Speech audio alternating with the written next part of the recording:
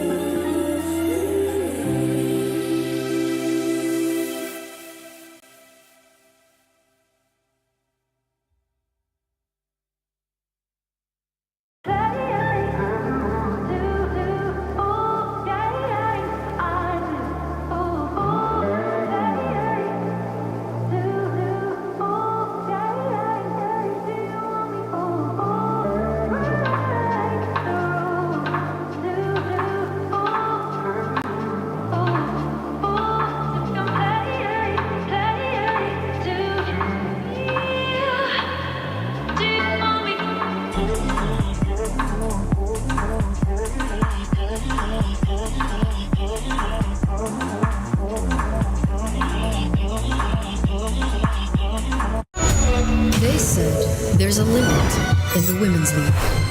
In MWI, we say limit? Watch us bounce from the MWI queens everyone knows to the stars who came out from nowhere to the ultimate champions.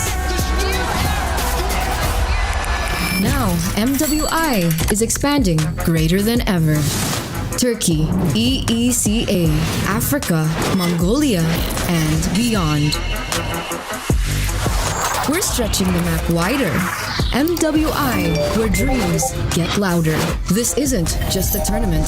It's your passport to the world stage. A spotlight for women in the EWC. No rules, no ceilings, no limits. Just this. We're vibrant. We're ready. We're limitless.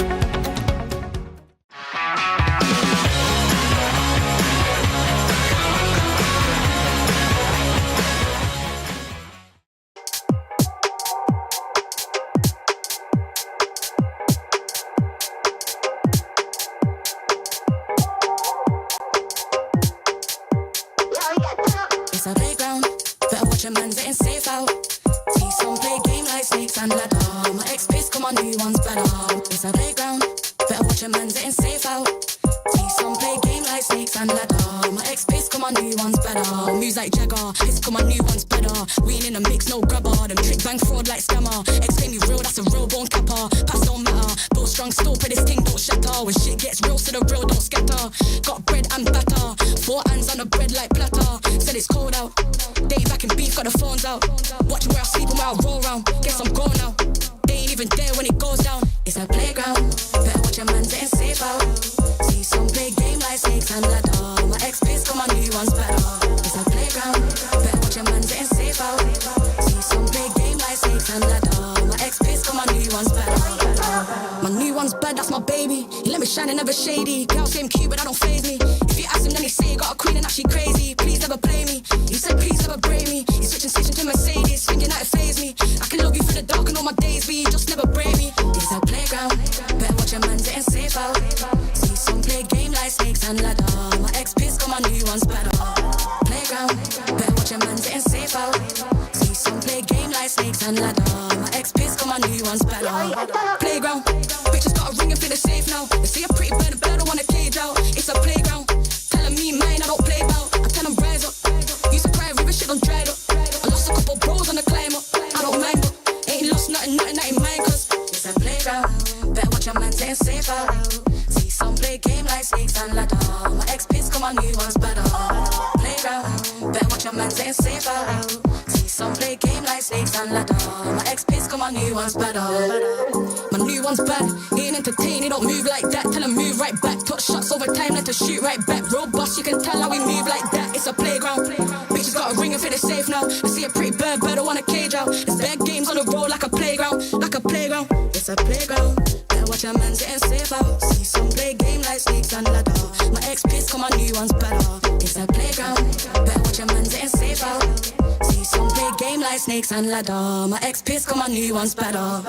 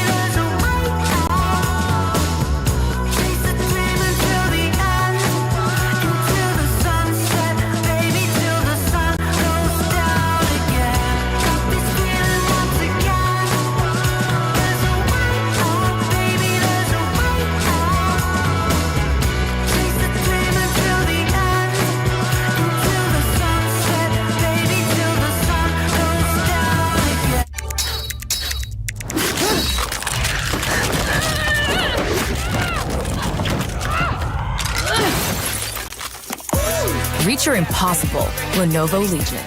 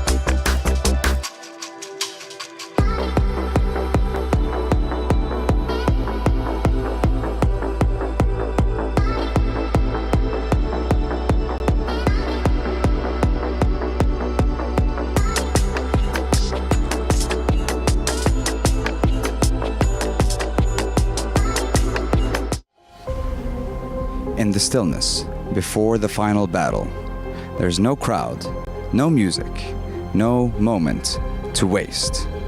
Only pressure and purpose.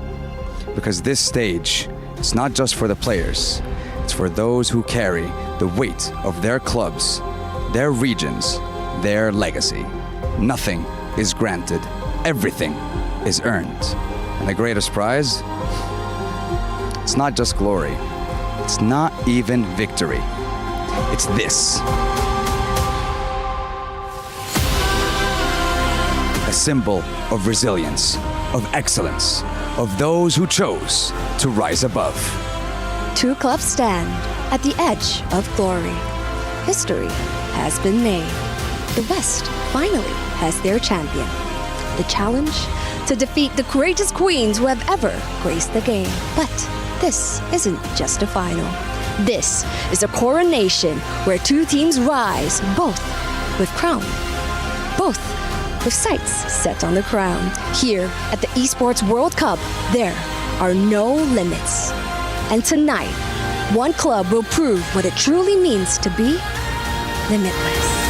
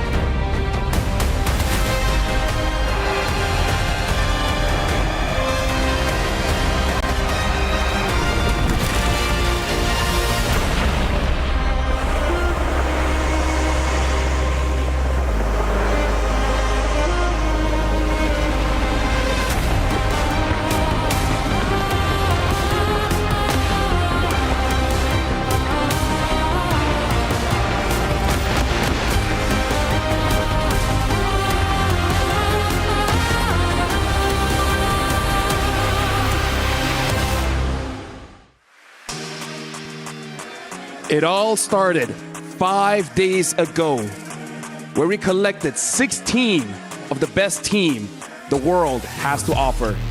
And now, there's only 4. And each team bringing the pride to be limitless. Welcome to the final day of Mobile Legends Bang Bang Women Invitational here at the Esports World Cup. My name is Afel. Alongside with me is Chantel as well as Fasha Bani. We're finally here, the final day of MWI.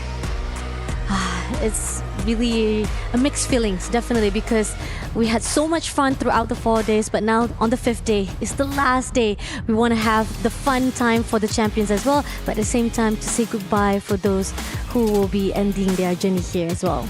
Me, honestly, I am feeling really hyped and a little sad. I mean, MWI 2025 showed just how far the women's scene has become. So many emotions, so many clutch plays. I'm just looking forward on what's gonna happen next. Speaking of emotions, yesterday there was a lot of emotions where we got our grand finalists. Let's look at Kadia Play of the Day of yesterday to see some of the highlights that our grand finalists as well as our possible third placing team here, what they got yesterday. I mean, when we said that there were a lot of emotions, I think even from the audience, they were just really into this match, specifically for Terror Queens and Gaming Gladiators. They showcased everything. It was a very long game. We all thought that the other team is winning, but at the end of the match, it was Gaming Gladiators surpassing their limits and showing how great they are as a team. I mean, imagine you had a rough start, right, for your first day here at MWI, but then you keep on rising, you keep on going further and further, improving from your gameplay to a point that you became the grand finalist. So, to a point right now, what more can you surprise us? We're looking forward for GG as well. And also, the second match was Team Vitality versus TLPH. A lot has been looking forward for this game, but Team Vitality just showed why they are called or why they are expected to dominate in this league, even having the prowess of the mother of tanks during that match. And we saw for Gaming Gladiators as well as Team Vitality, for them to make it to the grand finals, they had to go up against Terror Queens as well as TLPH. And the thing is, they're fighting for today as well. They're fighting for the podium finish of 3rd place. And I gotta say, number 4 and number 3, it's a big gap in the prize pool. And again, this is the pride. Philippines going up against Myanmar. There's still a lot of story to tell for today. Agree. I mean, okay, we're going back to the history, right? This is the first highest stake that Burmese was able to actually go to the 3rd place itself and going into the grand finals. Usually, before this, is the highest one is M2, but then right after that, we can see that Burmese rising, or probably their records are falling out a little bit. So coming back to the rivalry between Myanmar versus Philippines, this is the most amazing achievement they've gone so far. Yeah, and in case if you guys didn't catch yesterday, there was a lot of emotion. So we're gonna look at the top reactions of yesterday. Like even for me, like looking at the Sony top reactions here, like especially game number 1, there was a lot. There was a lot going there, as you guys can see on screen. In all honesty, I'm still not over it. I mean, I think this is the first time that I saw that there was a lot of taunting even during the drafting phase. Again, it's just the emotions of these ladies. You have NA and you even have a team from Myanmar. This is their first time actually to be at this level of competition, and it shows during their emotions on that match. I think pretty much we love the drama, we love the tension, we love the emotions being poured out straight away into our players itself, and it shows itself on their games. It doesn't matter how much like the emotions that are already been shown on the screen, but the games that matters the most, the skills and the mechanics that improve by time. And it I guess that pretty much the girls say like, I'm gonna show you off definitely with the games and how I have been doing well with all the skills and strats that I'm doing so well. I gotta say, the knockouts has been insane. There's a lot of upsets, so we're gonna be looking at the brackets to retell the story of how it started and how it got here. And the most surprising thing is that we started with the players being champions of the previous year were the first to get knocked out. Yeah, that's true. We started quarterfinals. We had Navi PH facing up against Gaming, and then a Gaming against Terra Queens yesterday. So I think for Gaming Gladiators, they're just continuing the momentum that they have. But if we look at the run of Team Vitality, also we have to take note that they're winning all the games, not even dropping a single game. I mean, it started even from the group stage itself. And if, for example, like this keeps up until the grand finals, we might actually see a flawless fight from the group stage until the grand final from Team Vitality themselves. Hey, you know what Team Vitality says? They started from the top and they want to stay there. Right now, we're looking at the prize pool. I want you guys to focus number 1 up until number 4. Look at how big the jump is. We got to talk about 3rd and 4th place first, because that is going to be the first match of the day. From $30,000 US to $50,000. That's a $20,000 gap. Second place, I gotta say, that's already quite a lot. $90,000 US, and if you become the champion, oh wow, $150,000 US. I don't even know what I would do with $150,000. Oh, I think definitely a lot of things will be put out for the teams as well as for the org itself. They will definitely use that up to actually build their momentum, even more so coming into the next tournament itself. And I think going into the grand finals, we also have to focus on that 20,000, that difference between that 3rd place and 4th place, right? It's a lot of amount to a point that you want to get at 3rd place. Not only that, to get that podium stand itself. Yeah, I think also that a huge difference could help the teams get into this clear vision that the next time we get into a tournament, then we're more equipped. Because let's be honest, for a majority of the female teams, don't really have that much of opportunity when it comes to the budget, and even for those teams that went here without even having an organization to back them up. And now we're going to look at the schedule here today, folks. Again, it's only 2 matches of today, but this is the big one. We're going to be starting off with the 3rd place placement match. It's going to be a best of 5 Terra Queens going up against Team Liquid, and then Gaming Gladiators. First time any female team made it to the grand finals, going up against the Queens, Team Vitality, and it's going to be a best of 7. Oh, this is really a terrifying moment for the Terra Queens, definitely. I think pretty much we saw them compared to Team Liquid themselves. They actually lost 2 matches to actually build themselves back to the 3rd place. Compared to Team Liquid, the only matches they had to drop is only because they couldn't qualify to the grand final. So when it comes to stats, definitely will we put it out like Team Liquid Philippines maybe has a better composition compared to Terra Queens. But I don't know, what do you guys think? I mean, like, personally, before we even go there, we got to talk about another reason why they're fighting here. It's not just the prize pool, but also the pride of their own club. Because Vitality, as well as Gaming Gladiators, if they win, they have a big shot of actually qualifying for the club. So now let's actually check out the club championship video where we can break it down even further. Hi everyone, I'm Ginny, and last week we crowned 4 champions across 4 titles here at EWC. And with week 2 coming up, we figured it's important to keep you up to date in the club championship race. I'm Quickshot, and this is your update. Gaming Gladiators is the real surprise here at EWC, as they are the first non-Asian club to be heading into a women's MLBB finals. They're going to be going up against Team Vitality for the lion's share of $500,000 and a boatload of club championship points, which for Vitality specifically is pretty important considering the fact they have multiple teams across multiple titles here at EWC. In Dota 2, of course, the defending champions, Gaming Gladiators, have been eliminated already.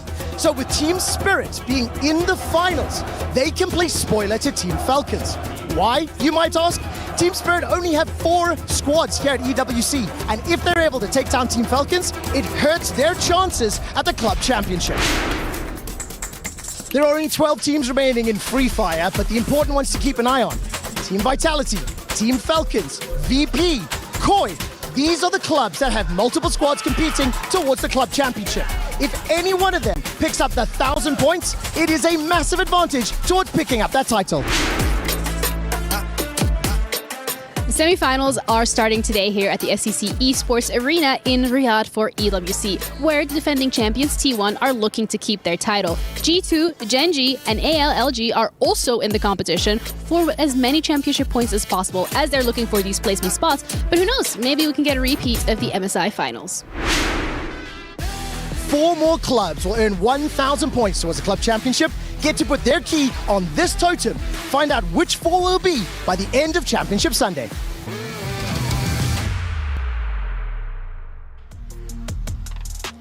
Thank you very much, Quick Shot as well as Gennaro for that update. And now we're looking at the EWC Club Championship, and the one that I really want to focus on is actually Gaming Gladiators as well as Team Vitality, because if they win this one, if they win MWI, then now they're eligible to actually compete to become the champions of the club championship. But the other one that I got to look at as well is actually Team Liquid. Team Liquid for this year, they really want to win that one. And here's the thing, if Team Liquid gets 3rd place, there's a very good chance that they can still win.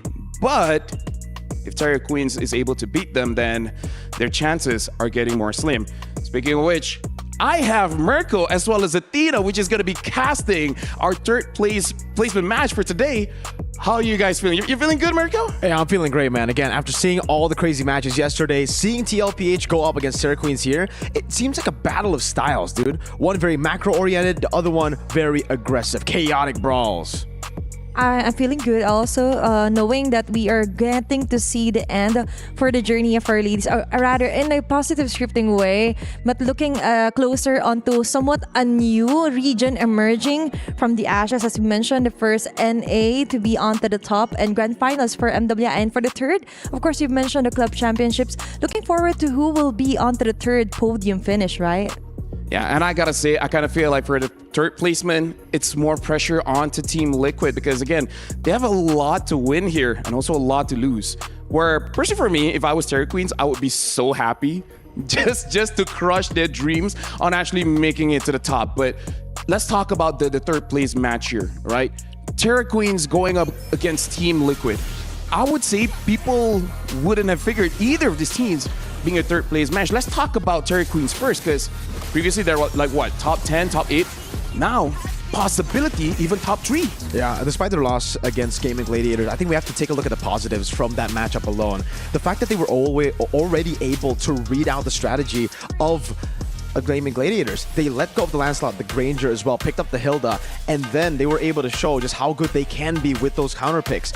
But I think the main strengths of Terra Queens could really be exploited here by TLPH. Just because Terra Queens, yes, they're really good in the early game when it's fighting for Turtle 1, fighting for the first few neutral objectives. But after that, when the game gets much more, I would say, multi-dimensional, like you have to think about other ways to end the game, it gets really tough for them. Yeah, and we're going to be talking about Team Liquid as well, because again, a lot is riding on the line here, not just for them, but for the entire club of Team Liquid. I just hope that they're able to recover, because yesterday going up against Vitality, that was quite a tough loss. Yeah, and actually they mentioned that even though they're pressured, it's an honor to be pressured, right? Carrying the pride of the country and as well as going for a very steady and newbie season, considering this is their first ever MWI appearance, right? And reaching this far for the battle for 3rd, Team Liquid seems to be doing well. Yeah, and now we're looking at the stats here, head-to-head. Terra Queens going up against Team Liquid. The only stat that Terra Queens is really losing is only average turret as well as average goal per minute. And I would say the goal per minute does seem big, but other than that, I kind of feel like it's all good because, like you said, Terra Queens, they're more chaotic, they're more micro, but it doesn't look like they're sacrificing the macro. They're not sacrificing the lore. They're not sacrificing too much on the turtle. They make sure that, yeah, we're scrappy, but we still got to take the objectives. Yeah, not at all. I think because they're so they're so team fight based, they're really good in the neutral objectives. That's why they get the turtles, they get the lords as well. But when it comes to structures, I think that's where TLPH have them beat. You see the GPM and the turrets. I think mainly this is because of Kla. She's been phenomenal in MWI from the group stage all the way to the knockout stage, and it's because of the farming and the trades. Yeah, and now honestly, like looking at today, it's gonna be amazing matches. We still have 4 teams. Today we're gonna see who gets 3rd place, who gets champion. So now let's check out this video before we move on with our day.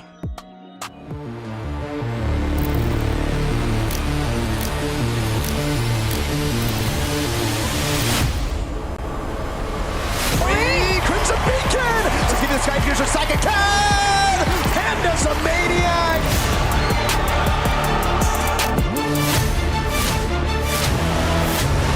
Viva Alt TV1 situation here. The double kill goes through for Shell. Will she get it here? And that's the maniac in for Team Vitality here.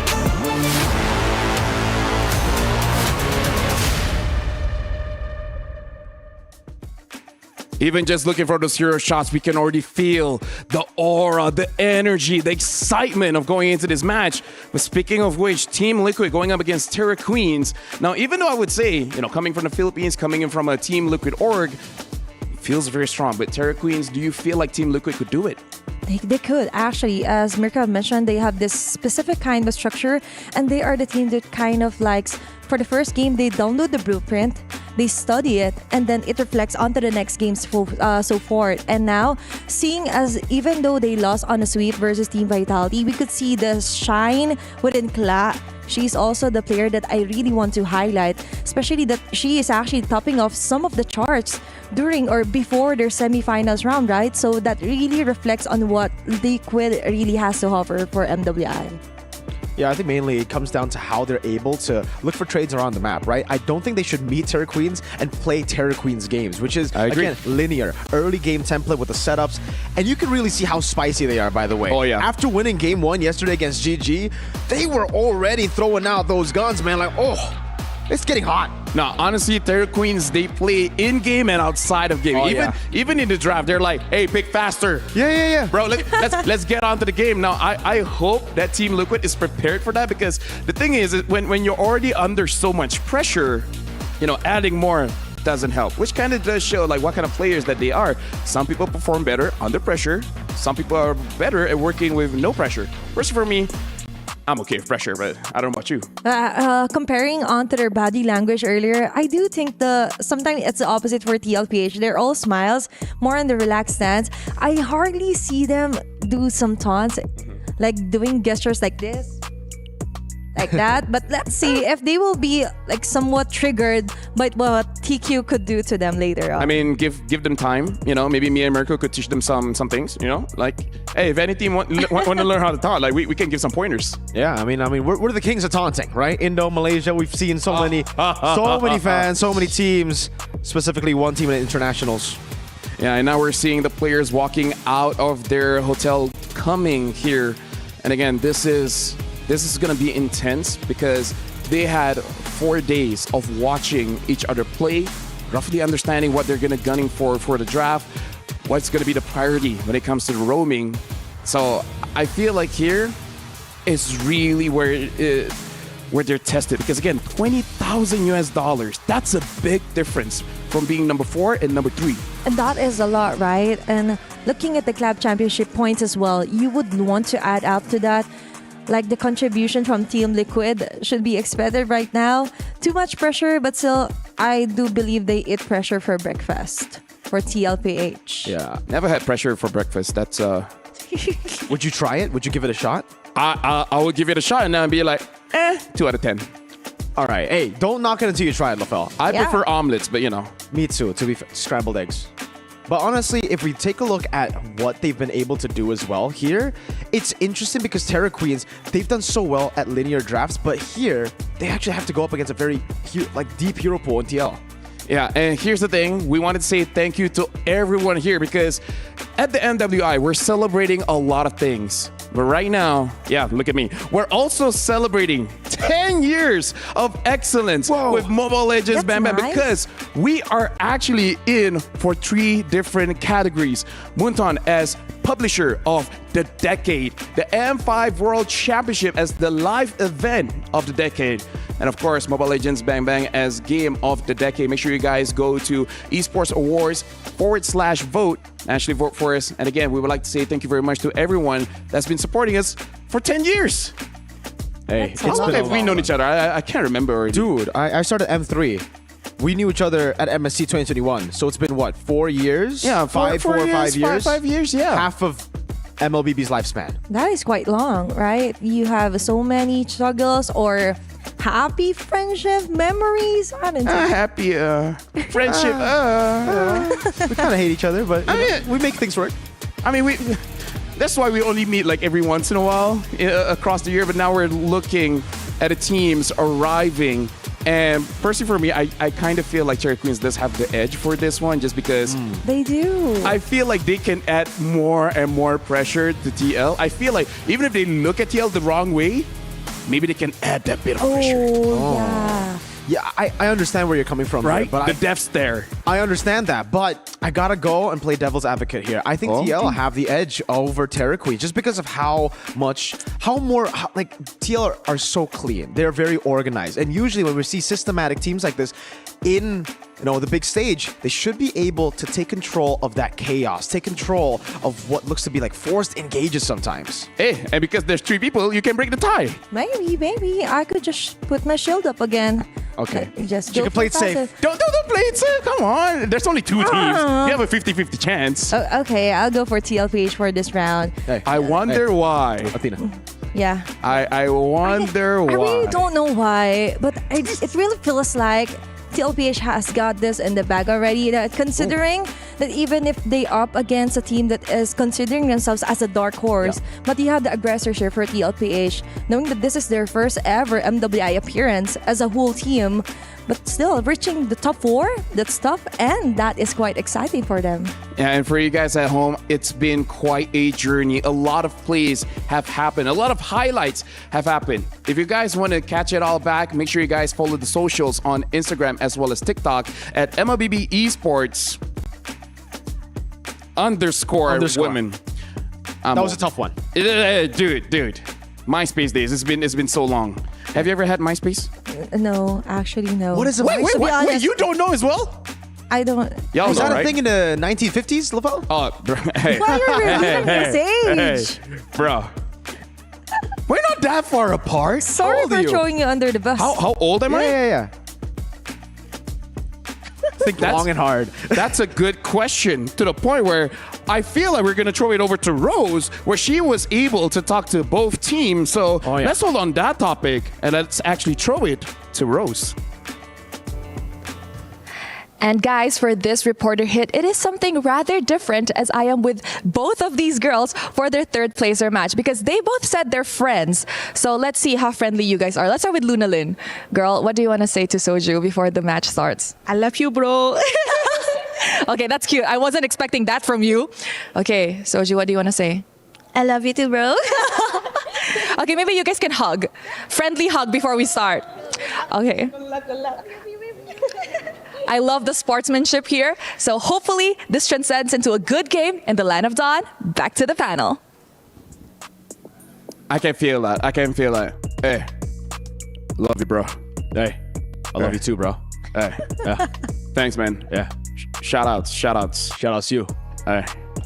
But totally, I didn't expect that. Not you. Oh, you honestly. don't expect them to love each other? Yeah, no, like I was expecting kind of a sassy way to somehow let's see on the Land of Dawn, things like that. So that already takes away a bit of the edge that Terra Queens have. We expected Terra Queens to be the ones, more spicy, maybe going in for some taunts. No. Let me tell you. This is how they actually did it, right? All right. Okay, look at me. I'm it's looking like at you. Okay. Love you, bro. So your question is like, does she love me or not? Yeah. Could be a trick, And you tend to overthink that, right? Yeah. Mind Just games. is enough. I actually did that, Wink. You'll see later. There's going to be a segment where I do a... Okay. Speaking of which, I gotta say, I don't think people know this, but you're very brave to wear that suit today. Oh. He is. Yo, you noticed. We've been friends for a while. Okay, for the people who don't know, for some reason, whenever I wear this suit in particular, the Indo teams don't do too well. For some reason, the teams that I support don't do too well. I wore this for day 1 of MPLID playoffs. Guess who lost? The best team in the world. The best team in the world. Best team in the world. So you were supporting for TL. So if I were you, I'd be a bit nervous. I won't be. There's an Athena shield. Yeah, again. That's how confident I am. Like, for real. See I that, don't Lafon? believe on the mirror curse or something. Yeah. I didn't believe it either up until it happened so many times. So you have your own statistics like Chantal and Brigida. Oh, yeah. that it? They make games go all the way. I Yeah. make games go the way I don't want them to go. Honestly, even the games that they won, he was Yeah. Oh yeah. Like, what was the draft? But either way, it's like, while we're having a little bit more time, just going to touch on just a little bit on the TL as well as Terra Queen's matchup. Rui, the jungler coming in from Terra Queens, really like those assassins. So will we see Romichi actually changing it up? Because she's been using those utilities when, I don't know, I kind of feel like the assassin should work better. Yeah, my reaction was like, when they picked the Pedrin, I should think that they should play to their strengths, right? Like prioritizing what really gives her the freedom to really highlight what she is best at onto assassin junglers. And that is what calls for here for the Battle of Third, knowing that Terra Queens are good at micromanaging onto the players, the draft, the clashes. So I think TLP needs to somewhat exceed the expectations. Yep, and I gotta say, thank you very much to Mirko as well as Athena. Soon, I will let you guys go because we're about to start the day with the third place match. Team Liquid going up against Terra Queens. It's gonna be a fight to get not only the money, but also the pride for the club championship. So I will let you guys go because right now we're about to start the third place match.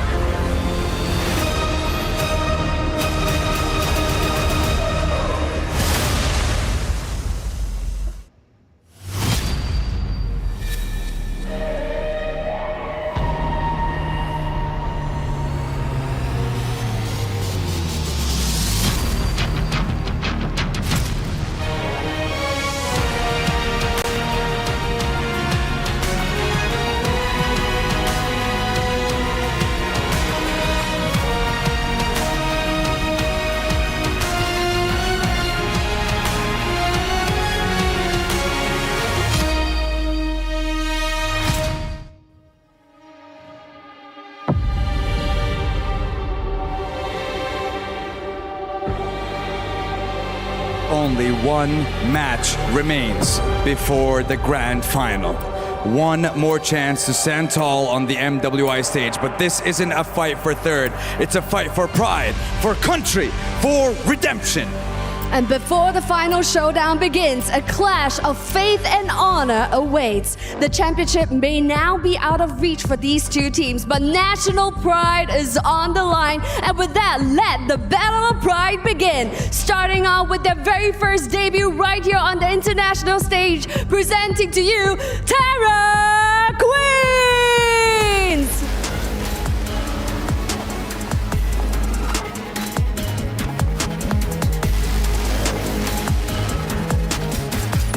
And right now, Terra Queens stand before you today, the self-proclaimed dark horse from Myanmar who fell short against Gaiman Gladiators.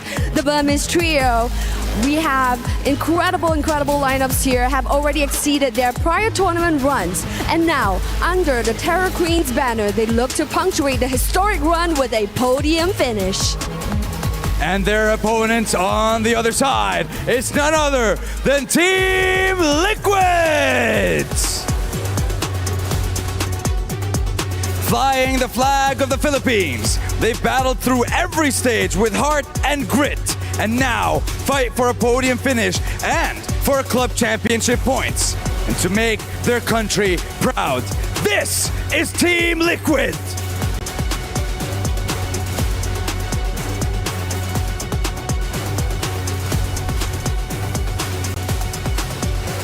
Ladies and gentlemen, boys and girls, this is the battle for the podium finish. One last battle, all for pride. Over to you at the studio.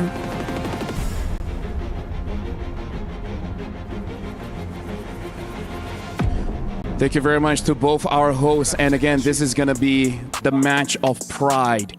Team Liquid going up against Terra Queens.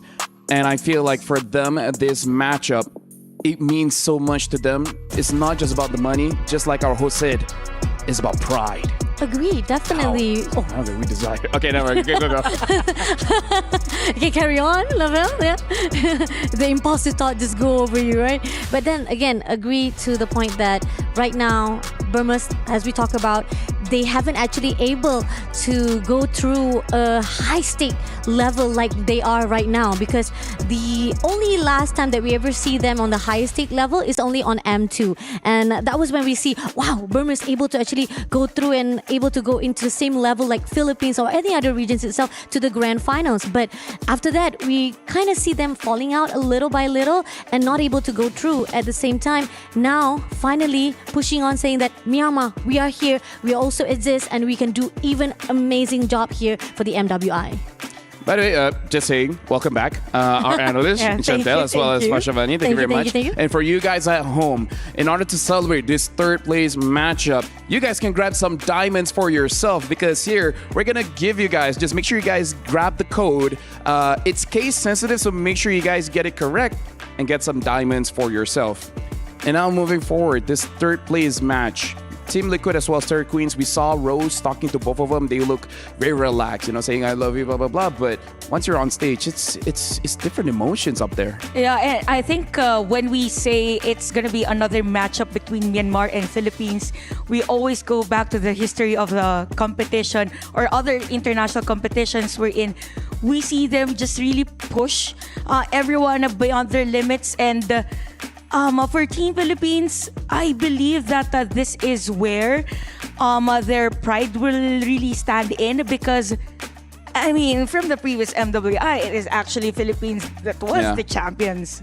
And now let's actually look at the Myanmar Twins, the Terra Queens, because even though they're not in the grand finals, but when you look at the numbers, my goodness, they're amazing. Number 1 in total kill. Number 1 in total assists. Wow. Number 1 in average goal. Only number 2 in average Lord kills. And number 3 in average total kills.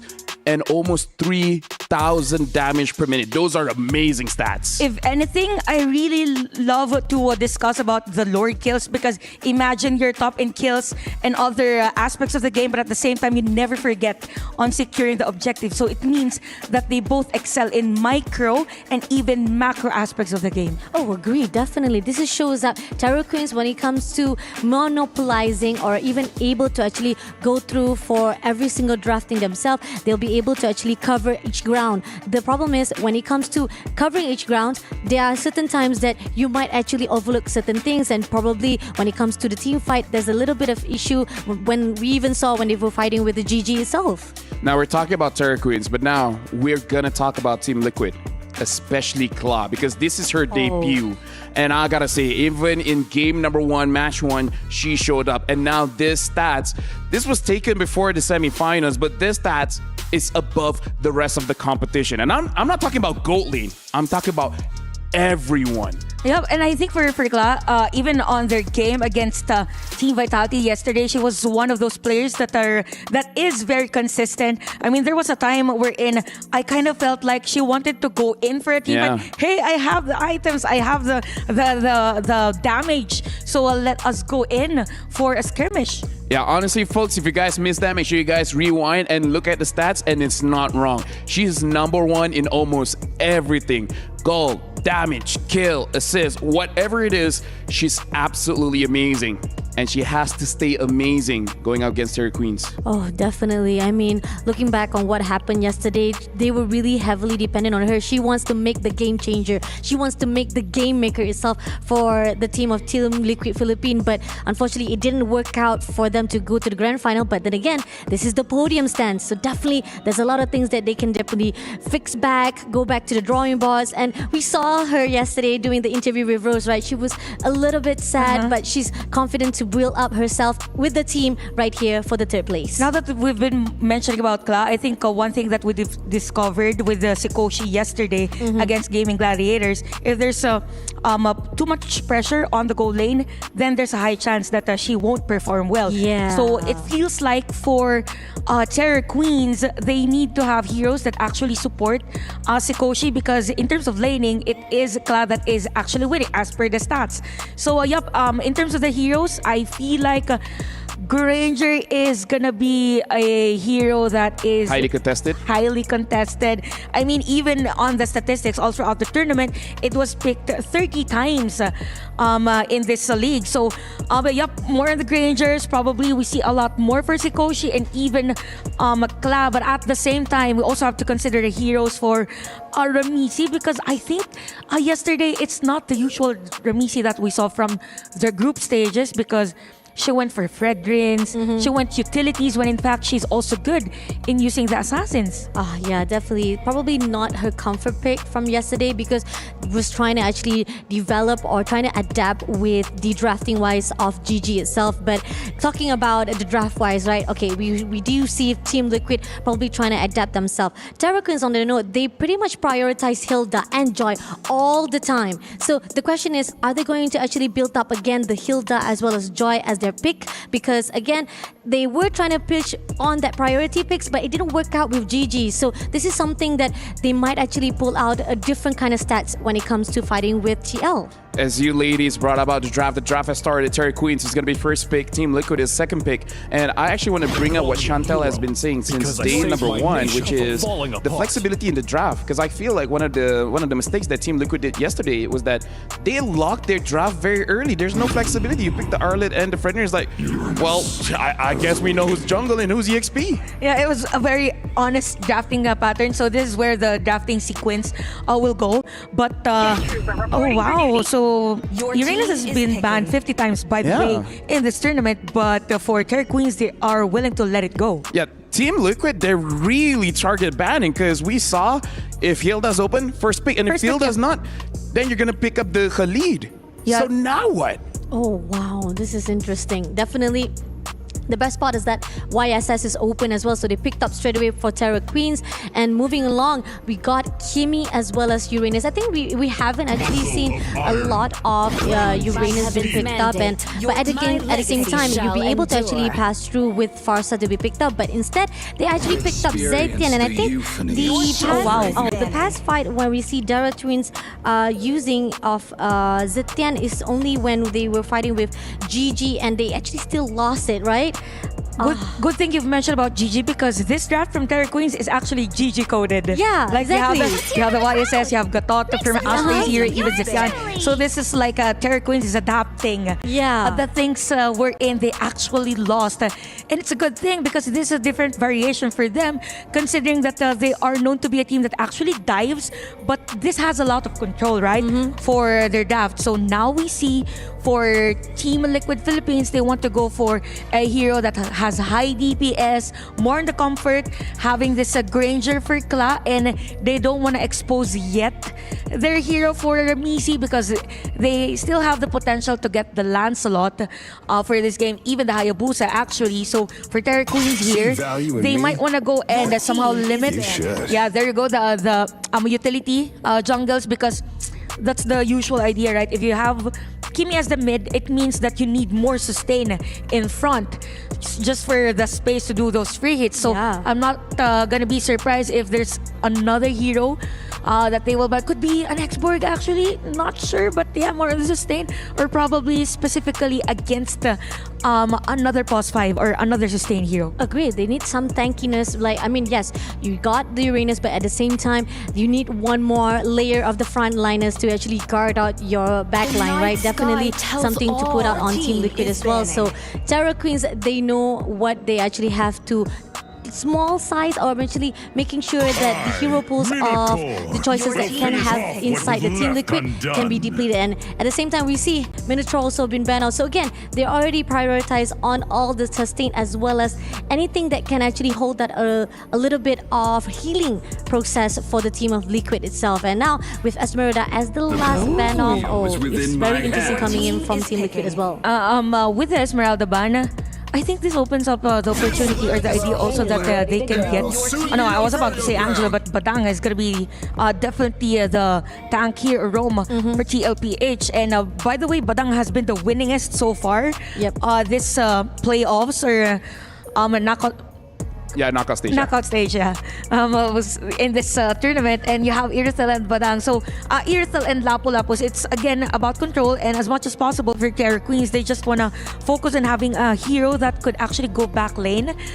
But again, if you look at the heroes of Terra Queens, it is more like they are kind of skill dependent. So it doesn't hate. If those skills don't actually land on the target heroes, then it might be hard for them to disengage. Oh, agree, definitely. Yeah, you got the CC, but then again, is it gonna be enough to actually just hold out the situation for the Team Liquid itself? Because now they got Joy as the last pick. So much mobility, they got a lot of setups, and as well as burst damage. This is gonna be tough for both sides of Team Liquid as well as Terra Queens. Thank you very much, Pashabani, as well as Chantel. And now we're about to start the third placement match here. We're going to throw it over back to our casters, Mirko and Athena. Good luck for this game, folks. Thank you so much, panel. And we'll be kicking off the day here for MWI at EWC 2025 with a third place match between the two rising teams. It's Terra Queens versus Team Liquid on a best of 5 battle for third match. Hey, you want to grab a win, right? Yeah, they lost the semifinals yesterday, but ending MWI with a win on your record is going to be great. So far, drafts. Hey, it's been a while since we've seen Uranus actually left open, and now with TL picking it up, do you think it's enough to deal with the Yi Sun-shin? Might be. Especially that they already got an assassin here for Ramisi. This is what I was talking about. Yeah. More so focusing on what your strengths are. And sometimes you don't need it to sometimes like, the YSS is open, yeah, just acknowledge that and just stick your grounds on what you really want to show or showcase if ever you are TLPH. Yeah, we didn't get too much time to speak on the panel, but what a point I wanted to bring up was the fact that I think Ramisi, the reason she went for the Fredrin, the Bakcha yesterday was because they were up against Vitality. A team really, really good at going up against Assassins. But yeah, I guess Terra Queens, I think they're fine. They have that confidence to bring up those Assassins, and we're seeing it here. Terra Queens versus TL. Does it seem like TL are trying to play Terra Queens' game though? Like, it looks like a very team-fighty, brawly composition over what we expected for TL, which was more structured, systemized. Actually, they do, right? Especially with the Badang here for their side, or rather Roamer, especially getting that Uranus. And you're right, now TLPH, some adjustments, even though it seems like they're playing onto the place of Terra Queens, but TLPH is also known for this kind of draft, for this kind of playstyle, that they also want to go for that micro plays, but at the same time, we highlighted that even though you get most of the micros, you get most of the kills, but with that team clashes winning, you're also somewhat accomplishing on the objective side. You're eliminating risk, you're eliminating threats onto finally scaling up or going online. And heading on over onto our first game for our battle for third. Let's head on over onto the land of Dawn. Here we go, ladies and gentlemen. Into the land of Dawn we go.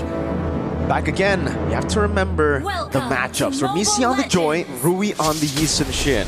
If this was in the previous match, it would be Yi Sun-shin. That's kind of off meta, and the Joy being probably the best pick. But now, tides have turned. Joy is actually in a pretty tough spot, I would say, in the meta. Like, she just doesn't feel as good. Yeah, if you would somewhat look at the rankings, even internationally, right? Way back home, C isn't just right at the class S and you put it onto levels. But it really depends on how it'll pan out for Team Liquid. Because basing on their play versus Team Vitality yesterday, they didn't even get a single early game facing, right? It was all interrupted. She was constantly denied. And also the fact that she wasn't able to get the freedom at all. And for Terra Queens, there's some kind of somewhat of a strength here playing on their role, especially for Satoshi getting the Irritel as well. Taking a look at the emblems here, Bargain Hunter for the Irritel. This is something that we're just used to seeing at this point in the game. Bargain Hunter for Zaishi too, and in the early game, we can already see Zaishi and Soju really struggle against the Gato Kacha plus Zetian combo. That's something that I think a lot of mid laners don't expect. The Zetian damage early, like especially level 1. She deals a ton of damage, dude, and the range is very difficult to deal with. Yeah, you're right. Many are saying that she doesn't have that much damage, but maybe you're just looking at it at a different way, right? And looking at the way that they layer, basing on Terra Queen's previous matches here, they actually use the Zetian Kite well. And even for TLPH, even though there was a kind of a bit of a struggle, but let's see. First hurdle up for grabs. Great pick down there onto Ku as the, oh wow, goes for the taunt instantly, and Rui's right there with the Mountain Chakra. Now goes for Soju, caught in the bravest fighter. That's a flicker out for Zaishi, and Daiki is left all alone up against 3. Has the consecration, and will save the sprint. Rui on the turtle. There's no way Daiki ends up stealing this. Rui doesn't even need to commit the retribution. It's Cloud rotates over. Skoshi pops in heavy crossbow. Now does some damage. AOG doesn't land, but look at Lang cutting her off, forcing the flicker around. Traction pulse dodged away from by Ku. They fell right into Terra Queen's trap, right? This is what we're talking about. Even though Team Liquid is trying to adjust their playstyle just to try and cater to what the aggressiveness lineup has to offer here for TQ. But that was a double kill here for Langrina this early. And Ramisi being taken down this early is a whole lot here for TLPH. Not off for a great start here. Not the best.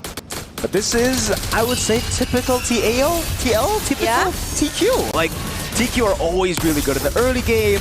Even up against GG when they lost, they always had like the early game control. TL, most of their matches, they're always behind early. It takes time for them to get going. So the mid game is really where I'm gonna wait for. I'm gonna wait for the mid game to make a decision on whether someone is in their win con or not. Right now, Ludolin, like it safe, cool, pin down.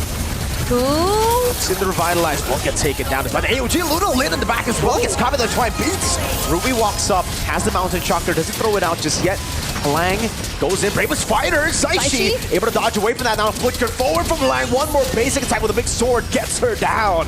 Daiki still just soaking in damage. Sakoshi, oh, the rotation doesn't get the last hit. Soju able to space away in time. Yeah, on the other hand, we'll be spotting Rui here. Bullets being thrown out.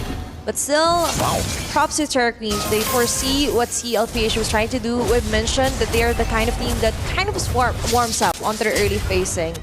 There are really rare moments that we see them really pop up from the start. And this game might look like just like that, right? But Kla, on the other hand, that's 3 members rotation. But down for Soju. Oh, wait, Rui got cut in her own jungle. Ramisi comes in, looking for the cleanup. Now Ku taken down. Ludolin and Sakoshi can't do much here. Turtle number 2, and it's Team Liquid. Again, it's what we were saying, Athena. TL, slow starters, but when they get going, they're quick. They shift their gears, and now they've got the lead back. Sometimes you just have to wait for your engine to warm up, right? Literally, you don't have to speed it up as soon as possible. You have to somewhat gauge the tempo that you want here if you are TLPH. We could definitely see that Ramisi took her time, even though she was taken out early in the game, like around 1 minute or 2 minutes. So, but right now we're definitely seeing some adjustments, and they totally downloaded for game number 1. Oopsie. There's a catch now. The AOG, great fist crack to evade from it. Immobilization, not enough damage. Great revitalize to get her out, but Daiki's cutting them off. Lang has the bravest fighter, will go on to Daiki with no mana. Okay. But she's still a threat despite not having mana. Look at how disgusting Uranus is here in the game.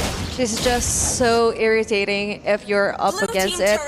And this is what we're talking about, playing right to their strengths. Sometimes I do feel like Daiki has a bit of a struggle with setup heroes onto the XP. She's much more off with heroes that just follows, more in the sustain, holding up, zoning them out, keeping them at bay. Oh, there's synonyms for that. But if you're Terra Queens, the moment so that you let Daiki out of your sight, she is just a menace, right? Looking at this part right now, Team Liquid finally got the advantage on the Lord. But for Ku, just spotting on members here. Traction falls there. Bravest fighter with the stun. Zaichi able to flick her out to safety. Gets the immobilization as well as Ramisi. Goes in. That's a fist crack over. Full stacks for Ramisi. Pops in electrifying beats, but Lang's just so tanky. Baits out the AOG. Gets the ping. Ramisi gets away, and Claw finds the shutdown. Daiki rotating. Eastern Shin up top, looking for the turret now. Soju goes for the pin. Gets it on Ku, but doesn't have damage to deal with the Gata Kacha. That's the thing, you need to have an answer this early for Langrina. And TLPH, even though they exhausted a lot of resources there, But what matters the most is they're chucking off onto their hit list. But people to shut down here for Terra Queens, and now they have this huge space for Zaichi and even Ramisi. Daiki, on the other hand, irritating members of TQ. Bravest Spider use Fraction Pulse 2, locking Ku down there. Soju gonna be caught as well. Ku for Soju trade now as the Bravest Spider gets used up to the back. Ramisi looking for the stacks, able to get 2, now 3. Let's go for the beats. Zaichi taken down by the heavy crossbow. Fadeaway kill. Daiki still staying alive, but the crit of the passive Rui gets her down. Top of the flicker forward. Looking for the kill onto Luna Lin. Gets 1. Sakoshi in the bush. Spotted? She actually walks up to that.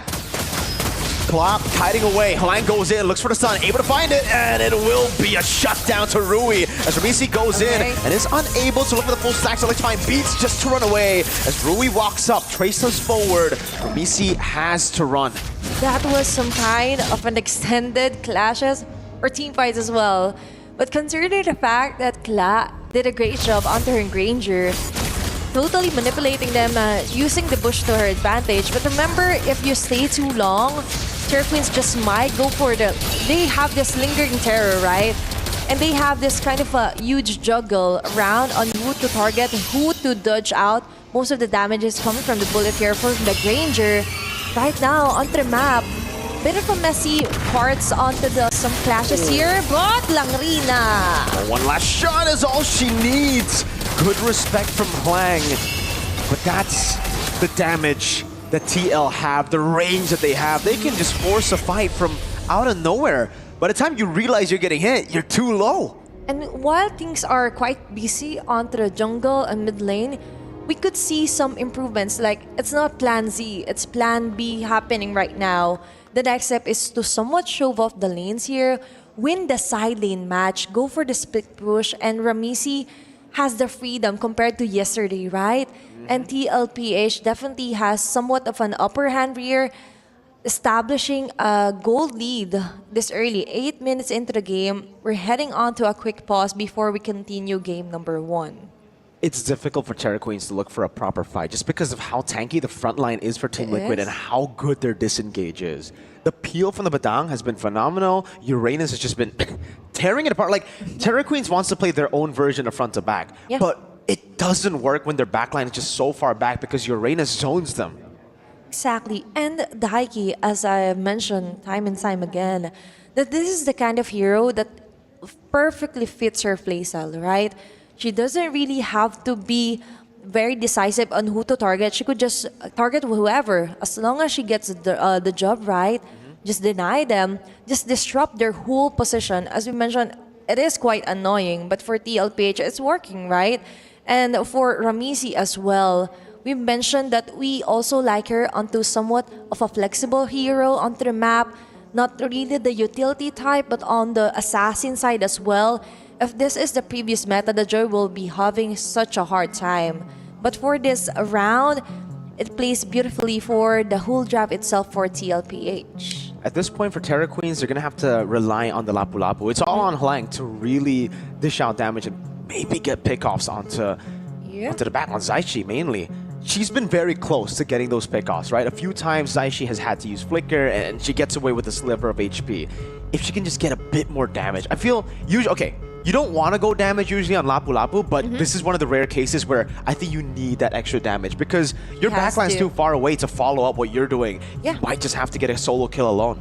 You just have to do it by yourself, yeah, right? You gotta deal damage alone. Adjust, you have to improvise rather here if you're the Lapu here. But also, to add up to that, maybe the layer right now isn't happening for Terra Queens as we mentioned because the back lanes are constantly being shoved around by Daiki, which is a great deal, right? You would want to somehow go for the follow for the Lapu, but if it isn't happening, the Gadot needs to find a way to somehow relieve the pressure onto the frontliner. Very tanky frontliners here for TLPH. Plus, for the Zetian as well, we're not seeing it quite lined up yet with the Fear of the Phoenix, with the AOG, because most of the time, players of TLPH, they're not really sticking together, right? They have this huge range for the Granger, and even for the Kimi that she doesn't even need to be onto the front lines if she wants, right? Just throwing away all of those laser beams.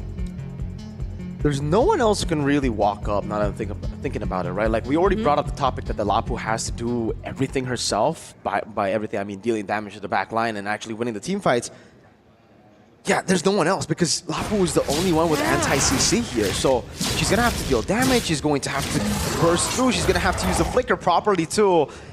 It's a tough game for Hlang, but if she pulls it off, that's the only win condition I see, at least now. At least later on, Lunalin and Rui will scale up, Sakoshi too, and they'll get to a point where they should be able to deal with the Uranus Rui. Traceless to get away. Man, from Misi's damage. Okay, we're definitely seeing the fire onto Ramisi, just trying to get for the pick off. Phoenix activated. There you go, able to find a stun on to Kla. Doesn't get the kill just yet, doesn't have flicker either. Kla's gonna be taken down. Sakoshi walks with the heavy crossbow. Now it's going to be Ku going for the lockdown. Soju taken out. Ramisi walks in a bit late. Electrifying beats over to Ku.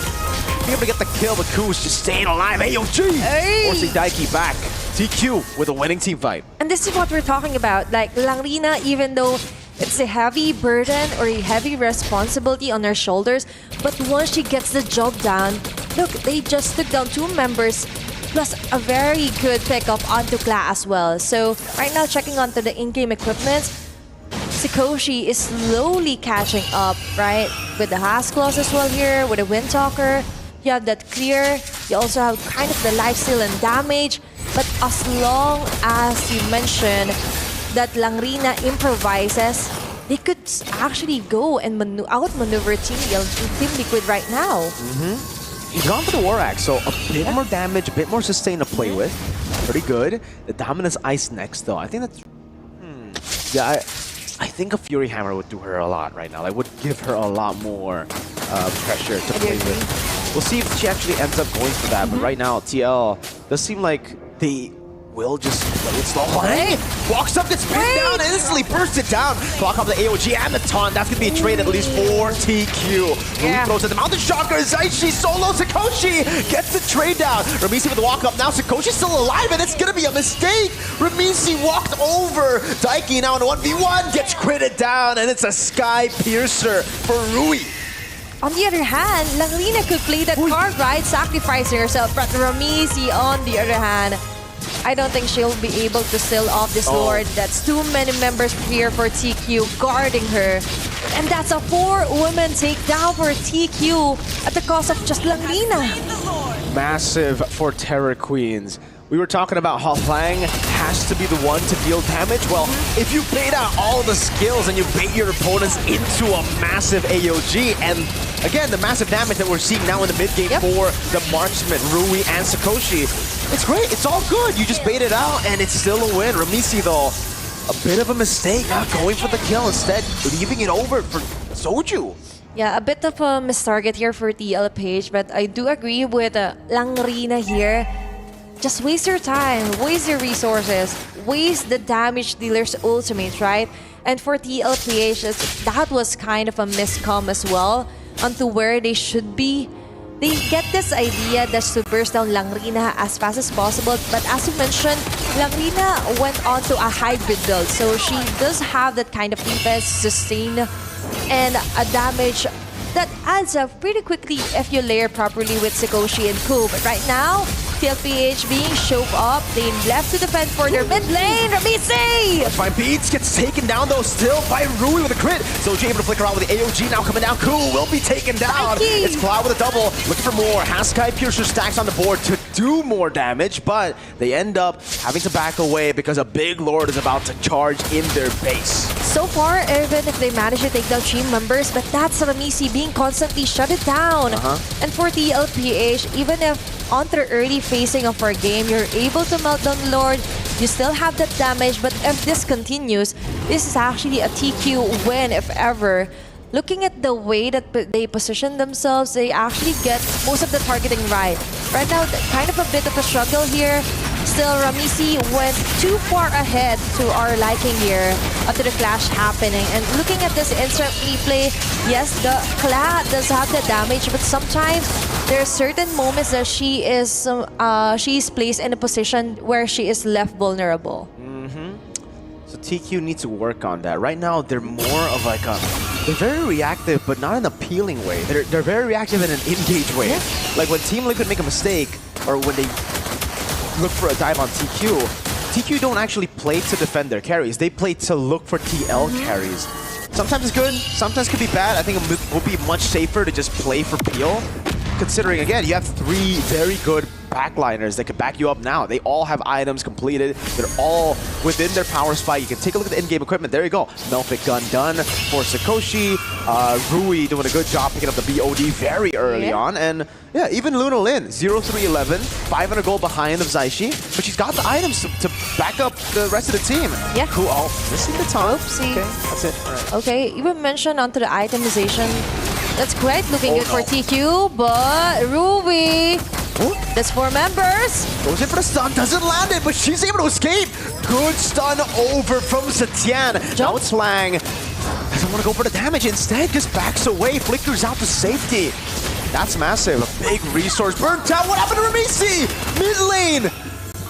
2v1 and Ramisi gets caught. When they were quite busy trying to somehow catch up to Rui, they forgot that Ramisi also needs to somewhat have a bodyguard, right? And for Langrina, she doesn't care if her flicker already exhausted here or activated, but TLPH on war here with Terra Queens. For the dive, the AOG gonna be canceled. That's a Sky Piercer stack over. Daiki buying so much time as Rui walks up with the Mountain Shocker. That's Lang taken down as well. Big traction pulse brings them around. Retribution will get the job done for Rui as Daiki looks for the rundown. But Terra Queens, at least they have a Lord to play with. They got to, right? That was a triple kill here for Kla, but they're playing it quite well into their favor. We mentioned that even though they're more on the micro team, micromanagement here for TQ, but as long as they don't forget to actually accomplish objectives, showing up the lane, TLPH, even though they're playing to their strengths, they really are struggling. And looking at their instant replay, it all started with Langrina as well, just keeping them at bay. And a very perfect position here for Sakoshi, just dealing a lot of damage. Yes, you accomplished 3 triple kills here for Kla, but you forgot that there's still a Lord up for grabs here, and we just took it. They took it out of the hands of the LPH. Really gotta give props over to Soju.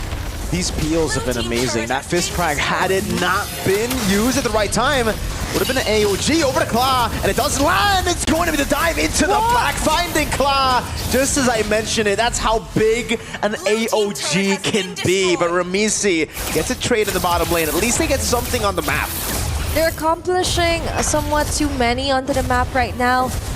Just when we were highlighting some of Soju's amazing plays, she was just taken right off the bat here. Terra Queen's acknowledging, oh, we are having a hard time because of Soju's face crack fist win, so why not take them out entirely, right? And even Kla, this is what I was saying, that even if she gets the numbers, the stacks onto her Sky Piercer, but if she is easily accessible to TQ, things will not turn out well for TLPH and Rui. Whoop!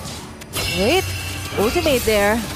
That looked a bit dicey for a second. Rui jumps inside to the flicker forward, finds immobilization. Very low, gets away with the help of Luna Lin. Daiki pops in a sprint, pops in the consecration. Meanwhile, Ramisi up top, able to go for the base turret.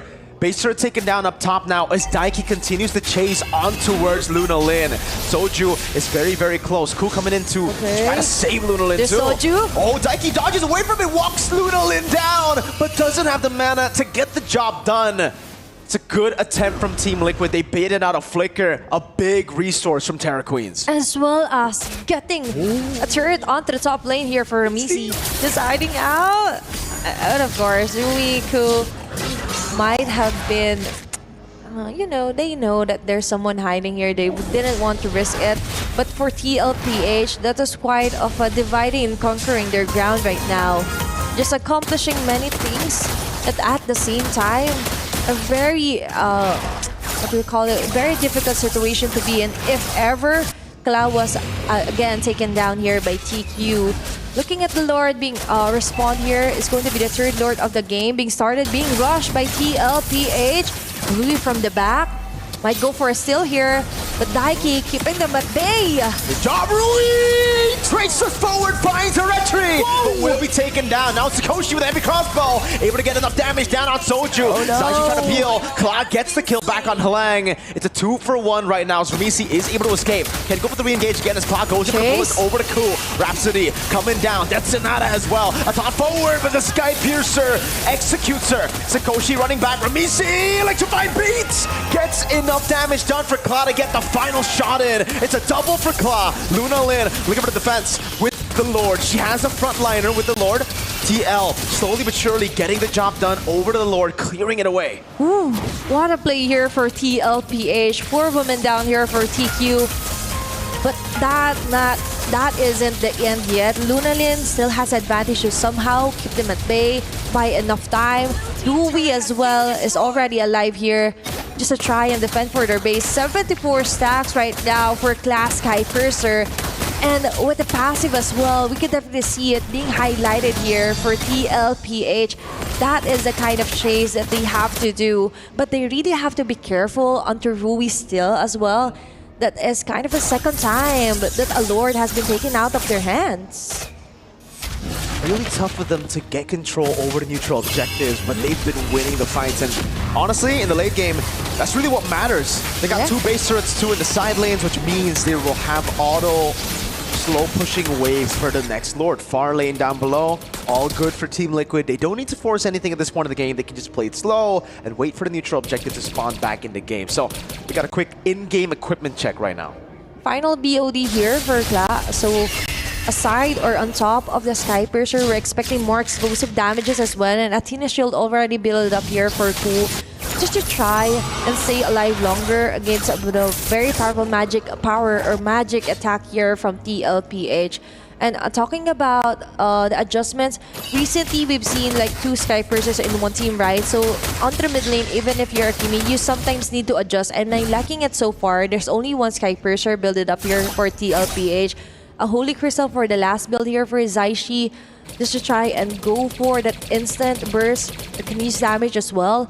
And might be somewhat of another objective take here for TLPH, but with how things are going, they need an answer to try and get it as fast as possible, and at the same time, not letting Rui ruin the fun for them. Oops. Rui's getting zoned away. Finally, an attempt now! Full dive in the back claw! Tries to win a crown in time, pops it in time too! Now can they save it? No! Sakoshi gets the kill! And this is a massive win for Terror Queens! 4 members going to be down. No! They actually just have 3 members down. Rui's able to escape. Now Daiki looks for the chase. Won't be able to do so. It's an evolved Lord Athena. Oh no. This is what we were talking about earlier. They need an answer. A bit too messy onto the defense of TLPH. And Kla, out of all people being targeted there, is a heavy burden, heavy defense for Zaishi and Daiki. Will she be able to do that for game 1? There's no way they defend this. Zaishi stunned up Sakoshi. Looks for the play. Daiki actually held the Lord in the back. Now the wave's cleared up, but it doesn't matter. Terror Queens win game 1. What a game. Terror Queens just waiting for the right moment. Even if TLPH has the answer onto the micros, but what about the macros, right? And constantly being knocked out of here. But the rest of Terror Queens, the terror still lingers here for game number 1. And it's up to our panel to break down the first game for our third battle. Thank you very much, Athena, as well as Mirko. And also looking at that matchup, it looked close, but there was one glaring difference, which is the Lords. Terror Queens keep getting the Lords, and Team Liquid just keeps giving them away. I mean, they're not number 2 in the Lord Secures if yeah, that's true. If they're not able to get those objectives. And I gotta say, both the teams had a piece of mistakes all throughout the game. Many unnecessary skirmishes and some parts. I might say that there were a lot of overextensions.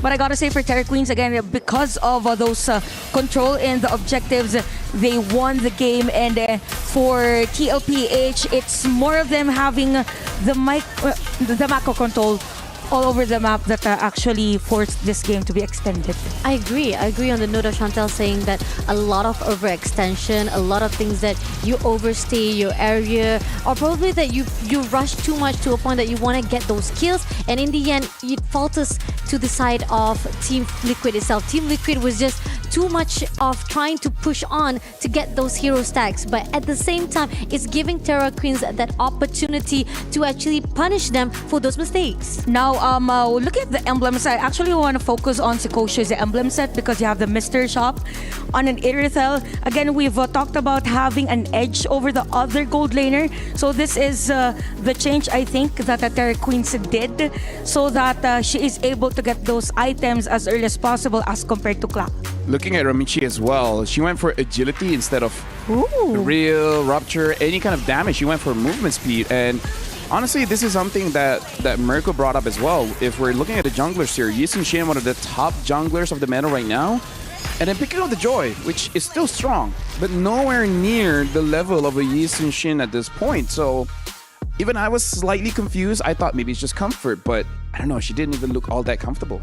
No, I think, again, this is what we see from Team Liquid. They are comfortable with their hero picks. It's just that, again, comfort doesn't mean that you're going to be successful, right? Because, again, draft-wise, you can be as confident as you are using the same heroes that you've been using for the past few years or even few months or even throughout the group stage itself.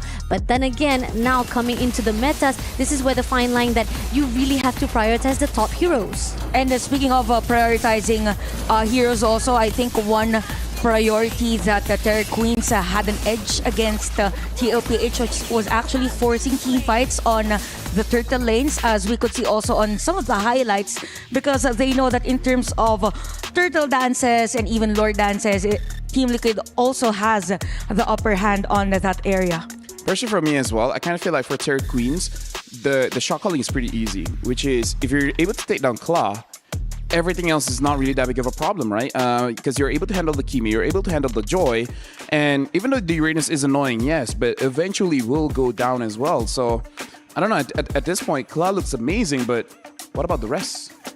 I think also because of, let's say, somehow some of the players of TLPH doesn't really stand out on that game. I think Kla is forced to do things that she thinks might be good for the team. That's why there's an overextension at 7 minutes of the game. And it puts a lot of pressure in a gold laner. So I think that's one thing that made TLPH falter in that game. Yeah, and speaking of which, we're going to look at that head-to-head here between the gold laners because, again, Claude did amazing, but still, not enough. Not enough indeed. I mean, look at that. The statistics was, yes, she managed to actually probably monitors or actually dominates on the side of jungle creeps or even turrets and kills. Again, pushing forwards on those motion where you want to get the kills. But then again, you're opening yourself up or actually exposing yourself for the team of Terra Queens to get you very quickly.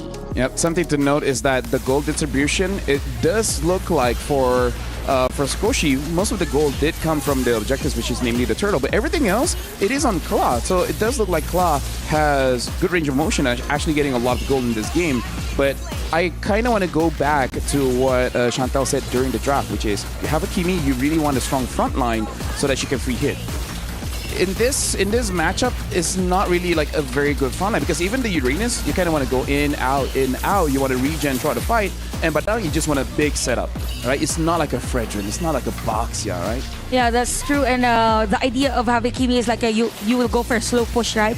When doing objectives or doing a team fight. And I gotta say, for Cool, early parts of the game, she did the exemplary with those unbreakables, even forcing majority of the TLPH to back away whenever there is a threat from the AOG. So there's a lot of space actually for Terra Queens to set up the pace, but at the same time, if you go back to that gold distribution for the gold laners for TLPH, it's because they were able to stretch it out. But you have 3 objectives on the turtle. It means early game it was Sikoshi that has the upper hand, hence highest damage per minute also for this game. And the damage taken per minute for a team that actually lost the game means that there wasn't really an efficient skirmish or team fight for Team Liquid Philippines. Oh, I agree, definitely. I mean, like, you definitely want to be the front line. You were the one who actually put out a really good stun for the frontliners, and this is what Daiki was trying to do, right? But then again, it was not enough because late follow-up coming in from the rest of the team, and you even talk about it, Rafael, when the fact is, yeah, you got Gla trying to do their best, trying to do her best, trying to actually get a lot of those kills, but very late follow-up, especially Ramichi getting on the last minute when most of the players are already down. Now I actually want to focus on Terry Queens, especially their mid trio, because Rui's able to secure all those lords, but we also got to talk about Ku and Luna Lin. Their zoning is very good, even from the early game. We saw Zetian actually pushing people away from the wave. So yeah, this mid trio is causing problems for Team Liquid. Yeah, I think there was a point in the game, early games, that you have this little HP for Zaishi at the middle lane, but because she needs to clear that minion wave, she needs to be there. So it's just a lot of pressure. Good point on the mid lane. Probably it's something that they could change on the draft. And we saw Ramichi struggling a little bit. So we actually got a video where hopefully if she's watching, will reignite her spirit for this best of 5. Congratulations, Ramichi! Excellent job, our beloved Trina. I give all the praises and thanks for bringing you at this point in your journey. Your dreams are coming true. More blessings are coming your way. All the best for Team Liquid PH. Yes, Palanga. We are proud of you together with Team PH Philippines. It's the way to more and more winnings. And to Ramichi, Trina, our beloved Palanga, we are so proud of you. You make us proud. You are champion in our hearts. I'm proud of you. Enjoy, be humble. We love you. Mga pa, thank you sa mga support mo. Andito na kami. Gawin namin best namin. I love you, miss you na. Thank you. That was a bit too emotional. I was not ready for that. I understand it's all over social media, but even Ramichi herself, she's like, hold it in, don't. There's a camera, but I mean, talk us through. Like, what are you guys feeling? Oh, I mean, if you guys are watching from the studio itself, like Chantal is crying. Hold my hand. Oh my God. I mean, yeah, definitely we do feel emotional when we have our parents, our backbones are giving all the supports we need, and even it's far away, yet that feeling of connection, like saying, oh, my mom and my dad is proud of me. So those are the kind of emotions that will always feel like so close to our hearts, you know? Yeah, and we are all aware of the generation gap, right? And sometimes it's hard to have support. Like to explain to our parents. Yeah, it's hard to explain to our parents that we want to push. Thank you for the tissue, sir. It's hard to explain to everyone that esports is a thing, and to have full support from your parents, it's like it could get very emotional. Yeah. Very emotional. Very good job on holding it in. You know, if you guys want me to buy time, you know, you guys can let it out first. You know, I'm okay. I'm okay. Right, I can handle a little bit. And as we're looking at Ramichi, you know, I feel like everyone from the Philippines, so own personal friends, family, supporters are hoping for the best for her, because again, like, talk about Team Liquid here, because it's mostly newer players. A lot of players are debuting. Yes, Ramichi has been here for a while, but they're debuting. Compared to Terra Queens, they've been here for 3 years now in MWI, and they've never made it this far. Previous years, 8, 10. Yep. They haven't even hit top 5, top 4, and now they're minimum top 4. They've won the first game, so they're much closer to actually getting third place. Now we're jumping into the draft here. Team Liquid, first pick, Terry Queens, second pick. Hope the tears are gone now, because now you guys got to break down the draft. Okay, I mean, focusing back on what is going on right now, right? Team Terra Queens, they already got their momentum already from their first draft. And again, coming in from Team Liquid Philippines, I think pretty much the mistakes that we've already covered from the first draft is that they're a little bit messy with their composition, with their positioning of trying to go in for the team fights. Because we keep on telling that Team Terror Queens itself, they're much more a little bit on micro. They are very micro style gameplay itself. So they know when it comes to objective, they will always push it off. Especially the fact that Team Liquid, they were so much pushing on the micro fights, and we did saw on the bottom lane where they were, I think Soju was the one who was trying to chase after Ku so many times, and yet they left Ramichi was just at the mid lane and 2v1 situation. At the end of it all, Ramichi was just taken down, and you don't want that to happen to your own hyper, to your own jungle itself. Yeah, I would agree. And I like the point that you've mentioned that somehow the draft was just all over the place for some of the teams. But I gotta say, for Terror Queens, they were able to pull that off. And they are actually 7th in terms of unique heroes used in this tournament. And they're able to pull off a GG coded draft earlier. So they can actually adapt and incorporate their strength as a team or how they play in a draft that was used against them.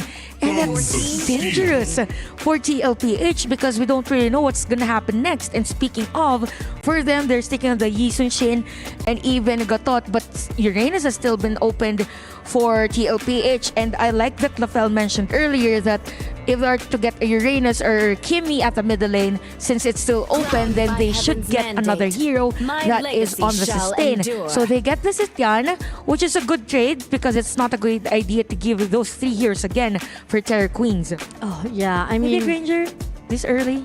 Oh yeah, definitely. But then again, this is also giving too much leeway on the Yusunshin YSS. We did see how much of control and how much of damage that was given out by Terror Queens to Team Liquid as well. So I'm looking forward to see what Team Liquid is going to do. But great. I was about to say like, it's bad that they pick up the Uranus early because this honestly is a good Phoveus game. But they're like, hey, Uranus can be a jungler. So that's smart. Because in my head, I was like, oh, Phoveus. And they picked it up. Hey, I'm liking this. Yeah, this is actually nice. And I think because of that, for Terror Queens, they might want to consider banning out the Kimi because with the Kimi, with those 2 heroes, then it's definitely suitable and they get the Kimi. Oh, wow. Okay, this is crazy. I mean, yeah, pretty much going in from Team Liquid Philippines itself, they have their own sustain. They have their way to actually build up all their momentums from the front side or even from the early games because we see how it was from the first draft. They were a little bit more dependent on the mid game because they want to make sure that the late game, they have the most intensity to be surviving, to be sustaining the longest, but it doesn't actually secure them the win because again, Team Terror Queens, they provided so much damage to the point they couldn't do anything. Yeah, that's true. I think at this point for Team Liquid bans out another marksman here. I was thinking if they might want to ban Badang as added layer actually for Terror Queens in terms of crowd control. So with Gatot up their sleeves, Badang is great, even Lapo is great. I mean, they used it earlier in game number 1. Honestly, very good idea on the carry ban because right now for Terror Queens, they need someone to shred the front line. And looking at the lineup, they don't really have a lot of shred at this point. Banning up the Irritail as well as Moskov kind of shows to me that they might want to go for that Granger, taking out all the counters. So it will be interesting to see if they can really pull it off because without any shred for the front line, it might get difficult. Oh, definitely. But then again, I feel like this is where the fun begins for Team Terror Queens, right? Because they've already have so much damage, and then if they add it even more for their goal laner, this is going to give even more tougher situation for Team Liquid as well. Chantel, any thoughts on the last ban itself? I was thinking actually to ban another marksman hero. I'm not sure if it's going to be Bruno. Export actually for true damage. This is actually nice for Terror Queens if they get it, but it's gonna be 1-1. Okay, 1-1 for them. Since you don't really want to have a slot in your equipment just for the Winter Truncheon if you're a Phoveus and even for Uranus. So we have the Granger this time around for Terror Queens. Now this opens up the idea for Badang and Lapu-Lapu for Terror Queens. Now for TLPH, you have Uranus as a jungle. You need a roam. Yeah. Personally, for me, if Team Liquid doesn't have the proper damage profile, there's a lot of good EXP laners for Terry Queens here. I'm even thinking of something like the glue, because then it's like you just won't have enough damage to deal with that. So I don't know. Personally, for me, I kind of feel like Terry Queens, they already got a very good start in the draft. Oh, they are. They definitely reading really good on the drafting wise of Team Liquid itself. Again, they have all the burst damage. They have all the damage they need to actually pull through. And again, we talked about how Granger is one of the really good picks coming in from Terra Queens itself. But Team Liquid picking up Matilda as well as a Wraith. If they pick up something like a glue, I don't think Team Liquid has enough. Yeah, there you go. Almost like I've been doing this for years now. Any final thoughts? I think in terms of easier execution, definitely it's going to be Terra Queen's side because if you're Matilda, you have to consider, is it advisable for me to dive against 3 marksman heroes? Thank you very much, Chantel, as well as Pasha, Bunny.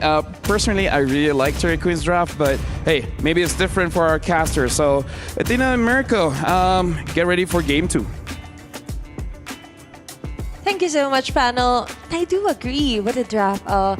Quite a bit of surprise there for TLPH, but for Terra Queens, I'm liking that most of the time it's much more easy to execute, right? But let's head on over to our game number 2. Welcome to the Land of Dawn for the battle third between Terra Queens versus TLPH. Let's get right into it. Yeah, I don't know. I'm not too big of a fan of the Uranus jungle, personally. Yeah. I like the fact that they utilized it as flex, but then they showed it a bit too early, like the flex pick. Yeah. There were so many marksmen available, yet they went for the Phobius. I understand why you want to go for the Phobius, but I think, like, especially in this series, we haven't really seen it contested, not even in game 1. Yeah. I wonder why it was so prior for them to get it in first phase. Why did they utilize the Uranus flex a bit longer, you know? It's like, we understand, but still kind of a scenario, right? Yeah. For TLPH, I do agree with the casters that for the first up, yes, it doesn't mean comfort equals win. You also have to think out your execution. A bit too messy to my liking for the macro, especially on the objectives earlier. And with the adjustment onto the draft as well, as we mentioned, even if it isn't the comfort, but you have to consider the lineup, the matchup. Like, happening right now, Kimi versus Zetian. Definitely a Zetian will be on the downside.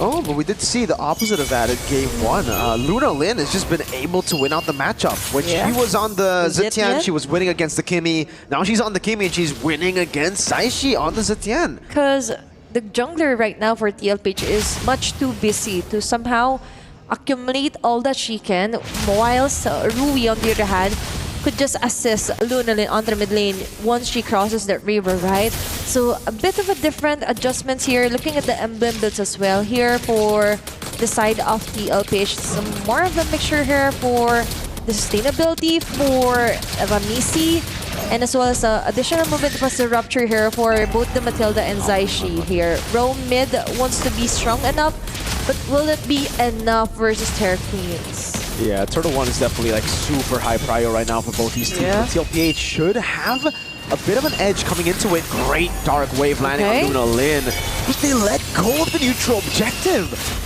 Dying gets mounted, not brought back just yet. Palang gets away here, pops in a spread. Okay. And this is not bad. Dark Wave bringing 2 members back. This is going to be the AOG. Cancelled out. AOG again. We'll find it this time around. Not even a trade just yet. It's 1-0. First blood to TLPH. Yeah, a bit too dragging, as you mentioned. But still, for Turkins, they're having a hard time with this hanky composition. Different approach. Double and Dark Wave one more time landing on it. Hlang taken very low. One last stomp on it. That's going to be the Circling Eagle to pick up another TL. Early game Turtle 1. And even Kla was that far away from her own lane. Even if it isn't what we see every day, but as long as it's working for TLPH, they will take it, right? And adjusting to what their lineup really calls for, more on bouncing around the juggling rather, what Luna Lin and Langrina has to offer. And this is the kind of aggression that you're confident just cause Ramisi isn't left vulnerable with this Uranus versus to what she was using for game number 1. A different approach, but more so for TLPH, they're winning on the early. Yeah. I think early game, I kind of expected TL to have a bit of an edge just because of the Phobius and the XP, and that's what we saw again. Yep. TQ, they did a good job of stopping the first turtle from being taken, from getting blitzed, but then they stayed in the team fight a bit too long. Like, they actually committed into the fight. Yeah, they gotta respect Daiki on the Phobius, man, because there's a reason we see Phobius, at least in the group stage, all the way to the initial parts of the knockout stage, prioed all throughout. Phobius is almost a Turtle 1 guarantee. It is, and actually with the Dark Wave, it really matters the most here for TLPH Daiki. Because considering the fact that all she needs is somewhat wait for other members of TQ to get close enough and to top those Infernal Pursuits, plus she has this ability to somewhat deny being the terror, the tier queens deserves. Right now, purple buff being contested. A bit too late there for Rui to go for it. Nothing poke over. Rui and Ku getting stunned, the Dark Wave landing. Perfect setup for the neutral objective that's going to be spawning in 7 seconds. Both red trees used up. Rui now on the orange buff, but it does seem like TL want to continue to invade. Cool. They do. Secures the green camp. AOG locks Zaichi down. Now they're going to go for the damage. Luna Lin doing damage over to Zaichi. Picks up the kill, but now gets caught by the Zaman Force. Claw jumping in with the Koro Dash. That's going circling Eagle over, but the Mountain Chakra catches Claw, stops her in the tracks. Plang still able to evade. Ramisi doing some damage. Jumping back in again as Luna Lin tries to melt her down, but she's a bit too tanky. Rui, caught in the Dark Wave, has to trace us backwards. That's Halang walking up with the spread, and that's about it. TL will get a free neutral objective. Very nice front laners here for TLPH, and huge advantage to Kla, even if she was caught off guard there with a Mountain Shocker. But as long as she survives, as long as she manages to dash out, TLPH might also try and get more of the damage and numbers here for game number 2. And looking about on the long-term adjustment here for TLPH, on the extended TPIs, yes, they do win, but they also have to take cautious and take precautions onto what Rui is doing. Because right now, even if that is just a 0-0-0 onto her KDA, but still, if she is still continuously farming, she is a nightmare to recon with if you are TLPH. Terra Queens, it just comes down to them farming now. It's kind of strange to see Terra Queens losing the early game. Massive Dark Wave from Daiki to catch them and to just open up some vision. Rumisi, despite being on Uranus, is still split pushing. Like, the utility jungle, still playing like an assassin. No worries here. And it's good, because Uranus is kind of a hero, a utility hero that can do that. Yeah, and she could actually be somewhat kind of independent, which is what we're talking about earlier, even on the panel, that most of the time she just needs to do her job, being left alone, but she needs that extra survivability as long as she doesn't give the numbers here for TQ. Sikoshi being cornered. Soju able to flicker out now. Zaman Force with the dashes. Ramisi able to pick up the kill. Claw though, a bit of miscoordination there. No one's up to tank it up. Daiki jumps in, gets isolated. Daiki might just fall here. Oops. Gets away with the help of the Guiding Wind. Luckily, they've got that Mathilda. AOG locks her down though, and it's going to be the slam spread into the taunt. Still Daiki with the Dark Wave, dealing a lot of damage, sustaining through, but it will be Luna Lin to pick up a kill, and Ramisi gets brought back with the Guiding Wind to safety, but the lead is slowly but surely disappearing. Luna Lin, another immobilization. TQ slowly catching up to the face here for TLPH, and we're right. By Cloud being left behind, we do understand what Daiki was doing, just keeping Rui out of the clash that they were attempting to do. But leaving your gold laner defenseless is a bit of a question mark here for TLPH. And now TQ, with that solo takedown, is able to finally turn the tides into their favor. It's going to be the Dark Wave. A bit of a vision here for TL. Big plays, Daiki. Jumps into the back now. Skoshi kiting back. Rui! Way too aggressive. Gets punished for overextending. Lang stunned up. Has the mount, but it will still be a kill. Soju is the one to pick up the kill. TL are back on track. They're both the kind of team that if they see an error, they quickly punish that, right? But Saishi caught here. Yeah, they're just throwing bullets down. AOG locks him in the front. CLA pops in as a Zaman Force, but is unable to get more. Just the gotcha. All G. Yeah. And for TLPH, that was a very close call there for Kla as well. But looking at our SMB goal difference, most of it doesn't really have that huge gap as well, because Terra Queens actually managed to somehow negate what TLPH has to offer onto the early phasing of the game. And as we mentioned, we are not used to seeing Terra Queens being the one onto the downside, onto the early phasing, right? They get most of their clashes, they get most of their ganks as well, but that isn't happening right now because of the adjustment here for TLPH. And looking at our instant replay, you have a nice catch here for Lunalyn and Langrina, but when Kla is able to move freely, Kla isn't being held back. TLPH actually is doing a great job with the damage as well. Onto the mid lane. Here onto our instant replay as well. A very nice call here by Ku with the AOG, but still, there's a problem. Kla is left to just go and dance around them. Nike.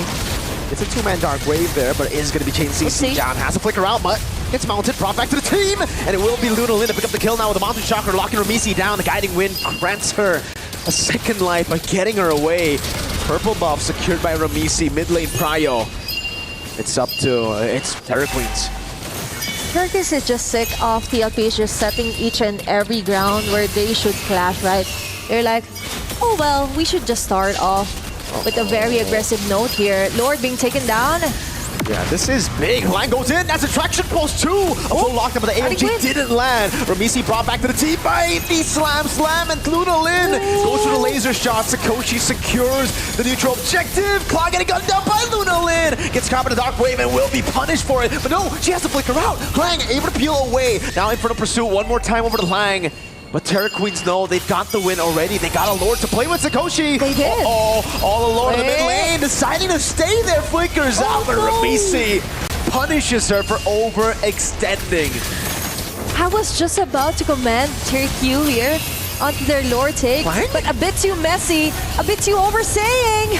Cool. The lane. Now Revitalize goes in, sustains in, traction pulse, doesn't bring anyone back. Claw picks up a kill. The Lords of Terra Queens, but the win to Liquid. I was about to say that TQ did a great job onto zoning up members of TLPH and getting the Lord, plus interrupting that messy initiations here for TLPH. But that just isn't happening. But what's happening right now, Ramisi finally being taken down here by Lunalyn and Rui. Bit of a hefty bounty there, Mirko, and as well for CQ. They still get most of the advantage onto the overall macro, but what they don't notice is that there are some glimpses of lapses here onto Sakoshi's position, right? You don't want to give those kills onto TLPH just so they could come back from this deficit. I don't know, man. Like, TQ had the Lord. They had every... What's going on? They really did. Okay, but why was Sakoshi so far off and so far alone? She was too hyped up to actually pour down the turret, right? I do agree that they could have just slowly backed away, waited for the Lord to march onto the top lane. And so far, looking at the flame shot as well here for... We got a description of flame shot. Yeah. Good to know. Thank you for the refresher.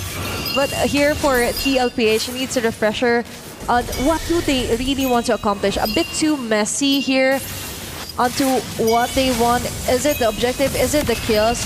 Or do you just want to waste the resources here for Lunalyn? They chase it down! Circling Eagle, locking her down now. Lang walks up, trying to peel away. Has that flame shot. Maybe could use it just to peel with the Dark Wave lands on Lunalyn! And that's Daiki with a shutdown. Still Sakoshi gunning them down from the back with Rhapsody, but Ramisi body blocks all of it. And now Lang is all alone. Daiki goes in with the jump. Ku, for some reason, jumps in with the AOG and will be taken now slowly but surely. That's a slow takedown. Mountain Chakra over. Rui decides to jump in. Daiki just goes and shoulder bashes her over. Now the rest of TL here. Rui gets a shutdown somehow against 5. But it ends up being TL with a massive win. 3-4-1, and TLPH definitely won the round. They managed to somehow trick Terra Queens onto using the AOG, who, in my opinion, didn't have to actually put her life on the lane. But Ramisi, on the other hand, focusing onto the Lord. Daiki dodging up the damage from Langrina. That's a retreat from Ramisi, securing it, but a mount down over Lunalyn and Sakoshi. Bursting through the front line. We're getting multiple kills at hand here. Earlier on, we were saying this is kind of a slow game, but TQ, they don't think Sikoshi will be some kind of a knock there. So Lunalin to the rescue as well. Chase down here for TLPH. It's a pure brawl. Whoa, what is that damage? Lunalin! Almost one-shotting Kla. You know, Athena, there's been so much action, but why don't you touch on the flame shot? But more so, it's more on Langrina. Just giving most of the damage and then just finishing off with somehow adjusting onto the members here for TLP. She just wants to show them back. She just wants to buy some enough time, and even if the damage just isn't enough, the flame shot is there to actually finish off the round or finish off the HP bars here for TLPH. And looking at the way things are going here on their in-game equipment as well, but before all of that, something might happen. Something might happen here. It's going to be the Traction Pulse. Good Traction Pulse over. Clank jumps in, mounts Daiki up, unable to get the spread to bring Daiki back, but TQ are very close by. Oh no. Okay. She's all alone right now. They're actually doing damage towards Hlang. And Hlang will be taken out there, all alone, isolated. Kla picks up the kill with his Zaman Force. The flame shot not helping her there. There's kind of an adjustment here for Ramisi as being the frontliner, the tankiest one of all here for TLPs, as long as the others stick to their ground. Very strong trio mid here for Zaishi, Soju, and Kla as well. But Fair Queens has some kind of a different read here onto what TLPH is trying to do. So close there onto actually taking down the tier 2 turret onto the mid lane. But still, TLPH, in my opinion, not the cleanest game for them yet. But still, they're managing to do well compared to game number 1. Oopsie. Ramisi. We've got a lot of damage already. But they gotta respect the damage back from Team Liquid. Zaman Force over. That's, again, the mount up. Purify out. And it will be Hlang caught all alone again. Pops in the flame shot, actually brings Kla back. Mounted Shocker over from Rui. Halang's all alone again, isolated. Still has a spread as the Traction Pulse lands on Ramisi. Sikoshi trying to land some bullets there. Daiki jumps in and will be able to go for another jump in front of pursuit over. Ramisi with the chase over to Hlang. And the Chrono Dash with the Synchro Fission. Kla is enough to take her down. We've got a total of 26 kills in game 2. In favor of TLPH, but we do have to acknowledge here Langrina doing her best to somehow hand over members of TLPH to their core damage dealers, right? And looking at things are going right now, BOD lock item here for Rui, finally having the last spot here, whilst a Brute Force breastplate here for the glue here for Terra Queens. They just need a bit more onto the sustainability just so she could last longer and deliver a perfect silver platter dish here for TLPH. Ooh, massive damage with a Traction Pulse, but Daiki turns it around in front of pursuit. No! Rui, Sky Piercer, shoots her down while she's on air. Sikoshi throws out the shots, able to go and thread the needle to get the immortality of Soju. But that's about it. 1-0 right now. TQ looking to push their advantage. Okay, missing one frontliner here. Kla really needs to be careful, but the Purify will be off for use later on. But Ramisi onto the front, Langrina putting her life on the lane. There's the Lord still alive, Ramisi! Traction Pulse over, Purify already used up. Ku gonna be taken down as that's gonna be a solo, it seems. Hlang still on her! Rui wins out the retreat battle. Kla pops in his Zaman Force as that's gonna be the runaway from Rui. Hlang all alone, has a spread, now dealing with the damage of Kla. Can she escape? The guiding wind brings Kla forward to pick up an unstoppable. TQ get the Lord, TL win the team fight. And this is what we're talking about. Never underestimate the Zephian pick as well. That most people tend to say that she doesn't have enough damage. Yes, they do.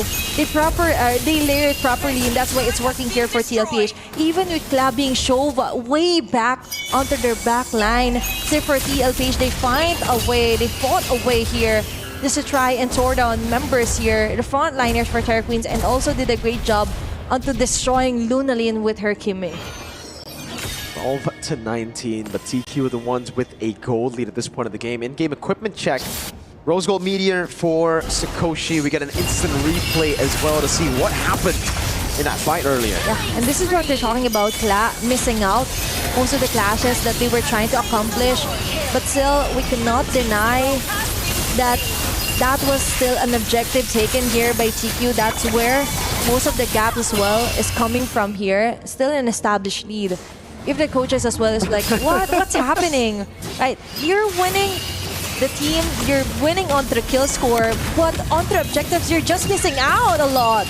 Which is uncharacteristic for TLPH. We expect TLPH to be the ones winning on objectives and TQ to be the ones winning team fights, but it's been the opposite so far. Turret down below, taken very low. That's a circling eagle to the back. Oh, massive stun! Lunalin able to flick her out, but it's in front of Pursue to chase her down. Sakoshi will not be able to survive the AOG. Continues to chase onto TQ, and you can hear the crowd here in Saudi Arabia, Riyadh, as Rui tries to kite away, but Ramisi is a bit too strong. Now with the guiding wind, bringing Daiki in, there's no chance for Rui to escape.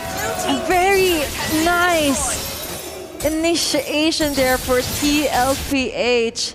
And right now on real time, we were expecting a different kind of play, more on the macro-centered play for TLPH, but with the adjustment as well, it's working. They're coming in hot, unexpected plays here for TLPH. They're way over here onto the base of TQ. Soju should be dead here. The glowing wand proc honor. Flame shot too. There you go. Finally getting the value out of the flame shot. They saved the game now. Are they going to go for the chase onto Hlang? AOG might punish them. That's a massive traction pause. Lunalin gets a shot at Kla. Now tries to kite away. Daiki doing a whole lot, but gets gunned down in the air again. TQ punish an overextending Liquid. And this is what we're talking about, that once they see an error, it never misses out on their eye. They make sure that they punish them as fast as possible, and now they actually have the chance to throw down another inhibitor turret. Ramisi might fall down. Uh-oh, Ramisi brought back again. One Sky Piercer is all they need, and it will be Rui to walk down a mountain shocker to land on Zaishi. 2-0 match point for the Terror Queens. The terror still lingers here as Terror Queens manages to snatch off another game against TLPH. One more win away to finally bag that podium finish, that life-changing prize of 50K USD. But let's head on over onto our panel to break down game number 2. Flame shot. Thank you very much. And yes, flame shot. Thank you very much, Mirko, as well as Athena. That was a very interesting game where I really feel like for both teams, honestly, don't get hyped, calm down, and stick back to your game plan, because honestly, like spells, items, movements around the map, priorities, how they team fight, I kind of feel like they gotta calm down a little bit and optimize all of those things. Yeah, I would agree. I believe that all throughout the game, their thoughts are like all over the place, even during initiation, who to target, and it was very evident on the TLPH side on that last skirmish. Yes, there were a lot of nice initiations, but some moments they want to do more of what they can do at that current situation, and for the Terror Queens, it's just their hero composition has already the items, they have enough damage, they have the damage per second also to counter out Ramisi. And yes, it's just them winning that game we're in. It was, the situation was on their side. Even though if they won't be able to finish that game, they will still get the lure just in case. I mean, this is what we're talking about. When it comes to Terror Queens, TQ will always prioritize on those those objectives that they need to actually fulfill. Because again, whenever a Team Liquid try to go out for the push or the rush of the team fight itself, yes, they win. But objective-wise, it's all been conquered by Terror Queens. Lots been taken away very easily, also with the turtle as well. And the fact that no matter how much they lose a little bit of the team fights, even though it's a little bit messy, yet Terror Queens has it done to take down all the inhibitor turrets. I feel like if we really want to talk about some mistakes that the teams made, there were a lot where I kind of feel like just to paint an overall picture is that they're playing for the highlight plays instead of going for the team plays. You know, like even though Terror Queens won, yes, but there were times where Rui overextended trying to get a kill, but it really wasn't worth it. And I kind of feel like now we gotta talk about the elephant in the room. That flame shot for sure was a mistake, right? and it happens, folks. It happens because when you're on stage, there's so much for you to think about, your items, your spells, your emblems, what your coach is saying and stuff. It happens, right? Because I kind of feel like the optimum choice is the flicker.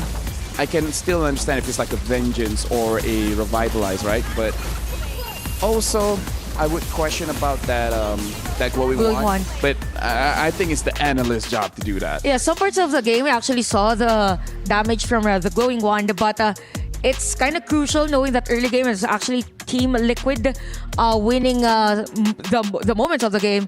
So yeah, for that, kind of questionable, but at the same time, it came to a point that the hero composition of Team Liquid was way past its purpose.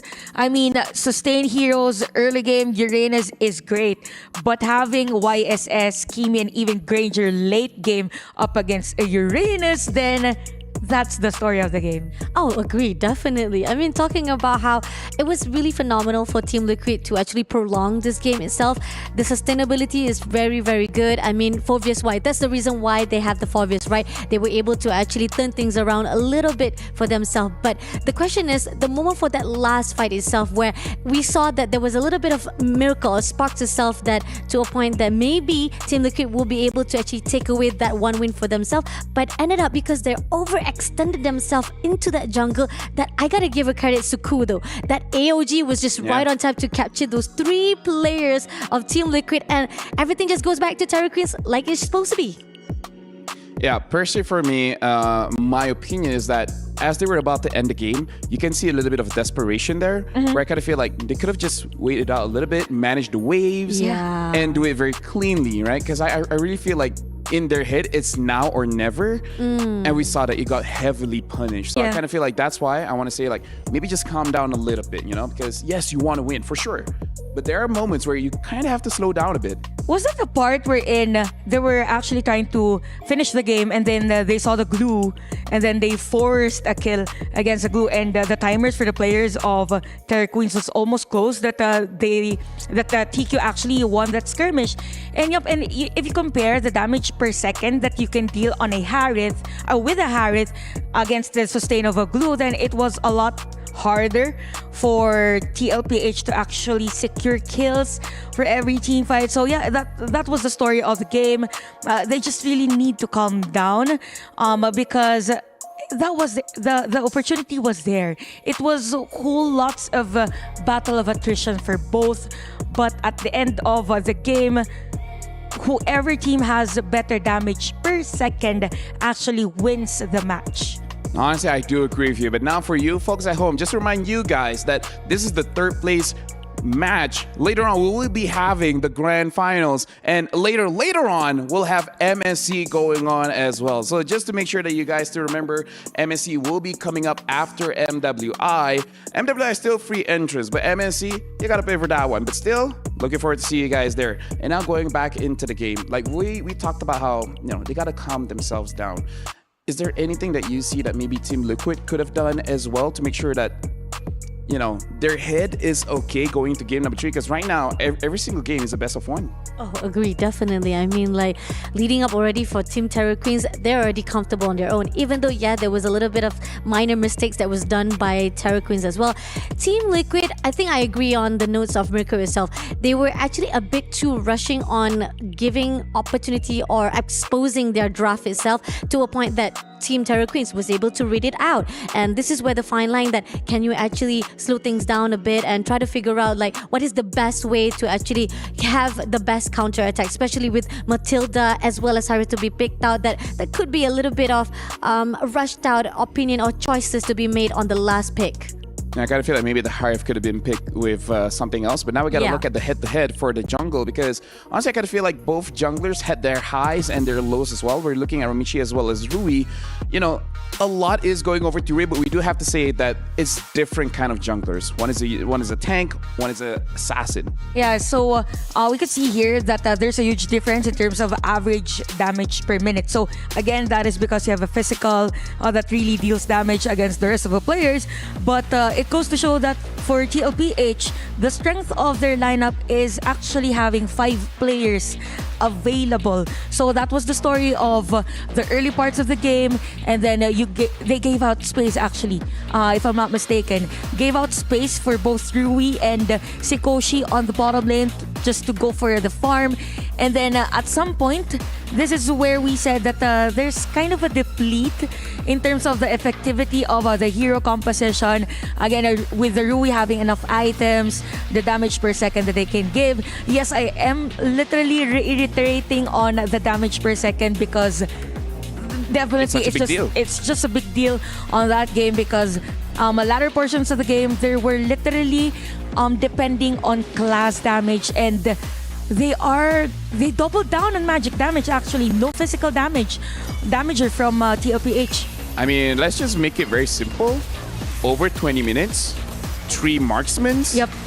I kind of feel like over 20 minutes, 3 marksmen will out-damage whatever composition that you have. Oh, definitely. And the fact that you give so much of leeway to Sukoshi, right? To a point that she could actually just dominate throughout the whole entire team fight itself. And again, we keep on saying that Team Liquid keep on rushing on those team fights. And they even try to actually probably zone out some of the players of Team Terra Queens. But it wasn't enough because at the end of it all, they were being punished because of the overselections. Shabani, I have a very simple question for you. Do you think it would actually be beneficial? By the way, shout out to Luna Lin, highest damage.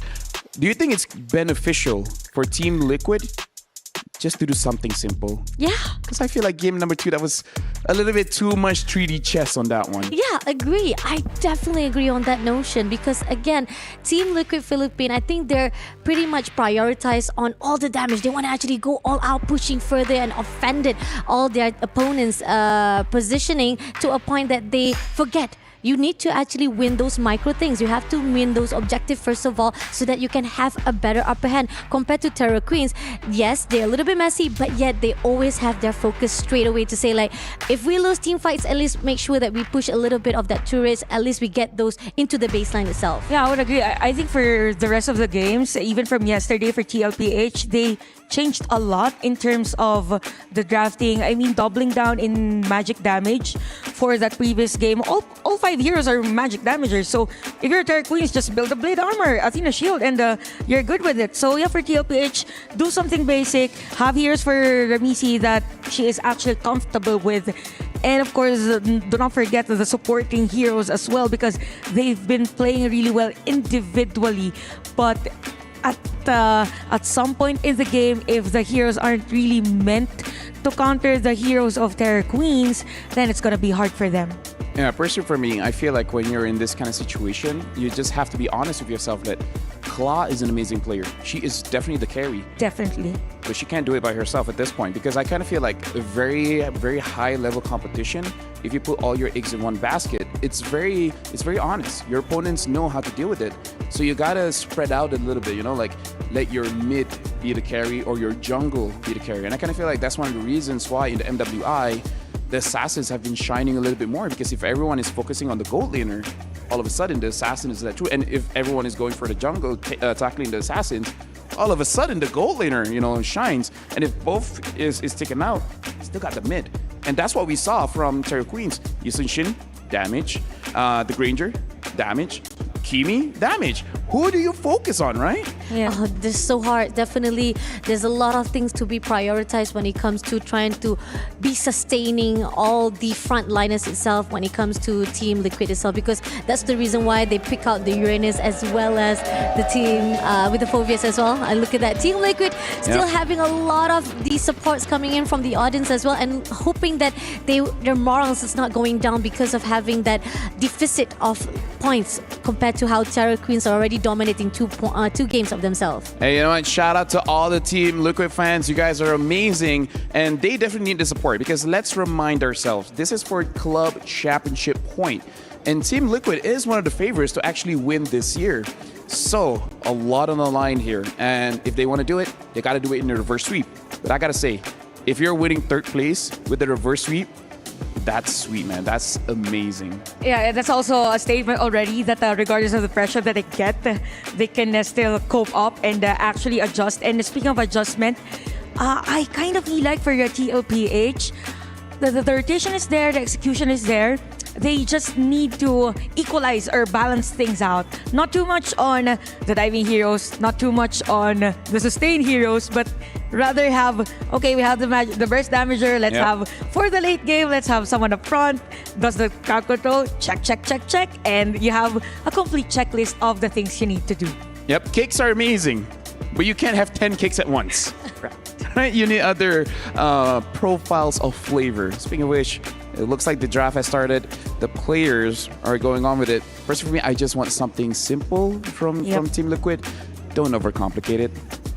I think pretty much right now they have so much of prioritized ban they've done so far that actually kind of, not to say small size of their own hero pools themselves. So this is where the fine line that say like who they want to actually prioritize ban when it comes to making sure that they also have that opportunity as well, right? Because again, they have so much respect ban to the Terror Queens to a point they also have lost touch on their own focus of their own heroes itself, that they have strength.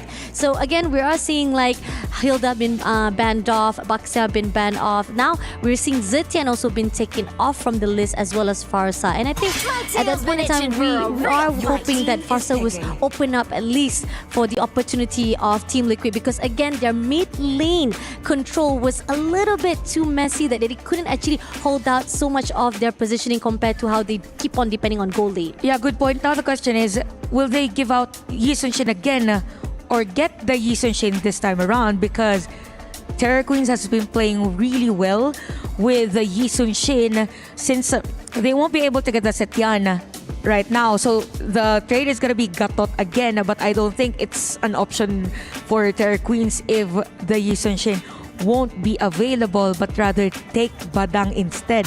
So yep, that's the biggest question. Are they gonna take Yi Sun-shin or are they gonna take Badang? It's gonna be Yi Sun-shin. They have the damage now, better rotation probably, or damage output from Ramisi. Yeehaw! I mean, they should have done this on the second draft as well, because again, not taking Yi Sun-shin from Terror Queens was actually a little mistake from the start of the drafting as well, because you've given so much damage to Terror Queens, and you know for a fact that if they actually add up with more of the hero sustain, this is going to be tough for Team Liquid. But great job, finally they realize that they need to break that pattern of the mistake they've done for the two games itself. Now, I was thinking maybe for Terror Queens, this is their opportunity to get, okay, they got the Uranus. I think they might get Lancelot also, since they've been playing it well, just for the sake of having a hero to actually dive against class hero if they are to take the Granger or something like that. But I think Phoebus is still a good idea for TLPH. Just for the stage, Jushin. Yeah, for control. So it's more of the tempo now for TLPH. This is a hero that will, okay, let's calm down. Let's calm down. And I feel like for the next pick for Terror Queens, they gotta pick their poison. Pick up the Hayabusa or Lancelot quick, because you know that TL will definitely ban that out. And now the Gatakacha as well as the Jushin. You guys mentioned it earlier, the Gatakacha was gonna get taken away, and now the Jushin. So there's already a lot of control, but I'm okay with this because at least their jungler does have damage. Oh, agreed, definitely. I think the fact that Team Liquid now finally have the damage as well as they have their frontliners, and they know for a fact that whatever it is, they can slow things down for the movement of Terror Queens, and this is what they were missing a little bit from their drafting previously. But again, we do see that Terror Queens, they said that if it's not broken, why fix it? Just keep it up with what we have already had. Granger picking up as well as with the rest of their second or third drafting of the choices they've made with Kimi as well as Uranus. Personally, because they pick up the Granger, I'm really thinking Rui is telling the team is like, if Lancelot's open, I'll take that. If Hayabusa's open, I'll take that. If none of them are open, hey, I still got a Ling and a Joy. Yeah, they really have a lot of options in terms of the jungle area. And at the same time, since all of the games so far have been very long, hence the confidence on taking scaling heroes like Granger, things like that, since they're already covered in terms of the early game with the Uranus and Kimi.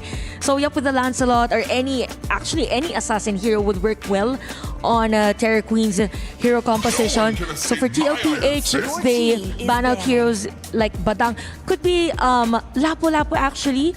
For the team, could be a Hylos even as a ban. But for Terry Queens, they could ban out Moskov.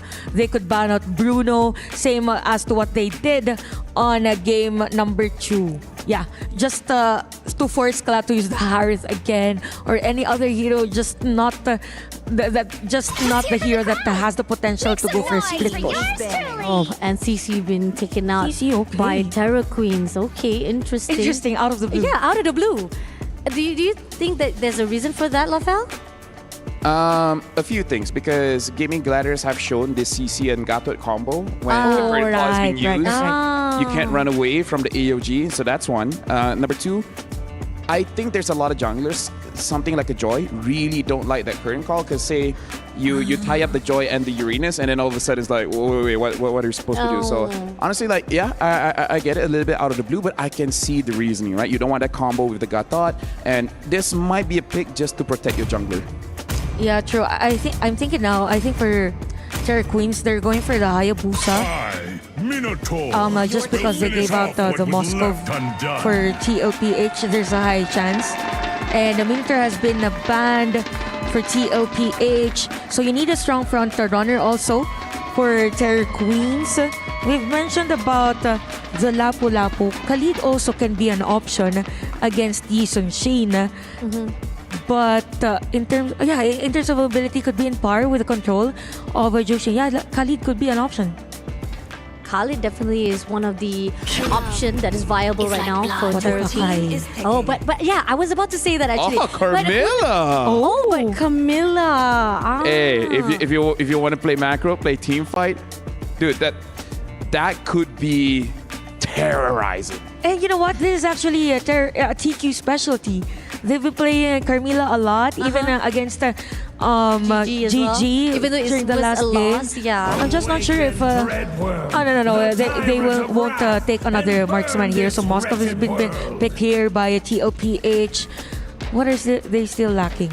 They're still lacking their EXP laner, since I'm assuming that Gatot is gonna be the Rome EXP. It's gonna be the Lapu. For them, Hayabusa, Lancelot, Joy, if they want to go for Joy, because they're also really comfortable. But yeah, Hayabusa will be the first pick. Yeah, so right now the picks have been done. This is potentially the final game for Team Liquid. I'm pretty sure with all the fans there, they hope they can extend this, go all the way, 5 games. But either or, it's all up to the players. I think both had a pretty good draft. Now it's all about execution. Thank you very much, Fasha, as well as Chantel. Now I'm going to throw it over to our casters, where again, potentially the last game.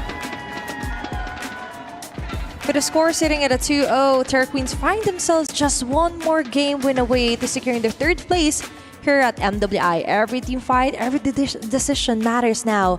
Is it over, or will TAPH rise above and drag this battle onto game number 4? Let's head on over onto game number 3. Mirko and Athena here for our possible final match. It's do or die for the Cavalry. You can hear them already charging in. I mean, hey, they've been louder than the TQ fans in the building today, but TQ have been louder in the game. They've been performing out of their minds. Yeah. And for the first time in the series, TLPH have let go of Uranus. TQ pick it up themselves. Yeah, and especially with the YSS as well, the panel highlighted that TLPH might go for a change of scenery here. This is a do or die, so a lot is at stake here. There's a huge 20k USD difference, Mirko. And you're trying to somehow put yourself onto a podium finish. Both of these queens already has much more good placement compared to their performance last season, right? But looking closer onto what's happening onto the map, very aggressive take here for Terra Queens, looking at the Carmilla yet again onto their draft. I don't know. I mean, looking at the emblems here, Master Assassin already picked up for Kla, so he's going to be looking to play for the split pushes for the most part, right? Great Spirit of Misery, cool. Also going to be caught there. Lunalin able to escape and Vitalize, used up by Ku. TLPH get it going first. So, first blood. Yeah, out for blood here. Great start again here for TLPH, but as we mentioned earlier, some things they might be dragging a little too longer, right? And TQ just went ahead, waits for the perfect error to be committed here for TLPH, and they just go for the punish. But looking closer here for TQ, we mentioned that you want to somehow scale up the Granger plus the Kimi as fast as possible. They were able to accomplish that because members here onto the front line is doing a great job on to protecting them. But Turtle up for grabs here. Still Langrina onto the front line, just trying to delay things up here for TLPH. TL are going to play it as slow as they can. There's not really much on the board for them. It's too risky to just go straight for the turtle knowing that there's a Carmilla on the other side. So farming it up with the Yi Sun-shin is the way safer choice. Again, you gotta understand that TQ, despite losing out in the early game, giving over first blood to TL, are still very strong in Turtle 1. They Look at are. Rui, level 5 on Hayabusa. As I say that, Zaishi might just be dead here. No Flicker, no Crimson Beacon. Rui, oh, the shuriken, she didn't let it go. Zaishi gets away. Okay, that was a very close call here for TLPH, but still for TQ, they're looking at the bigger picture. Could be a Soju and Daiki attack. Great AOG, locking her down. Now Lunalin able to escape. Daiki doing a good job at zoning them. Baku's just walking up again. Now Sakoshi rotating first from the bottom lane. Kla gonna have to stay position. Oh, great Spirit of Misery. Big Lang down, and that's the chain CC over. TLP is just dragging the team fights longer as they can, right? Just so Kla could finally catch up. But Rui taken out this early. Somewhat of a great start still here for TLPH. Not to overcompensate their previous game as well, but mostly eyeing out on where to polish more. They have the strength, they have a fairly good draft compared to the previous games that we've seen so far. But TQ just is good on the punishing. Double stun over. Zaishi has the Crimson Beacon, so not in a threat of dying. Never mind, Rui walks up, gets the quad shadow. Oh man, you hate to see it. And TL, I've been speaking to a lot of the analysts behind the scenes as well, and it just feels like TL, in the last 2 games, it wasn't like they're not good. It wasn't like they weren't winning. They lack the discipline that they had in the group stage and in the early parts of MWI for some reason. I do agree. It's like a different version of themselves today. This is kind of a big deal, right? Because you're playing up against TQ, and the confidence just isn't there. And Kla, onto the bottom side, being constantly countered here. Lunalin and friends, Rui with that swag. TLPH kind of struggles onto trying to catch up onto TQ. Slow build up for TQ again. Flying the bottom lane. Doing okay in this matchup against the Granger. Walks up, and it might be a bit too early. Sakoshi. It is. Could have been an angle to get a kill there had maybe the Clyde let Sakoshi clear and shove it in. Most of the games were dragging. Like they mentioned, it's taking too long to actually see the climax of what's happening. But at the end of the day, Turquoise is just good at trying to predict when and where to pop off those ultimates, right, onto TLPH. Meanwhile, for TLPH, they're kind of like all over the place. They're trying to accomplish too much that they're forgetting the basic fundamentals on what they should focus more on. Sakoshi and Kla. The solo kill, and that's a step forward. Kla with a solo kill down below. Right. TQ. Now looking to play up top. Rui on the green camp. Let's give it a taunt. CCing them. Curse of Blood not landing. Everybody dodging away from it. Oopsie. AOG will lock Ku down, and that will be a kill over to Daiki. Killing spree. Lunalin forced back. TL are holding this mid game. A very good start. We're also a great start actually here for TLPH. Accumulating enough lead. That's a turret this early for Kla. Maybe they already downloaded, but the turtle! What? Lunalin, attraction pulse to steal the turtle from out of nowhere. Gives them a bit more time, a bit more space to scale up. Just when you thought the TLPH already has it in the bag, there goes a plot twist here for Terror Queens. There's going to be lingering feeling that Rui might go in. Langrina being pressed here by Kla. Oh, the shadow kill over towards the blink. Zaishi's still there. Now the bravest fighter, Daiki, you're all alone against 4 members. Will be kited back, and it will be Sakoshi who gets a shutdown. Rui with the quad shadow on Zaishi, forced to revitalize out of Soju. And it is going to be Hlang rotating to mid. That's a Sky Piercer built up from Sakoshi. The lead gone. Attraction pulse forcing the Crimson Beacon out of Zaishi. Double curse of blood. There's Sakoshi walking up. Look at the damage. Translating over to Zaishi. A turret and the lead for Liquid is gone. Completely out. This is what we're talking about, that TQ is just good at punishing. AOG follow-up, Sakoshi targeted. But still, you cannot deny that TQ was just waiting. It's like they're dangling bait all over Team Liquid's face, and they were like, okay, you might take the lead now, but wait and see what we have to offer. Look at the goal difference we mentioned. That was just eliminated. That was just erased. It's like never Team Liquid off top here onto the early game. We're heading on to a quick pause, but still for TQ, we do have to consider that they have the momentum for Game 1 and Game 2 win. Okay. Yeah, I don't know. The TL, the discipline that we've seen, the discipline that we've kind of known from them, that's part of their character, you know? That's been part of TLPH's identity for such a long time. All the way from the group stage, we were always just talking about how good Liquid are at utilizing the macro, controlling objectives, playing it slow, and getting any lead to snowball to a massive one through that disciplined macro style. Terra Queens, it might just be a case of Terra Queens being able to bait out Team Liquid to play Terra Queens' playstyle. And somewhat, this is what we're talking about, more so them falling onto the trap fully here for TQ. And as usual, you mentioned time and time again, this isn't the same TLPH we're seeing onto the group stage all over onto the semi-finals. It's like somewhat, is it the pressure finally creeping up onto them? But let's see. There's still enough time. The game isn't finished yet. There's still a best of 5. They could still come before that reverse sweep if you are a supporter for TLPH. But if you are supporting Terra Queens, that is a huge momentum that they're playing around with. No more playing around. Just straight for the fight, straight for the head. One more game win for the 3rd place finish. Terra Queens are on route. We're scaling up massively. Great traction pulse over Zaichi. Yes, she gets away, but she has to burn Flicker. Now the chase down from Rui. Walks up. Ramisi already used Retribution, so that's a green light for Terra Queens to go for the neutral objective, and it'll probably just be free. And even Larina is free to roam around, destroying outer turrets here against TLPH. And we mentioned no retry here for TLPH, a free turtle here for TQ. And Rui just going in onto Daigi. She's alone, forced to back away from that bait yet again for TQ. Low scoring game in my opinion, 8 minutes into the game, 5-3. Kla is doing her job, which is to somehow relieve the pressure onto the top lane.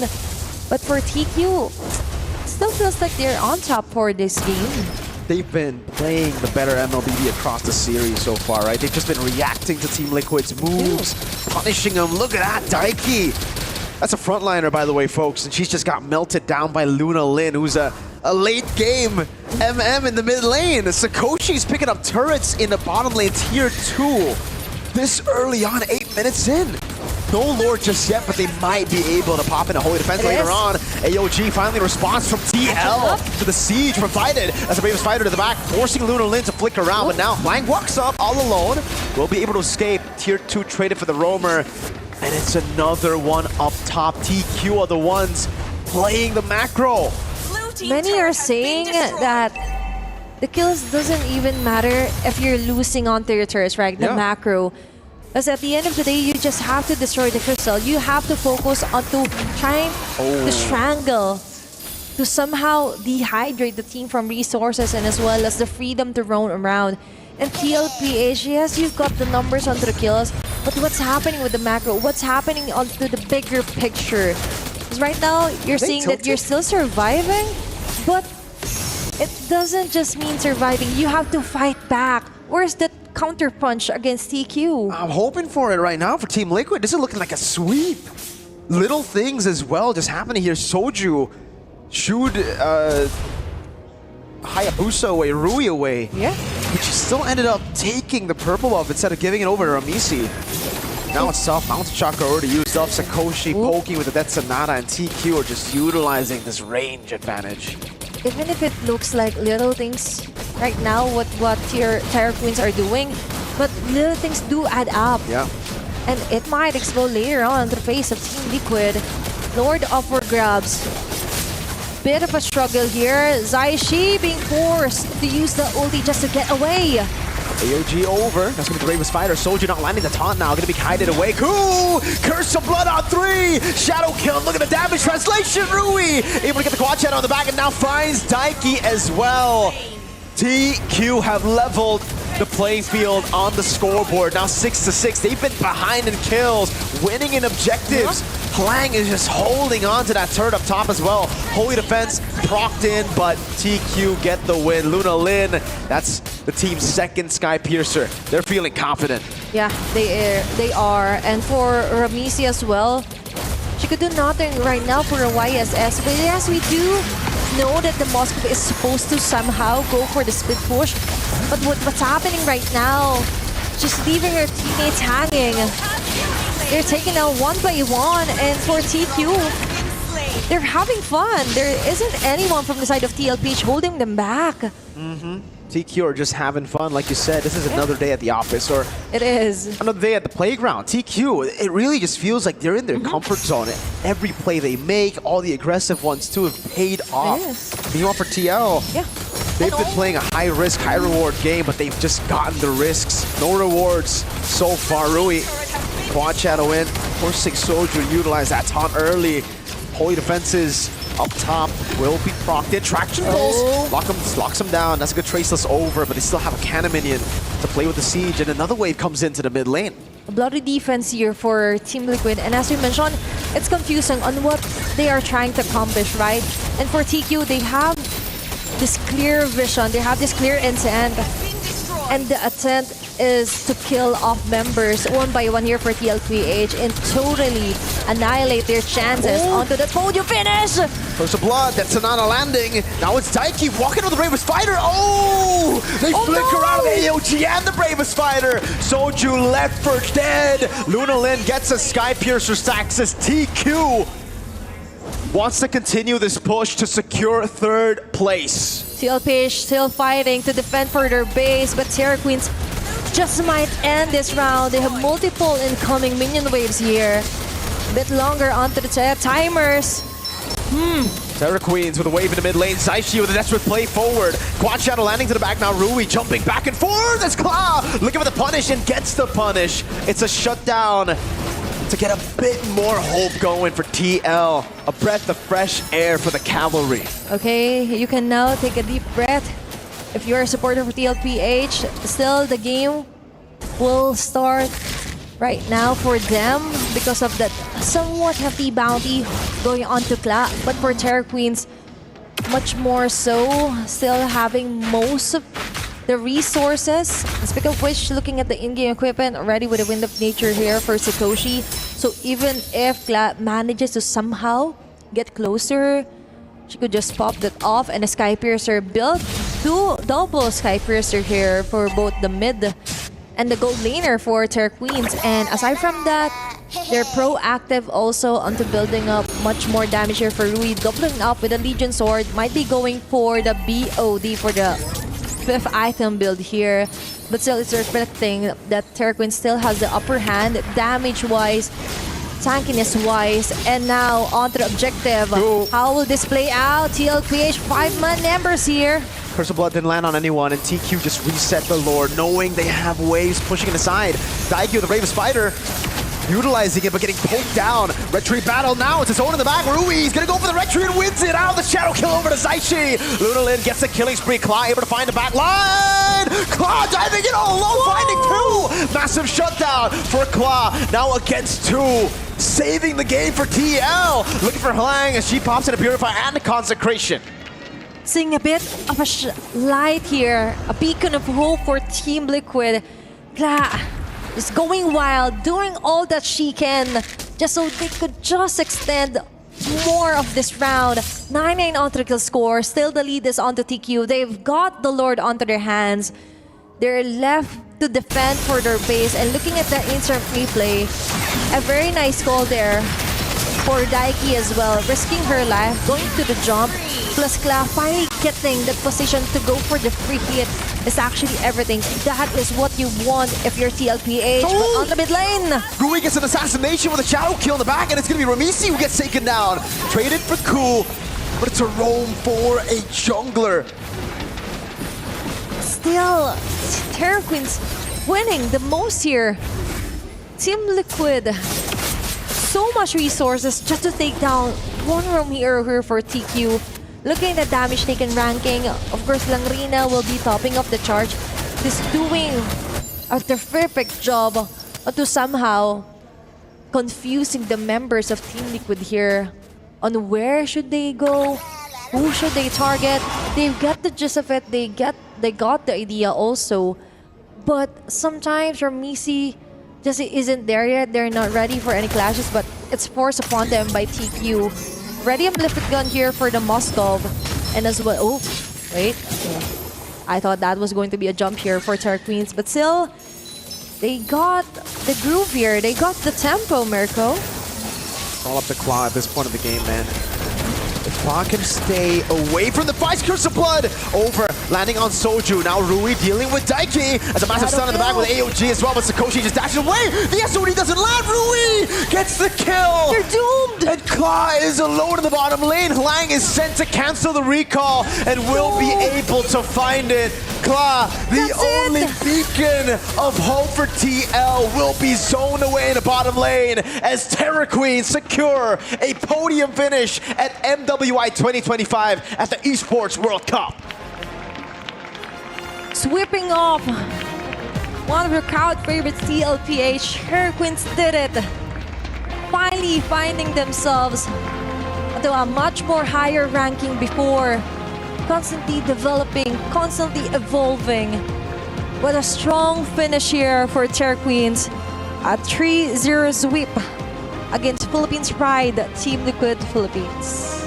A phenomenal clean sweep at that.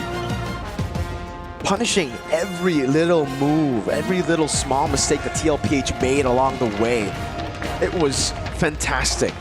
They were also the ones to implement TL's very own playstyle, playing around the objectives, losing in kills at the start of the game, but playing around those structures, trading around, and not letting this Moskov get to a point where she was too strong. And even the send-off for Halang down below to stop the Moskov, the dodges away from the SODs towards the end there.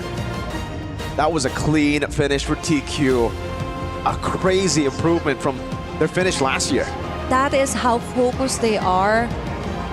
That is how prepared they are for this matchup. But still, props to TLPH for their first MWI, finishing up top 4 out of all the regions here participating. And for Terra Queens, it's a different version. Like, they're so friendly right now, hugging each other, and of course, praising each other. But at the end of the day, they managed to secure a top seed, an upper seed here for their MWI finish. Hlang, Sakoshi, and Ku are third placers at the MWI 2025 after getting an unfortunate performance last year. And to hear more, let's hold on over to our stage host. Terrorizing their opponents in their very first debut here on the international stage, securing a podium finish. Ladies and gentlemen, and it's Terra Queens! Absolutely amazing. I have Luna Lin here beside me. Now, I do have a question, actually questions for you.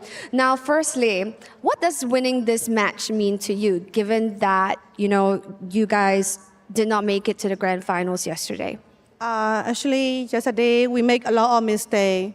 Of course, sometimes we can lose, sometimes we can win. But we already made that history. We are so happy. Now we already top 3 also.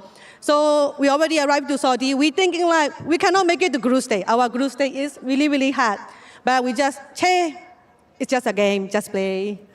Yeah. You did your best on the international stage. First time being here, and you guys secured top 3 finish, really putting, the international eye onto Myanmar itself. And that's really, really a very good showing. Now, after yesterday's loss, it's very clear that the team is emotional. What did you guys do to recalibrate and bounce back for this game today? And of course, we are really, really sad that we can make it to top 2.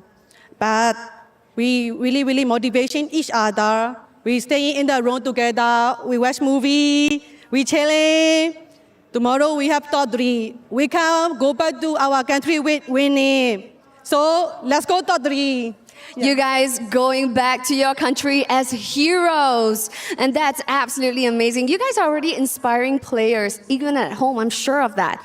Now, here's the sweet thing about MWI here at EWC is third place entitles you guys $500,000 US. Now, how are you going to spend your share? I want to travel with my parents together because I've been playing gaming always and I didn't give time to family. So I want to be with my parents and traveling with the prize pool. Yes, so off that $500,000 US, you guys get 50,000 in the third place. So that's really, really amazing. And now, looking for, what are your goals in the next coming MWI? Of course, we already first time and in here we already top 3. Next year, we will be comeback champion. Oh yes, there's nowhere but up. And of course, you guys have gotten tons of followers back home and of course new fans as well. Is there anything that you want to say firstly to your teammates and secondly to your fans back home? I love my teammates so bad because we've been together 2 years, 3 years. We changing so many organizations, but we always stick together. This 4 people is playing 2 years. Maybe we will change the organization, but we 4 years is always stick together. And we also, she is really, really, really good player also. Of course, communication is hard, but she trying to learn about the Myanmar English. We also learn about the English and Indonesia. So yeah, I love my teammates a lot. They are my family. I love them a lot. I brought all them also. And of course, in Burmese, are you able to say something to the fans who are currently watching you on broadcast? Yes. Can I speak with Myanmar language? Hello. မြန်မာနိုင်ငံနေပေါ့နော်စောင့်ကြည့်နေတဲ့လူတွေအကုန်လုံးကျေးဇူးတင်ပါတယ်။မနေ့ကပေါ့နော်မလုံနိုင်ကြတော့ကြောက်မို့ပေါ့နော်တောင်းပန်ပါတယ်။အခုတော့ညီမတို့ဒီနေ့မှာပေါ့နော်အကောင်းဆုံးစူးစမ်းခဲ့ပါတယ်။အကောင်းဆုံးနဲ့လုပ်ခဲ့ပါတယ်ပေါ့နော်။ညီမတို့ကိုအပိနေကြမြန်မာနိုင်ငံတနိုင်ငံလုံးကမိဘတွေရောတငယ်ချင်းတွေရောညီမတို့ရဲ့အကုန်လုံးပေါ့နော်ကျေးဇူးအများကြီးတင်ပါတယ်။နောက်ပွဲတွေမှာလည်းအခုတက်ကောင်းအများကြီးစူးစမ်းပေးသွားပါမယ်ရှင်။ကိုတော်တော်တွေမှာရောပေါ့နော် Instagram တွေမှာရောအများကြီးဆာလာပွဲလူအကုန်လုံးကိုကျေးဇူးတင်ပါတယ်။ Thank you for supporting us guys. Thank you. Ladies and gentlemen, this is Luna Lin right here from Terror Queens, putting Myanmar on the map right here at EWC MWI 2025, and it's back to the studio.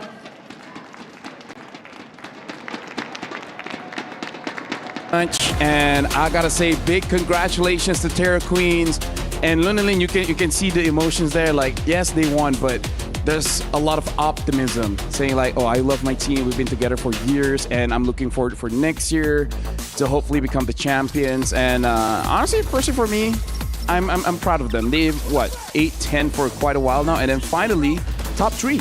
Yeah, we could see them actually gradually progress in the league and being tagged as a team that wants redemption prior to the start of the MWI 2025 and ending third place is already a statement for Myanmar.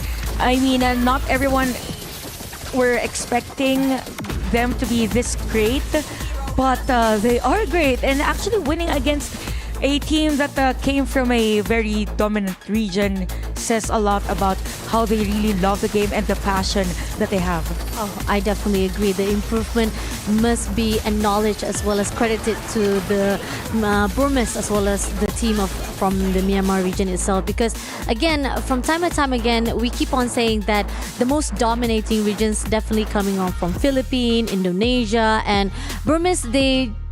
They have definitely had their fallouts in their own not only just for their region but they're also in the international level as well. But then coming in for the third place or even here right for the last match, it was really phenomenal how they are very consistently focus on whatever they do in their own gameplay. And I gotta say, winning $50,000, that has to feel good. You know, be like, guys, good news, bad news, third place, good news, $50,000. So I really hope that they build on what they've already got for this year, because I kind of feel like for every single matchup, it's just close. It's just small mistakes here and there, because we even heard in the interviews like, yeah, yesterday we made a lot of mistakes. We solved that, and it's very evident because them going up against Team Liquid, winning is one thing. 3-0, clean sweep. That's a statement, and that shows mentally where they're at. It's like, yes, we lost, but we're not going to let that drag us down. Yeah, I believe, since you've mentioned the word mentally, I just think that for this game, it was the Terror Queens that was mentally and emotionally prepared all throughout the game, because the game number 2 analysis was us telling TLPH to just calm down and slow things a bit. But for this game, Terror Queens, they know their power spikes, they know the winning conditions of their lineup. Even having Carmilla, their signature hero, all throughout MWI 2025 workout against hero composition that has Gatot, that could potentially be a counter. And it's all about control for Lunalin also at the middle lane.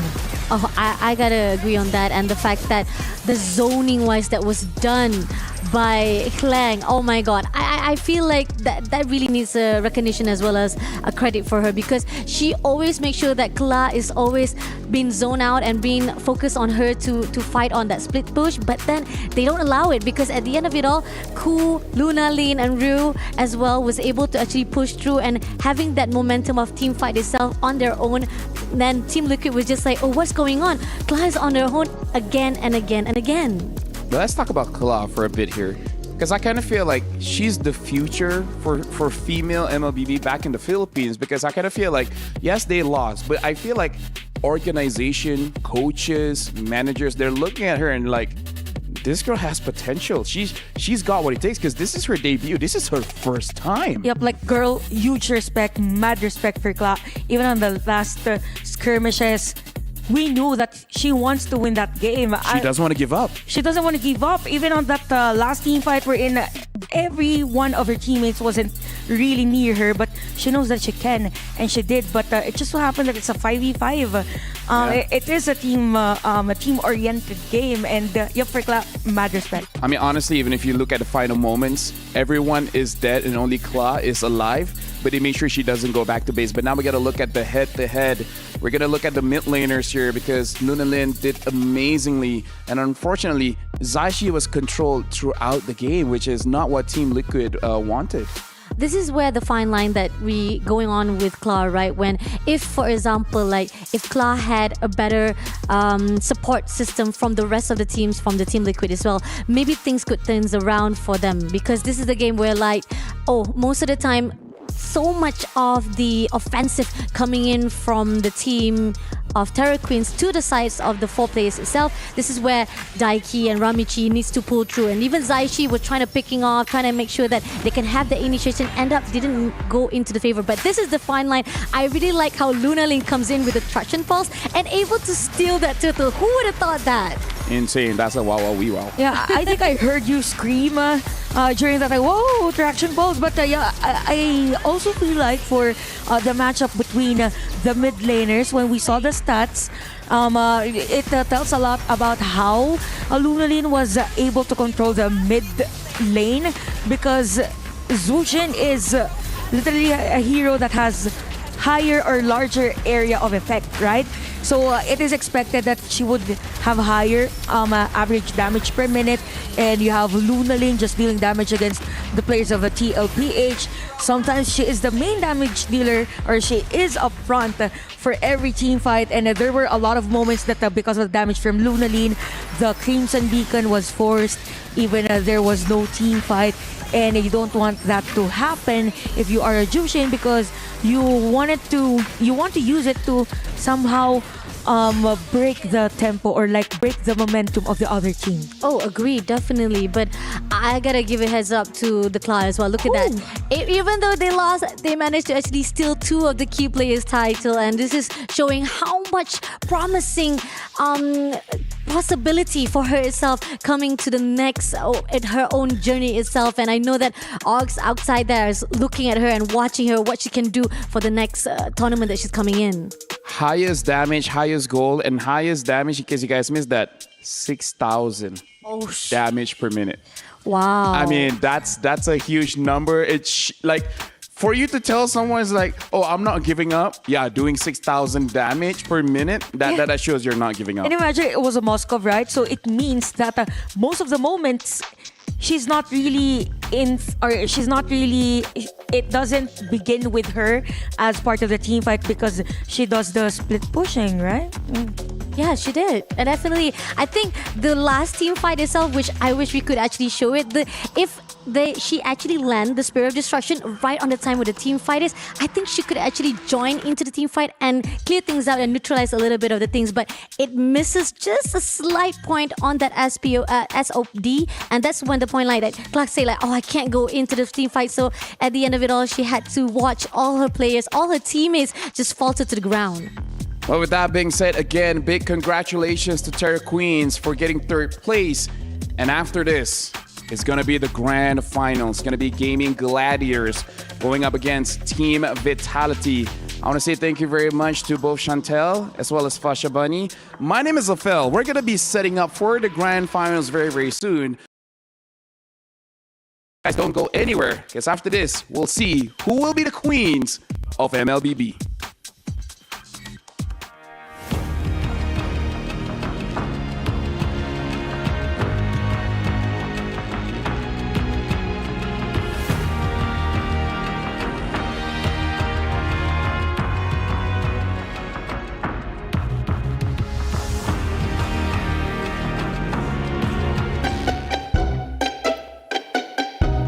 Hey, Naisu, a little birdie told me there's a place that we can play with the doggies. So I think it's about time we check them out. He's checking you out right now.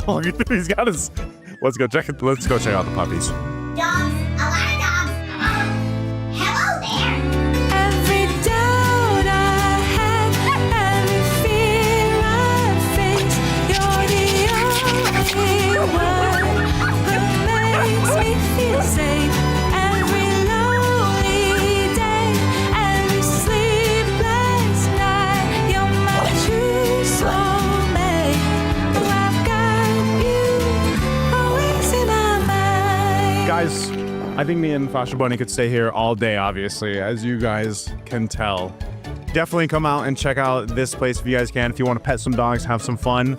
And I know we're going to stay here a little bit longer. So we'll see you soon.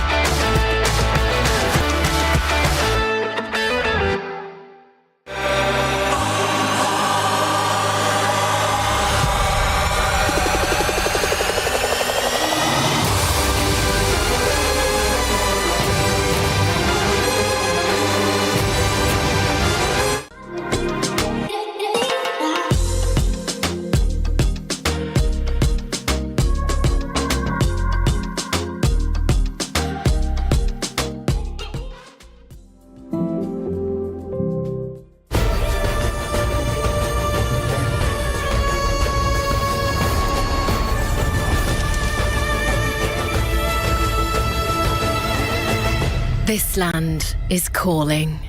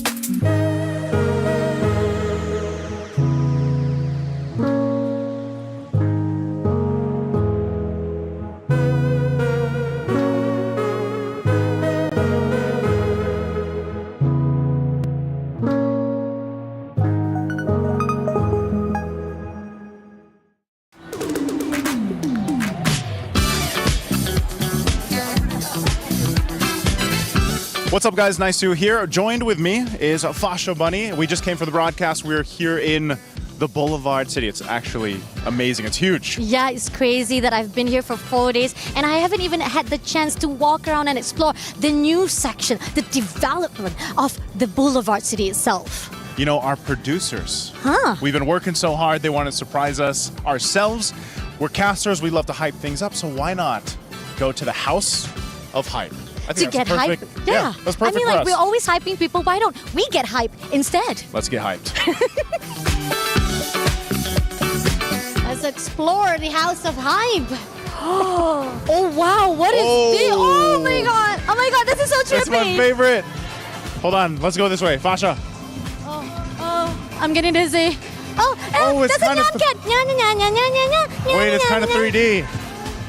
Oh my god. Oh, this is so cool. No wonder they call it the House of Hype.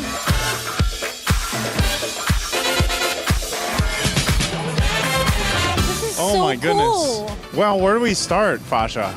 Oh my god. NFT. These are the NFTs. Didn't you know MLBB had an NFT thing as well? Like I said, They did. I mean, like, I'm even shocked. I mean, I'm already surprised from the first room. Oh my goodness. Oh my god. Oh, there's an echo. Oh. My goodness. Ladies and gentlemen, welcome. Oh, wow. Right? The echo is so good. Oh. Oh.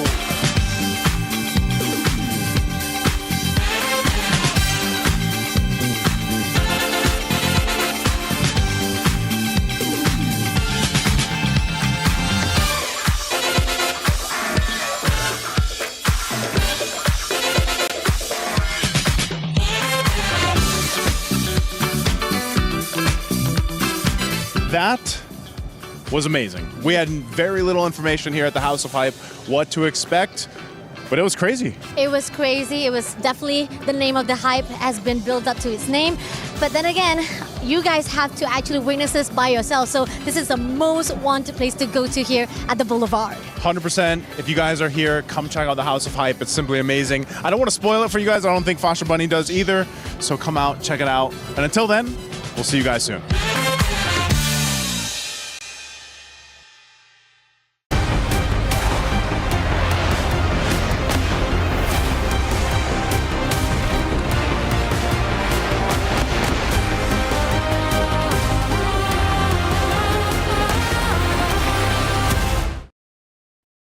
This isn't just a grand finals, this is a coronation as the Queens of Indonesia, long held as the greatest MLBB women's esports team of all time, will face off against the Dreamers from North America, the Queens of a region often overlooked, now one step away from defying the odds and destiny itself, Gaming Gladiators. I can't believe it, but we're finally here, just mere moments away from the grand finals of MWI at EWC. How did we even get here in the playoff journey, Eterna? Oh, okay. We're invited here already. Okay. So yes, it's been a wild ride. A lot of things that we expected, a lot of things that we really didn't expect. One of which was, okay, quite expected was the really clean journey from Team Vitality, even from the group stages up until the grand finals. But for GG, it has been a different kind of road. Sometimes, or some of the moments, they were actually called the Titan Slayers, the Navi Slayers even. But we just saw the match between Terror Queens and Team Liquid for our third place. So Terror Queens actually won against a team from a PH that is Team Liquid. Yeah, it's definitely a brand new era for women's MLBB, but despite the changing of the times, one thing still stands true. Team Vitality are in the grand finals of MWI. Hello, my name is Ranmar. I'll be the desk host for the grand finals. And of course, I have here with me Eterna. Yes, not Athena, Eterna. And Chantel. Still somehow getting that wrong.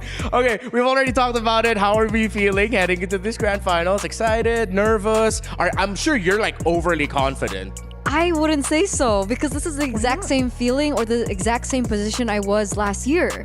I thought I was confident about Vitality winning it all, but then Smart Omega Empress from the Philippines came through, 3-0'd Vitality, and I just want to enjoy MLBB, I think, for today. I mean, for me, in all honesty, I just feel really hyped for today. A little electric because we saw some changes in terms of the draft from the previous match. Probably there will be changes also for this grand finals. Yeah, it stands true. Every MLBB Esports Grand Finals, especially major international events, always show up some incredibly unique picks in the grand finals. Lots of surprises and lots of unexpected events happening. But one thing expected of the Esports World Cup is actually one of my favorite things to watch now, considering that the hydraulic machine that we use for crushing keys is incredibly stronger this year. And keys don't just get crushed, they get absolutely snapped. So in just a moment, you're actually going to be witnessing the key crushing that we've missed out from multiple times all throughout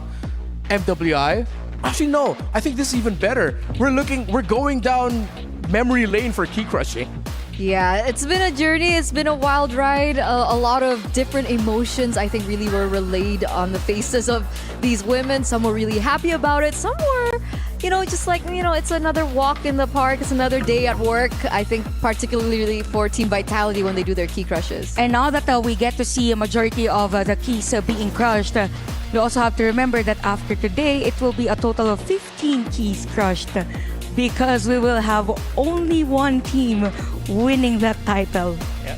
3 of those keys, if I'm not mistaken, will end up in the hands of the eventual champions because they will be able to select the keys of their opponents. It doesn't have to be teams that they face, just teams from the tournament, and then show it off, bring it back home and say, these are the teams that fell before us, and it's us becoming champions. And of course, the overarching narrative for the Esports World Cup for these two teams here in MWI is that both Gaming Gladiators and its Team Vitality are in the running for earning club championship points. Team Liquid was denied earlier today by Terror Queens, but Gaming and Vitality, especially where they are in the standings, I believe second in the is club. for Team Vitality. Yeah, it's looking good for them. Absolutely. They're very close to Team Falcons, who are at number 1 at the moment. I think the disparity of points is like, what, 250? Yeah, I think it was 100s. 250, because Team Falcons is currently sitting at 1,000 points and then 750 for Team Vitality. So them, if they win this game, then it would mean a lot for the club championship. That would put them at number 1. Put them at number 1, and most importantly, one of the prerequisites for becoming Club World Champions is to be a champion in at least one game title at the Esports World Cup. If Vitality wins here today, they are gonna be in the front running for becoming eventual Club World Cup champions. Now, of course, as we're still going through the journeys here, you're seeing Terror Queens, who beat Team Liquid just earlier today, crush their keys, and that was a incredibly surprising result. I know you were in the panel already earlier, so how did it feel at that moment? Well, since you're here, you had to work, you're Filipina, it hurts. I got to cry. I'm good. How are you? Speaking of I cried a lot during that Ramise video clip, but going back to that game, it was a little emotional, because again, we were the defending champions of the league, and having to see a team lose against a different team, of course, can get a little emotional, but it's part of the tournament. Sometimes you will win, sometimes you will lose, and looking at the faces of the players from TLPH, I think there's this feeling that they're still proud. I mean, they are proud because it's their first time to play in an international tournament. And now you're seeing here Ashley, the captain of Gaming Gladiators, of course, leading the charge for key crushing as well. I believe this is from 2 days ago or just yesterday.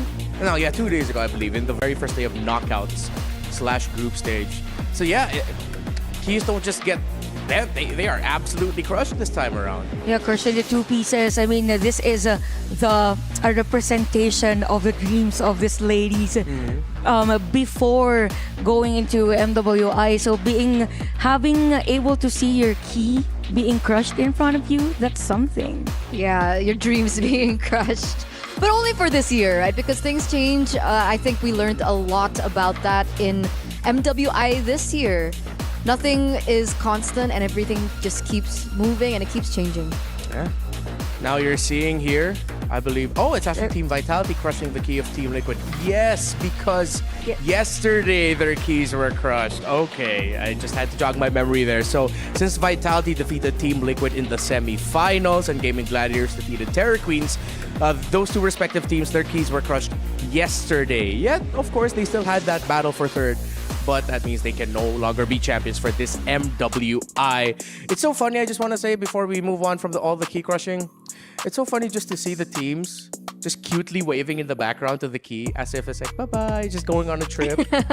Sometimes I also do this, like, sorry. Yeah, they're either like apologizing, waving. In the case of some teams, sometimes still continuing the taunts, but we love it here. And we love the energy that's being shown by the women of MLBB. But now we find ourselves at the cusp of another grand finals for MWI at the Esports World Cup. Vitality has returned to the grand finals yet again, while Gaming Gladiators, after finishing, if I'm not mistaken, it was around 7th to 8th. They were eliminated in the first round of knockouts last year. Now they're in contentionship for that championship trophy. This will be the 4th time that Vitality will make it to the grand finals, 3 of which they won it all. And they're coming in with, I think, huge confidence, right? There were a lot of interviews that were made with the girls from Vitality, and things are quite spicy. I don't know if we'll get a clip about that or we can discuss it now. What do you prefer? Yeah, I think a little bit later on, once we get to the storylines deeper. Now let's look at, before we talk about the storylines, at the statistics that is shared between these two teams so we can get a better understanding of the comparison, which I believe will be insanely skewed considering that, as Eterna mentioned earlier, Vitality has not lost a single game this MWI. And I think for Gaming Gladiators, they actually played 14 games in total all throughout MWI. So hence there is a little scatter in terms of the statistics that we have. But looking at the average kills, pretty much near towards each other. But I think the average turret that they destroy, okay, 1 point means a lot because for Team Vitality, they play really fast. I mean, they end games fast. So it means that there's a lot of control on all sides of the lane.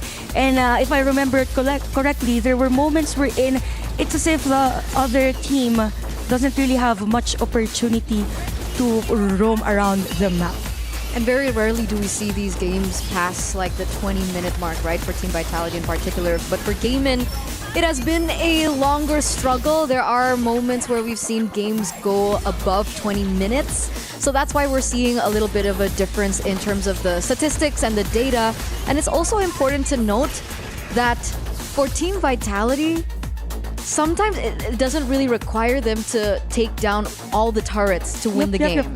Yeah, that's true. And also, at the same time, we also have to mention that for highest total kills actually for this league, Vitality is sitting at 6th. So it means that they're not really into skirmishes, they're not really into team fights, despite those explosive plays, but they know when to focus on macro and even micro. Yeah, but now we got to talk about Gaming Gladiators. If Vitality is a little bit more macro focused, even though they do get a good amount of kills as well, Gaming Gladiators, one of the best things or qualities about them in this MWI, I feel like, Eterna, is the fact that they've gotten so much better at team fighting. Yes, especially with Nicolette on her assassins.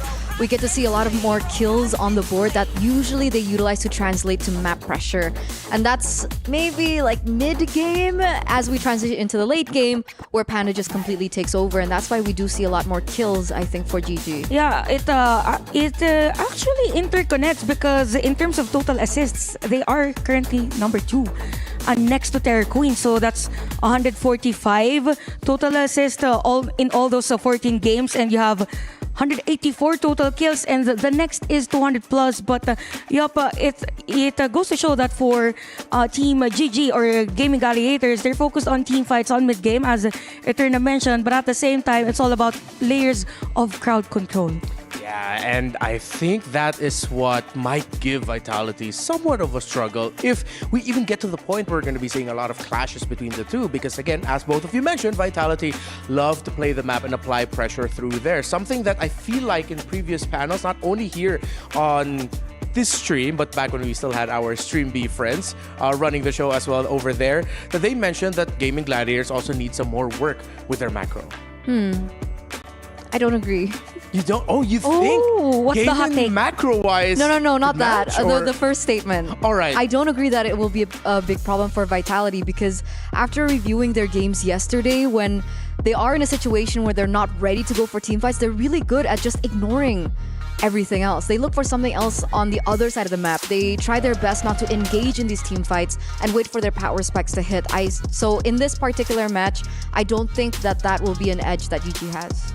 Because you think Gaming might not even have the opportunity to outfight Vitality because Vitality won't give it to them. Now that Eterna mentioned that, I think that might be something for Gaming Gladiators because they want crowd control, right? And even initiations. But how is it possible if Team Vitality doesn't give them the chance? Yeah, like how can you control a crowd that When isn't there's no even crowd. there when there's no crowd? So in the game, so now for Gaming, hopefully that is something we get to see them work on and maybe flex a little heading into the series against Vitality.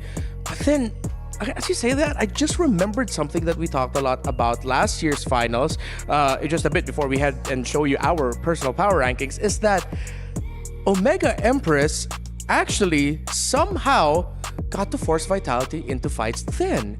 So let's see if we'll see history repeat itself for this year's grand finals. But now let's look at our Aramco power ranking so you know where the panel stands. I think there's going to be one This is really mine, very right? This clear time? choice. Okay, thank you. So Eterna with Because yesterday's Vitality. power rankings were wrong. It wasn't me who filled it. Yeah, to the point where the Team Vitality members messaged you. KCS was so mad at me. So yeah, Team Vitality. Okay, so very clear today, very Vitality coded for Eterna, but us, are we just here supporting our boy Midnight, our fellow Filipino Jewel? That's one thing, but at the same time, we love underdog story, right? That's true. Yeah, especially since we come from the region that just loves to tell the story of underdogs. Yeah, I think I love the Gaming Gladiators because of that, from now we started from the bottom, now we're here. Zero to hero potential storyline there for GG. Yeah, and I think that's what makes this story for Gaming Gladiators all the more interesting because it seems like compared to last year, even when I remember the beat of the community when Smart Omega Empress made it to the grand finals, a lot of people, especially Filipinos online, were also still worried that I think we might just end up getting swept. Vitality looks so good. But there's something different in the air about the community's perception about gaming. There's a lot more people also saying now that, hey, I think they have a shot, even though Vitality hasn't even dropped the game yet. How do you feel about that? Last year was a perfect example to show that sometimes gods still do bleed, right? Yeah. And so we are seeing a moment again for the community as a whole that they're not just, all right, just give the trophy over to Vitality, that there is still a fighting chance because technically throughout the story of GG, they've been going head to head with teams that people consider are a lot stronger than them. And yet they still made it to this point amongst all odds. Yeah, they have continued to defy odds, and the big question hangs, will they defy the biggest odds of them all? So let's hear it with Rose and Arya from Gaming Gladiators to know more about how they're feeling heading into today. Hey guys, welcome back to Reporter Hits. This is Rose streaming to you the last day of MWI Finals. And with me here today, we have the one and only Arya from Gaming Gladiators. First of all, Arya, how are you doing today? Hi, I'm doing great.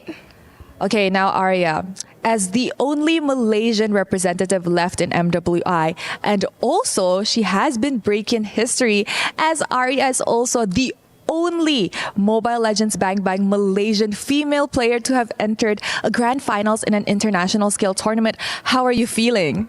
I'm feeling great because not everyone can be in my place right now. So yeah, I'm confident. She's confident. Are you proud of yourself? Of course. We are all very proud of you too. And I see that your family has flown in to show their support as well, which is honestly incredibly cute. However, Arya, back at home, back in Malaysia, clips of you have been going viral because people are wondering, why were you so happy when you crushed Navi MY's key? I think in the heat of the moment, since we are winning and it is a single elimination, I was excited. That is why I was smiling. Oh, that was why you were smiling. Yeah. Nothing else. No. Okay, now if you guys were to win Vitality today, you will also have the honor of crushing their key. In your opinion, which one will make you happier? Crushing Navi MY's key or crushing Vitality's key? Of course, Vitality, because they are the OG, so crushing their key will make us very proud. Yeah, that will technically mean you guys are the best if you guys get to beat the best, right? Okay, one last question. If you guys were to win MWI this year, you guys will have the honor of picking 3 keys from the opponents you guys have went up against. Who are the 3 keys that you want? For the 3 keys, I think it will be Vitality, Navi PH, and also Terror Queens. And there you guys have it from the one and only Aria. Thank you so much and good luck for your grand finale match. And with that, let us right back to the panel. All right, so that was Arya from Gaming Gladiators. And yes, you heard that right. Her entire family flew all the way out here to Riyadh to the Esports World Cup to support her and to potentially even see her become a women's world champion. Chantel, you were here, or you've heard the stories then with MWI. How does it feel, especially since considering that for Omega Empress last year, they've been very vocal about how it sort of felt like home ground because there were a lot of Filipinos on board. So how does it mean, with all the experience you've had talking to players, that their family is here? In all honesty, I'm really proud to get to see family supporting, friends flying out of their respective countries just to give their support. Because again, being a woman in an esports title or an event like this is really hard because not everyone is really open with the idea of having female pro players. And yeah, that's about it. I'm just proud and happy to be here because it has been a long battle cry that diversion and inclusivity rather in terms of the competitive scene. But now it's time for us to talk with someone from Team Vitality that we have not often heard from this MWI, but someone who has had an amazing and tremendous impact on the team. It's Coach Casius. Hey guys, welcome back to Reporter Hits. This is Rose bringing you all the live action for the last day of MWI. And with me here, we have Coach Casius from Team Vitality. Hello, Coach. How are you doing? Yeah, I'm fine. Okay, now Coach, we know that you guys have been a title contender this year and everybody expected Team Vitality to go to the grand finals. However, your opponents, Gaming Gladiators, they're considered the underdogs. What do you think about them? Actually, I thought the gaming was like position 3 or 4 even in the group. And as unexpected things happen and they're like qualified for the playoff and then they are here right now in the grand finals. So it's like an unexpected enemy for us. Do you think they're good? Yeah, they are good enough, especially for the micro. But I think we win by the experience for them. Yes, Vitality definitely have the experience advantage up against GG. Now, Vitality has been in 4 MWI grand finals, and you guys won 3 of them, right? Now, how different... Oh, no. 2 of them, sorry. And how different is this grand finals for you guys? Actually, this is my first grand final with them. So the difference is come from me, maybe, from the coach, and also from the enemy, because they used to play against what we call Omega or Navi PH right now, yeah. But in this year, we fought different enemies, and yeah, very unexpected, very unexpected. The shift in region, right? Usually it's a PHID grand finale, but this time around it's a IDNA grand finale. Now, Coach, before I let you go and get ready for the grand finals match, give us a score prediction of grand finals. 4-0 for sure. Ooh, 4-0 for the side of Vitality. Thank you so much, Coach. Good luck on your match. And with that, let us throw it back to the panel. Again, that was Coach Casius of Team Vitality, someone who is...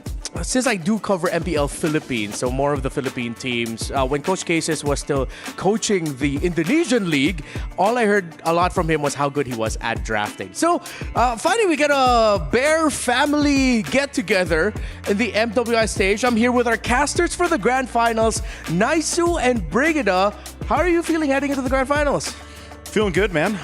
It's been plenty of days of just action-packed. I think there's been, we've talked a lot about the upsets going on.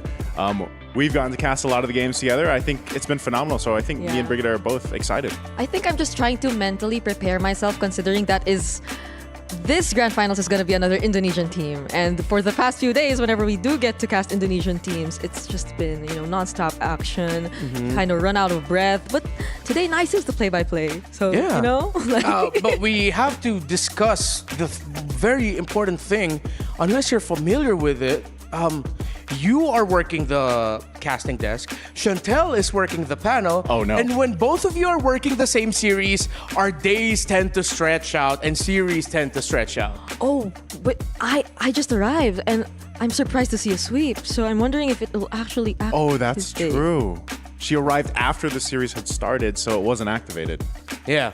So I think, if we go to Game 7 earlier, y'all know who blame, or at least thank. And Chantel, and of course, the teams as well for giving us a Game 7. Now, going from out of the esports realm, we'll go to in-game, into our clients. There's a special event going on right now in the MLBB game. It's our All-Star 2025 Dino Planet. The battlefield in-game has changed. There's new interactions with some specific pieces in the map. And outside of that, you can also play some different mini games in the Dino Planet event page. You look really excited about this, Brigitte. Do you have a favorite with a game in there? No, I just wanted to share that it kind of gets impatient when you roll them one by one. That's true. So I think it's best if you at least do it in fives. There's an option to do it in fives, and that for me is the fastest way to do it. Yeah. So check out the event in the in-game client of Mobile Legends Bang Bang. But now we gotta head back into the esports realm here. Let's hear a little bit more about Gaming Gladiators. I think it's pretty obvious that in the beginning we were struggling a little bit to climb out of groups, and then after we made it out of groups, after we beat both Navis in the same day, we were kind of just thinking, we're actually pretty good.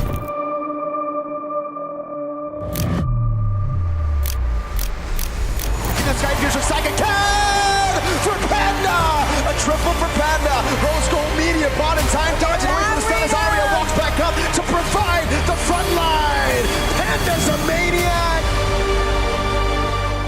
I know we were the first North American team to ever make it this far, but to even think a non-Asian team is a huge achievement. I knew we were capable of getting here, and I'm very proud of my team. It's the fact that we all have the same goal in mind, and now you guys have to worry about North America.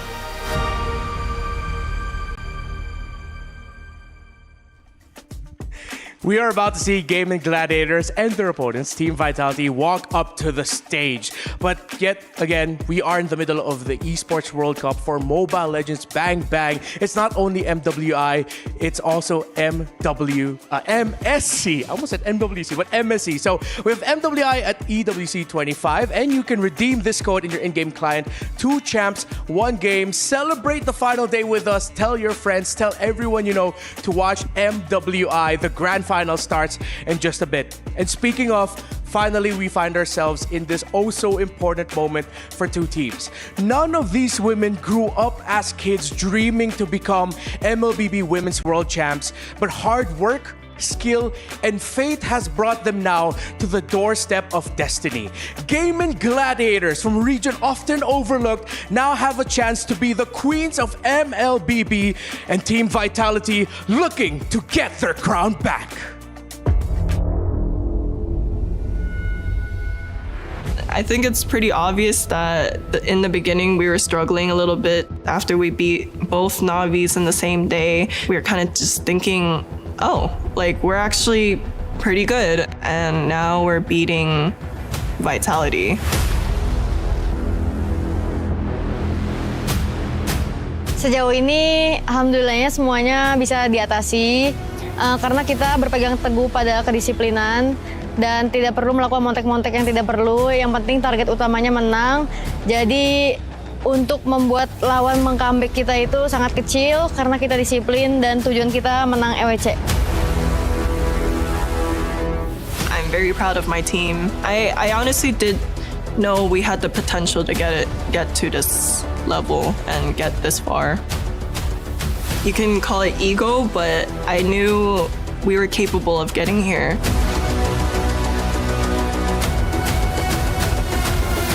Kita harus tetap tenang. Dan tapi untuk mental, aku sangat pede dan sangat siap melawan tim manapun. See you in your dreams, Vivian.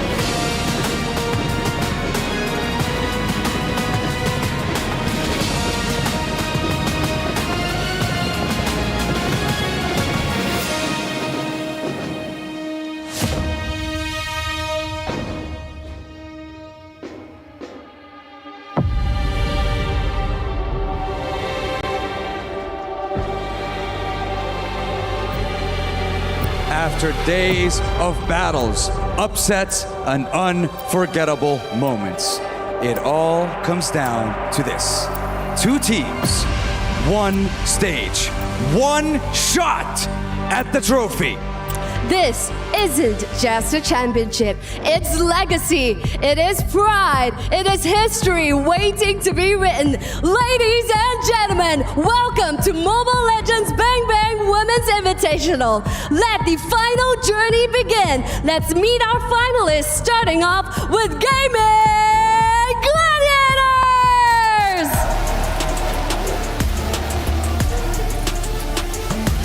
From the grueling grind, they've guaranteed their greatness, clutching grand victories and gathering glorious triumphs. Now, these galvanized giants are here to grasp the ultimate gold. They enter the grand finals, setting up a historic feat of being the first NA team of making it to the grand finals. And their opponents, it is none other than the bees from the hive. It's Team Vitality! They stood at the top before, under pressure, under fire, under the brightest lights. But now they bring violence, they bring volume, and they thrive under vicious pressure. They've been tested and tried, but now they are ready to take it all. V is for valor, V is for victory, V is for vitality!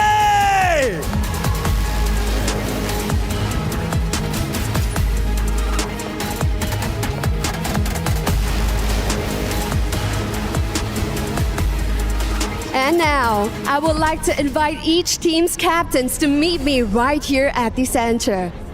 From Gaming Gladiators, Ashley, and from Team Vitality. And now, I would like to ask, and of course, stakes are high as ever. On one hand, we have Gaming Gladiators looking to prove their worth, putting NA over on the map. And on one side, Team Vitality is going to fight tooth and nail to reclaim their former glory. Do you have anything you would like to say to your opponents? Good luck, guys. Let's give it our all, and we'll find out who the real mother of tanks is today. Any response to Gaming Gladiators? Let's see how the game goes. And there we have it from our two teams. Ladies and gentlemen, let the grand finals begin. All troops deployed. Our contenders have taken up the stage. Let's start things off with Team Vitality. Overall tournament favorites so far, undefeated still. Undefeated still, and they have gone undefeated in many of their past tournaments here at MWI. 2022, they only dropped one single game. 2023 was 100% game rate, and they're looking to replicate that same success this year. And of course, their opponents from North America, it's Gaming Gladiators. You know, for Gaming Gladiators, I really like the attitude here for Ashley, just leading the team. I mean, she is called the mother of gaming. So with the leadership that they had, or that she has, I think they can against the mother of all tanks. Of course, we didn't get the face-off between Ashley and Vivian that we were looking for. But of course, Team Vitality represented by their team captain, Chinny. And I feel like what we saw from Chinny, the energy she exuded was, it felt like watching Ashley, this is our first grand finals and a major international stage. We're giving it all. We got to show who we are, you know? Yeah. But then Chinny was just there like, we've been here so many times. I could do this all day. Let's just show it in the game. Unbothered. Yeah, unbothered was Yes. Chinny. Even with the poker face, even before they were asked by Charlie, she was like just like this. And it's already the aura here for Chinny and the rest of players. So, on the road to becoming limitless, Team Vitality has had their ups and downs. Mostly ups, but some of their downs were incredibly heartbreaking. So, let's learn more about the history of Team Vitality and how they got to where they are now.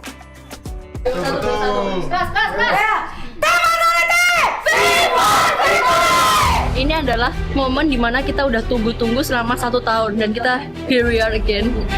Finally, Indonesia have won the golden road who can complete in the MLBB set. We got M1, M2, M3, no, 3, 4, 5 does not matter because we are going to be limitless in the Women's League. Team Vitality. Kita doakan, kita berikan support agar mereka mendapatkan golden road-nya karena golden road kali ini akan mencapai limitless. Oke, tetap merunduk dan fokus dan ambil juaranya. Vitality, yes!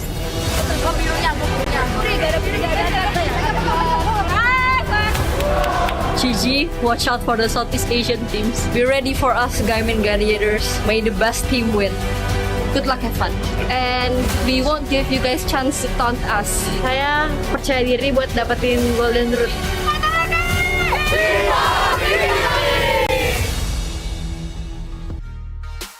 The storyline for the team that everyone thought would win it all last year, now they have a chance yet again. They've said it. They've been waiting 1 year for this whole moment. Aspiring Queens from Team Vitality now won a series win away, 4 game wins away from the MWI trophy. They won a lot on the way here. Yes, they did. They saw the mistakes that they made yesterday, and I think it really woke them up, right? They were undefeated for so long in the women's MLBB, I would say, what is it called? Professional stage. There you go. Professional stage. But as soon as they lost last year, I think they really did take it hard. A lot of tears were there. A lot of arguments were made. A little bit of like a backstage story there coming in from this team. So I think everything that they made as a mistake last year, we will not be seeing today. And if ever they win this MWI 2025, it is their own version of Golden Road into becoming limitless. Because even after that loss from last year, they've been winning all the tournaments. So we never saw them like falter because of their losses, but it's just them coping up and adjusting, and they just keep on moving forward. Yeah, you can't deny the greatness of Team Vitality, and as to why heading into this tournament, heading into this grand finals, they've been consistently the favorites, still undefeated. If Gaming can start things off with a win right away, that already breaks one streak. What more can they do? Welcome to the draft of game number 1. Yisun Shin and Uranus still just taking away some of the best picks in the meta, while Vitality have already shown they have their eyes set on making sure that Ashley cannot roam as comfortably as she can. And to be fair, for Team Vitality, specifically for Vivian, she only used 3 heroes so far. So it's Badang, Arlot, and Akai. So if you compare it to Ashley's hero, it's more revealed to Team Vitality. So hence the bans on her usual heroes. But I was also thinking if for Gaming Gladiators, are they to prioritize this time around the Badang, because it was 6 games in total for Vivian with 100% win rate. That's definitely something that we are considering.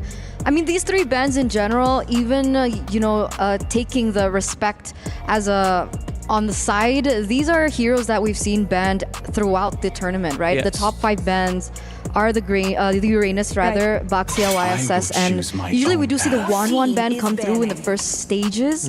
But obviously there are going to be some differences here as the respect bans do come through, with the Arlet being taken out here by GG. I feel like now, though, this sets up a potential Badang first 2 picks on the side of Team Vitality, considering that we've listed down some of the best heroes played by Vivian. And of course, we know that Ashley has proven herself to be a prolific Badang player as well with their matches yesterday in the semi-finals. So for the last ban here of Team Vitality, will it still be Roam coded, or are they going to go for maybe a Nicolette ban? Actually, they could actually go for a Nicolette ban, because probably a Lancelot, even a YSS could be. YSS have been Maybe a banned. Hayabusa. Oh wait, no. Oh, they are the ones to actually take out Badang in this drafting. So the Kimi is open, just not sure if it's gonna be picked here by Gaming Gladiators. So other options, Uranus isn't there. Baxia is open. I'm just not sure if they really prioritize on that. Yeah, what could be backshot. For MWI, we've seen a lot of, there you go, CC first pick. Oh, right. Very interesting, but considering that the CC does do well in a lot of EXP lane matchups, we do see the CC being heavily prioritized. And considering with the way that, GG plays, Arya has picked the CC up, and technically it's still sitting at 100% win rate, 3 times picked.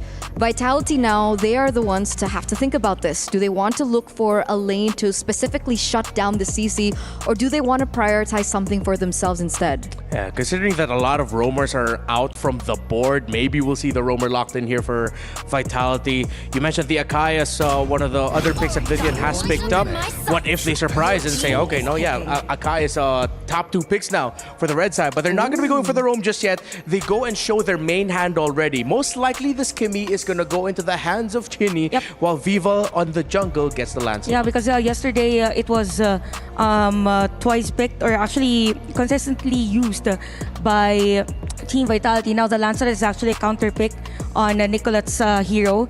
So for Gaming Gladiators now, if we look at their tendencies, they could actually get Zetian on their hero, just for the sake of having that control.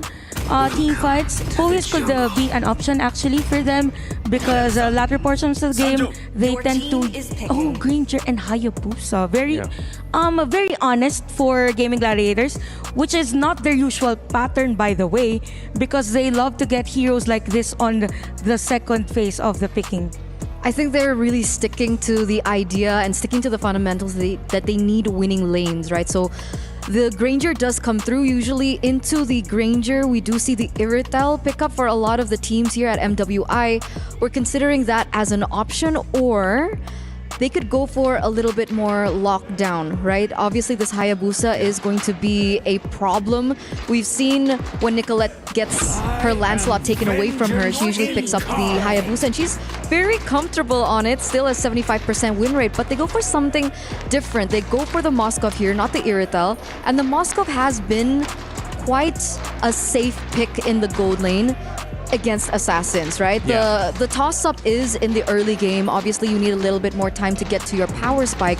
But considering how the women have been playing these late game heroes, very early rotations, that scaling should happen earlier than later. And also, I think there's also a respect for Team Vitality because they know that for Gaming Gladiators, they have this tendency to actually stretch the game.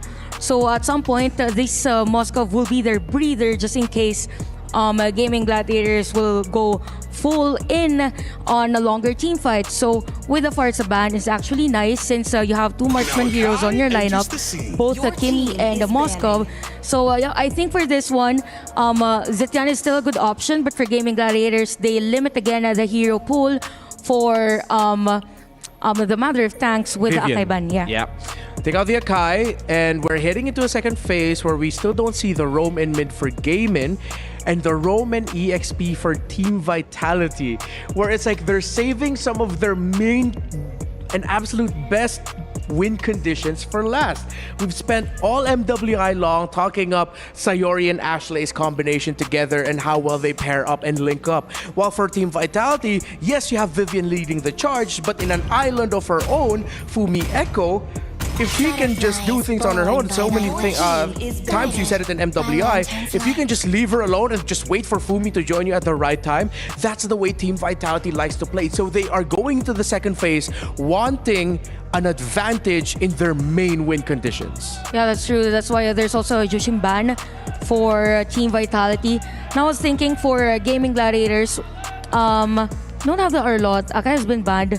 So they might want to force a different hero. I'm not sure if they are to ban Kalea on this match or for this draft because it is actually a good option for Team Vitality also.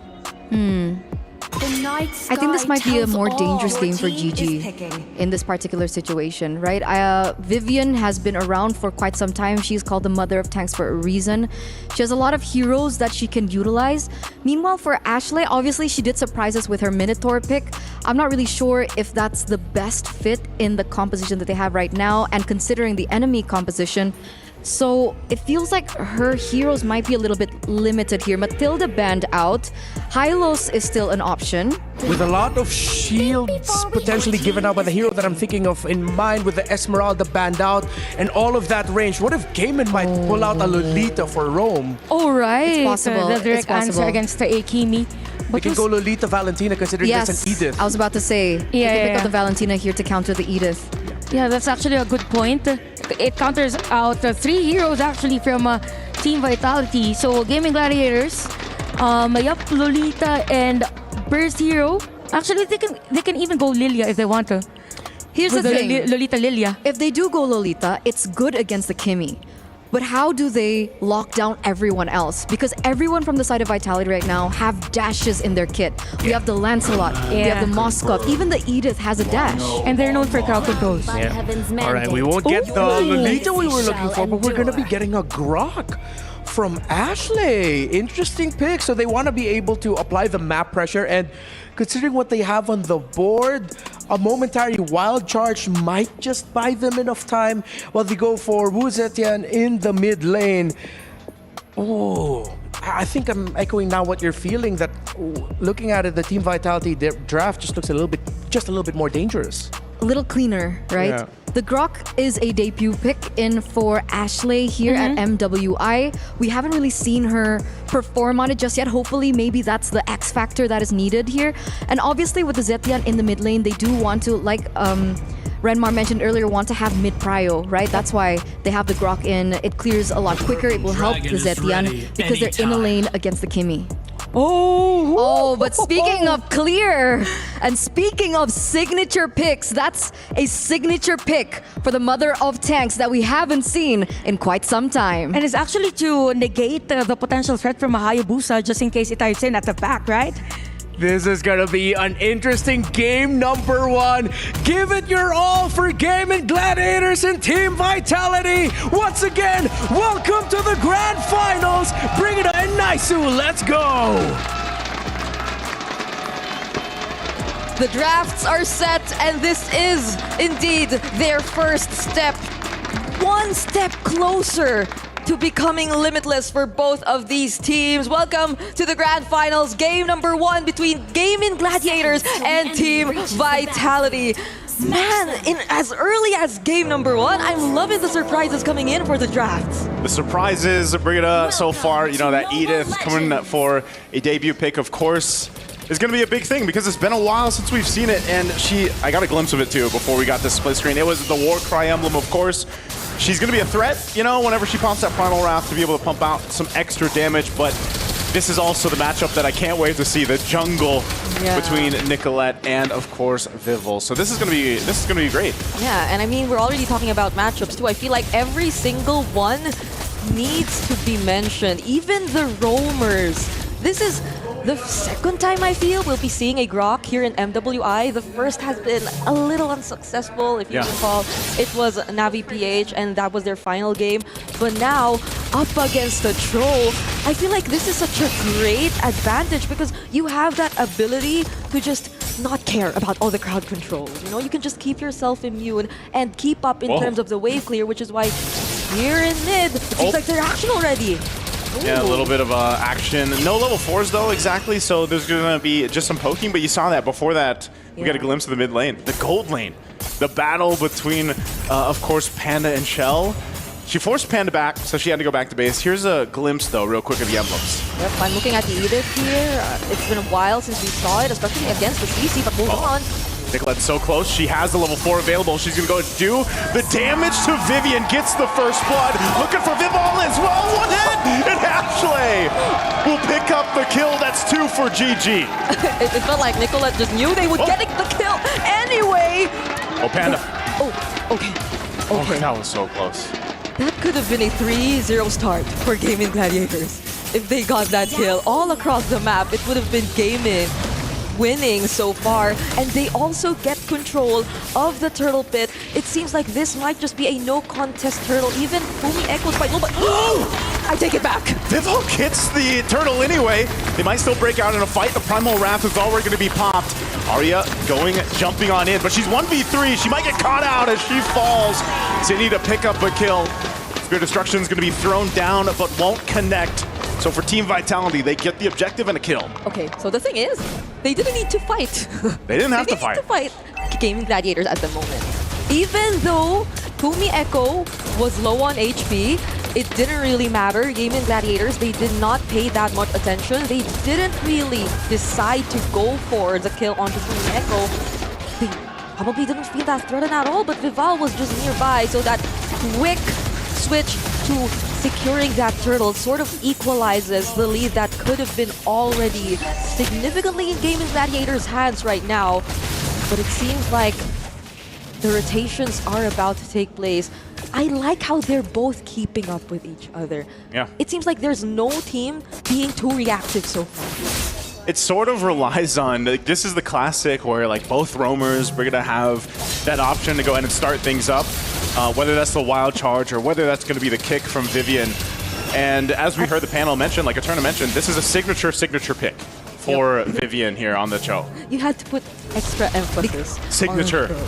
I mean, I don't think we've seen much of this Tro in this entire tournament as well. But given the amount of, I'd say, babysitting, not even, they're just really keeping an eye out on Panda to ensure that there won't be any successful attempts from Team Vitality, because Vivian, they're the ones who can just really do all these flicker way of the dragons onto their targets, onto those gold laners here for Gaming Gladiators. But so far, they've been keeping this very quiet so far.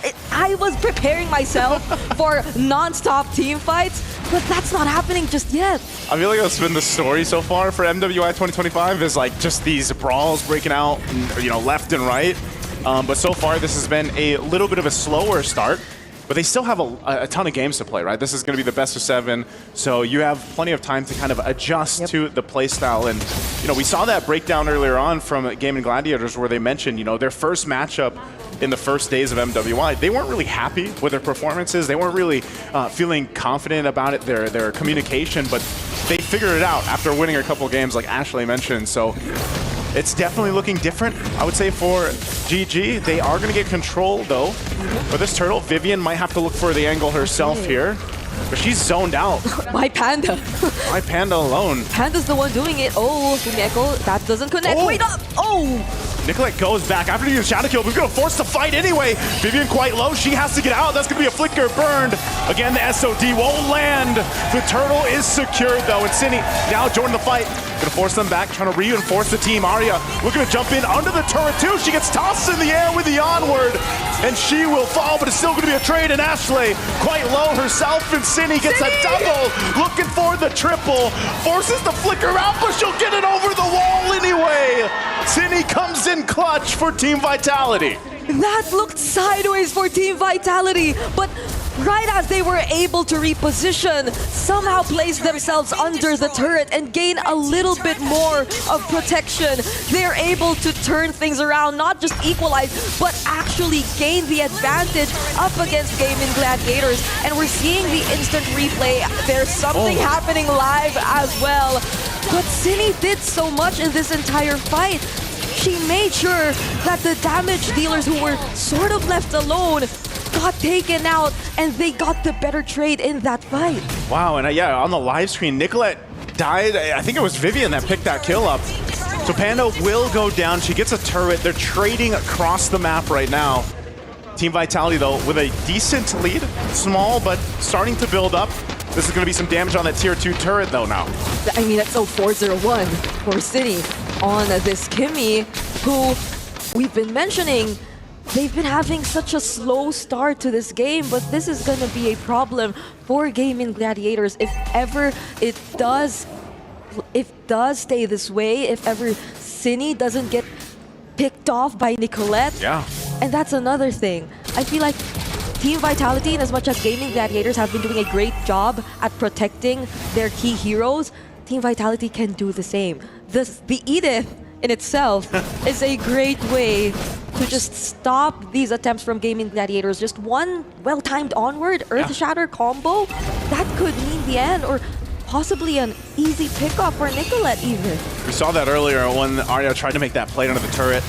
They're going to have to respect that Edith. But meanwhile, 1v1, Nicolette going for a shell. Might be able to get a solo kill for her, but Flicker burn. And meanwhile, in the mid lane, they're going to force Panda back. She's in trouble. Spear Destruction will land, but she's not going to follow through. She finally does to join the team. Ashley, though, will go in with Wild Charge on Shell. Shell's in trouble. They're going to be trading the gold laners 1-for-1 so far. Make it more. Fumi Echo jumps on in with a flicker. She goes in, pops the Primal Wrath, though. The sun is there on Arya. They're going to have to disengage. So much expended here. Meanwhile, Vival still up, trying to take the purple buff. And that she will. All in time for the Lord to be up. Those were all for a 1-for-1 trade, by the way, between Panda 1 as well as Chell. So the gold laners went down, but that was such a well-timed wall placement here by Ashley. If it weren't for that, I don't think it was a huge miscalculation from Chell even. She just went in with the SOD when she knew that the other members of Gaming Gladiators were already trying to walk away, and she was trying to join in her, or regroup with her teammates in that disengage, but that wall just stopped her from doing so. So now we're looking at the in-game equipment so far. The lead isn't that different. I'd say the most... It's very close. It's in the hands of Cine. Like, that's the most we're seeing in terms of difference. And that's a 5-0-1 with the Sky Piercer. Still very close. This fight for this Lord is going to be not anyone's sure win, but they're going to initiate the fight anyway. Nicolette on the backside. She will find Cine! So she shuts down Cine. Still GG all alive. Vivian has to flicker out. Under the turret she goes. Vival to follow, and GG. This is a clear sign to start up the Lord. Can Team Vitality do anything to stop him? I don't think so, but the push down bot from Shell. She'll go for the base turret. Vivian trying to be a distraction. Shell, somebody has to deal with Shell, the minion. She's with them. Meanwhile, the base is going to be worked on. She's working on the base, and Arya's there. They have to clear out the minion, but she'll take it in her own hands, and they take game 1 for Team Vitality. No one would have expected that game to end in that moment. I was so certain that things would still happen after the Lord fight. They would have been able to somehow defend, but there was a different call for Gaming. I feel like they had their attention split all over the place. You had to worry about the potential Lord Steal from Vivian, which happened, and the split push. There's so much that took place. We need to hear what our panelists have to say. And the experience of Team Vitality shines through just when we thought Gaming Gladiators have found the turnaround to maintain momentum for potentially the next 3 to 5 minutes of the game. Team Vitality with a split push, and it seems like, looking at it from outside the box, that Gaming Gladiators had a breakdown of miscommunication. This was a glaring thing that we saw from GG a couple of times in yesterday and the day before that. I forgot which match it was in particular, but that was one of the main things that I wanted to highlight about GG. Housekeeping. When they go for these neutral objective takes, they need to make sure that the lanes are cleared and that they're pushing in favor of them, because mistakes like this do happen. But yesterday, nobody was able to capitalize over it, but a team like Team Vitality will look for these openings and these windows, and they will take advantage of it. Now it makes perfect sense as to why they got the Moscow for Team Vitality, because again, for GG, they're known to be heavy on team fights. So just by looking at it, they knew that Shell could potentially actually end the game, and just the players of Team Vitality, they stayed on that area, and even forced longer team fights. For Gaming Gladiators, hence that space for the split push. And I think there was a bit of a miscommunication, because it was kind of delayed as to when the players from GG was to defend the base. Yeah, and with that game ending at 9 minutes and 36 seconds, I believe that re-breaks the record set again by Navi? Or they're both at... I think they're both at 9:36. All right, so just a second shy of achieving their goal of breaking the record set by Navi PH. But yeah, it looked like there at the end, the members of Gaming Gladiator seems to have overheated a bit, because there was a split moment where actually Sayori, the one furthest in the formation, could have gone back and recalled and then helped clear the minion waves. It seems like they also relied on the burst of the holy shields. That's it. But it just wasn't enough to take down the minions that Shell had. They underestimated, I think, the damage output that the Moskov can have in terms of siege, in terms of the wave clear, in terms of, shutting down the turrets as well. So all in all, I do feel, as a general thing to look at, GG did really well. Right? They understood their winning conditions. They were able to get a lead onto Panda. I think Nicolette was really groundbreaking, because she was able to shut down Cine after she was able to get that triple kill that was traded in for the turtle take that Nicolette also got the retribution for. It's just these small mistakes, and I don't think that GG will make the same mistake again in game number 2. Yeah, that's true. And to add actually on the aggression of Team Vitality, or the way they played the game, I think for Cine here, she had the edge over Sayori, because of they both had the Mystery Shop or the Magic Shop on their emblems, but at the same time she had this 1 point something lead as compared to the Setyan. So it means at least one item. She has one more item against Sayori here, hence more damage against Gaming Gladiators. And I gotta say, it shows in this damage dealt as compared to the other players of Gaming, and somehow for Team Vitality, because of that continuous pressure from the mid laners and even crowd controls from Vivian and the rest, there was a lot of space for Shell to actually just be on the lane, just stay on the lane, break those turrets, and it all goes back to them prioritizing the macro aspect of the game. Yeah. And there was something that when we were watching the games of Team Vitality together last night, that it seems like Vitality will always find a way to play the game and have a lineup that's strong as a 4-man team fight, while at least one member is just handling the rest of the map. And with having an Edith, even the Kimmy in the mid lane, which is sort of like having a gold laner with you at all times, they were just free to push with that Moskov. That helped balance things out, because if we're looking at the side lane control, it didn't feel like Shell was winning. I mean, technically she was on a Moskov. There were moments where it was like a 50-50 trade, but all in all, it felt like Panda on the Granger, with the initial damage that the Granger can offer in his kit, won the lane, quote unquote. And even in the EXP lane, we saw that Fumi was a little bit struggling on the Edith against the CC. So they were counting on the fact that they had the mid lane control, and that's how they stayed put. Because the side lane control definitely wasn't in their favor. So let's see if Gaming Gladiators will be able to correct a little bit of their macro decision-making calls. I think, solidify though, they are damn good at fighting. Yes. They know what they're doing in terms of the team fights, the push and pull. They fell down to Cine, but then they were able to find a way to come back. Here's another bit of shocking news for you from the STC Arena. Faker and T1 has just been eliminated. They lost their game. They were swept 2-0. They lost to AG, and they are eliminated from their run of the tournament here in the Esports World Cup. So T1 will have their eyes set at getting points through other titles because they've already lost their main chance here. Again, falling to AG, AL. They defeat the best team in the world so far.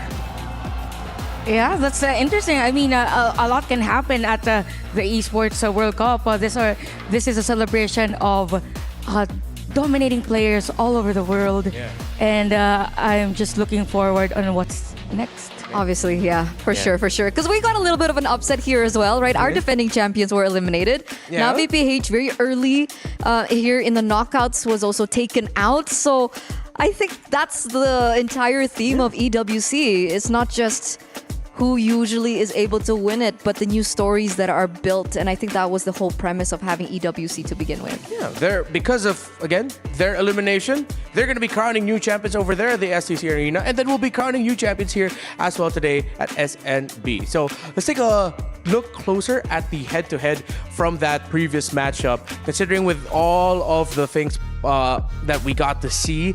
Again, we have to go back to the mid lane here. The difference between the Zetian and the Kimi. The fact that one is more utility and one is more carry in the hands of the captain of Team Vitality. Yeah, that's true. And we could see that for Gaming Gladiators, definitely average kill participation for Sarah is going to be 100% because she is the center of the team fight. Now for Cine side, I kind of feel like that it was very effective for them since it's more on the DPS. You have a tank on Gaming Gladiators side that can, yes, sustain all the damage, but at the same time, the continuous damage isn't really that sustainable for a Grok. If ever, it is on a longer moment in a skirmish. So it all boils down also on how they play, because if we look at the overall statistics, not just for this match, most of the time Sayori isn't really fast in terms of having those golds. I mean, she's currently at 12 as compared to Cine that is at level, who is higher than her. So there's a 200 difference most of the time in terms of the average. So having high DPS hero for Cine is really great for Team Vitality versus a hero for Sayori that is more on AoE. That makes sense. In an era where magic defense items aren't as great, having a mid laner that deals damage will give you a lot more leeway to hold control over the early game, and I think that's what we saw. And luckily enough for Cine, her on the Kimi allowed her to weave in and weave out of these team fights a lot. The DPS was there, and that final push that she was able to get that final triple kill on as well, flickered in very aggressively. It also reflects how aggressive Cine can be as a mid laner. So now it really looks like Gaming Gladiators have another problem they have to sort out. The Kimi in the mid lane, that option. Because it seems like with getting the Kimi, yes, you sort of don't have to face off against the total map control pressure that, say, like a pick like Farsa brings to the table. But then now you have to worry about Team Vitality readjusting their strategy, where instead of playing to support the side lanes, most importantly Shell, they left Shell to her own devices, told Fumi Echo, all right, Fumi, you're gonna have to join us as a tank. I know this isn't usually our comfort, but don't worry, we have the Kimi in the mid lane. And Fumi's probably like, okay, coach, sure, why not? And then they were able to get the win. So we've talked about a lot of players here, but of course the highlights heading into this series is of course the matchup between the mother of gaming versus the mother of tanks, Ashley versus Vivian, where in game number 1, where we saw the Grok in the hands of Ashley, a debut pick for her, but then Vivian suddenly showed up and surprised with a Cho pickup, able to get her signature. I really like the difference in terms of the statistics for both players, because if you look at the number of games played, definitely Ashley has a lot more compared to Vivian's, but the KDA is very near. So it means that for Ashley, they are really teamfight centric as a team. While as for Vivian's side or for Team Vitality, I mean, the side lanes are being covered, but at the same time, they put pressure on the junglers, like their mid tier is there. So whenever there is an opportunity for Gaming Gladiators to initiate, then you have the answer for Team Vitality. Okay, let's not go for a team fight. Let's focus on the side lanes, and it just kept happening on that game number 1. That, and also the fact that I feel like GG rely more heavily onto Ashley to make these really big plays. That's why in the percent KP we saw that Ashley was around like 70%, 77%, and it was a lot higher compared to Vivian, the mother of tanks, who was at 66%, because her role isn't just necessarily to look for opportunities, but she is also the information giver, and she does a lot to zone out the enemy away. And that role of setting things up can also be given over to Fumi Echo depending on how the drafts begin. Speaking of, the draft for the second game has begun. Gatakaja still getting prio banned here by Team Vitality. Now, considering that they're on the blue side, they also ban out the 1-1. Interesting. Have we seen Panda play 1-1 this MWI? No. No, not yet, right? It's usually mostly Granger, Irithel, if I'm not mistaken. Panda, Irithel, Granger, Bruno, Carry. Irithel, Bruno, 0% win rate. Granger, 75% win rate. Yeah. Oh. Carry, 100% win rate. All right, so the Vitality, it seems like a preemptive ban. Maybe they know something that we don't, or just trying to play it for safety. Or they're trying to tell Gaming Gladiators, we're going to be playing a slower front-to-back kind of play style that might see maybe I don't know, a tank fighter in the jungle? Yeah, probably because Baxter was opened game number 1. So yeah, that's a safer route, I think, just to be sure, because we are expecting probably longer team fights for both teams. So Yopon1 has been banned. Uranus is the answer for Gaming Gladiators. I'm just not sure if they are to ban like the Setian on this game, but so far for Gaming, I think they should be wary of the Kimmy.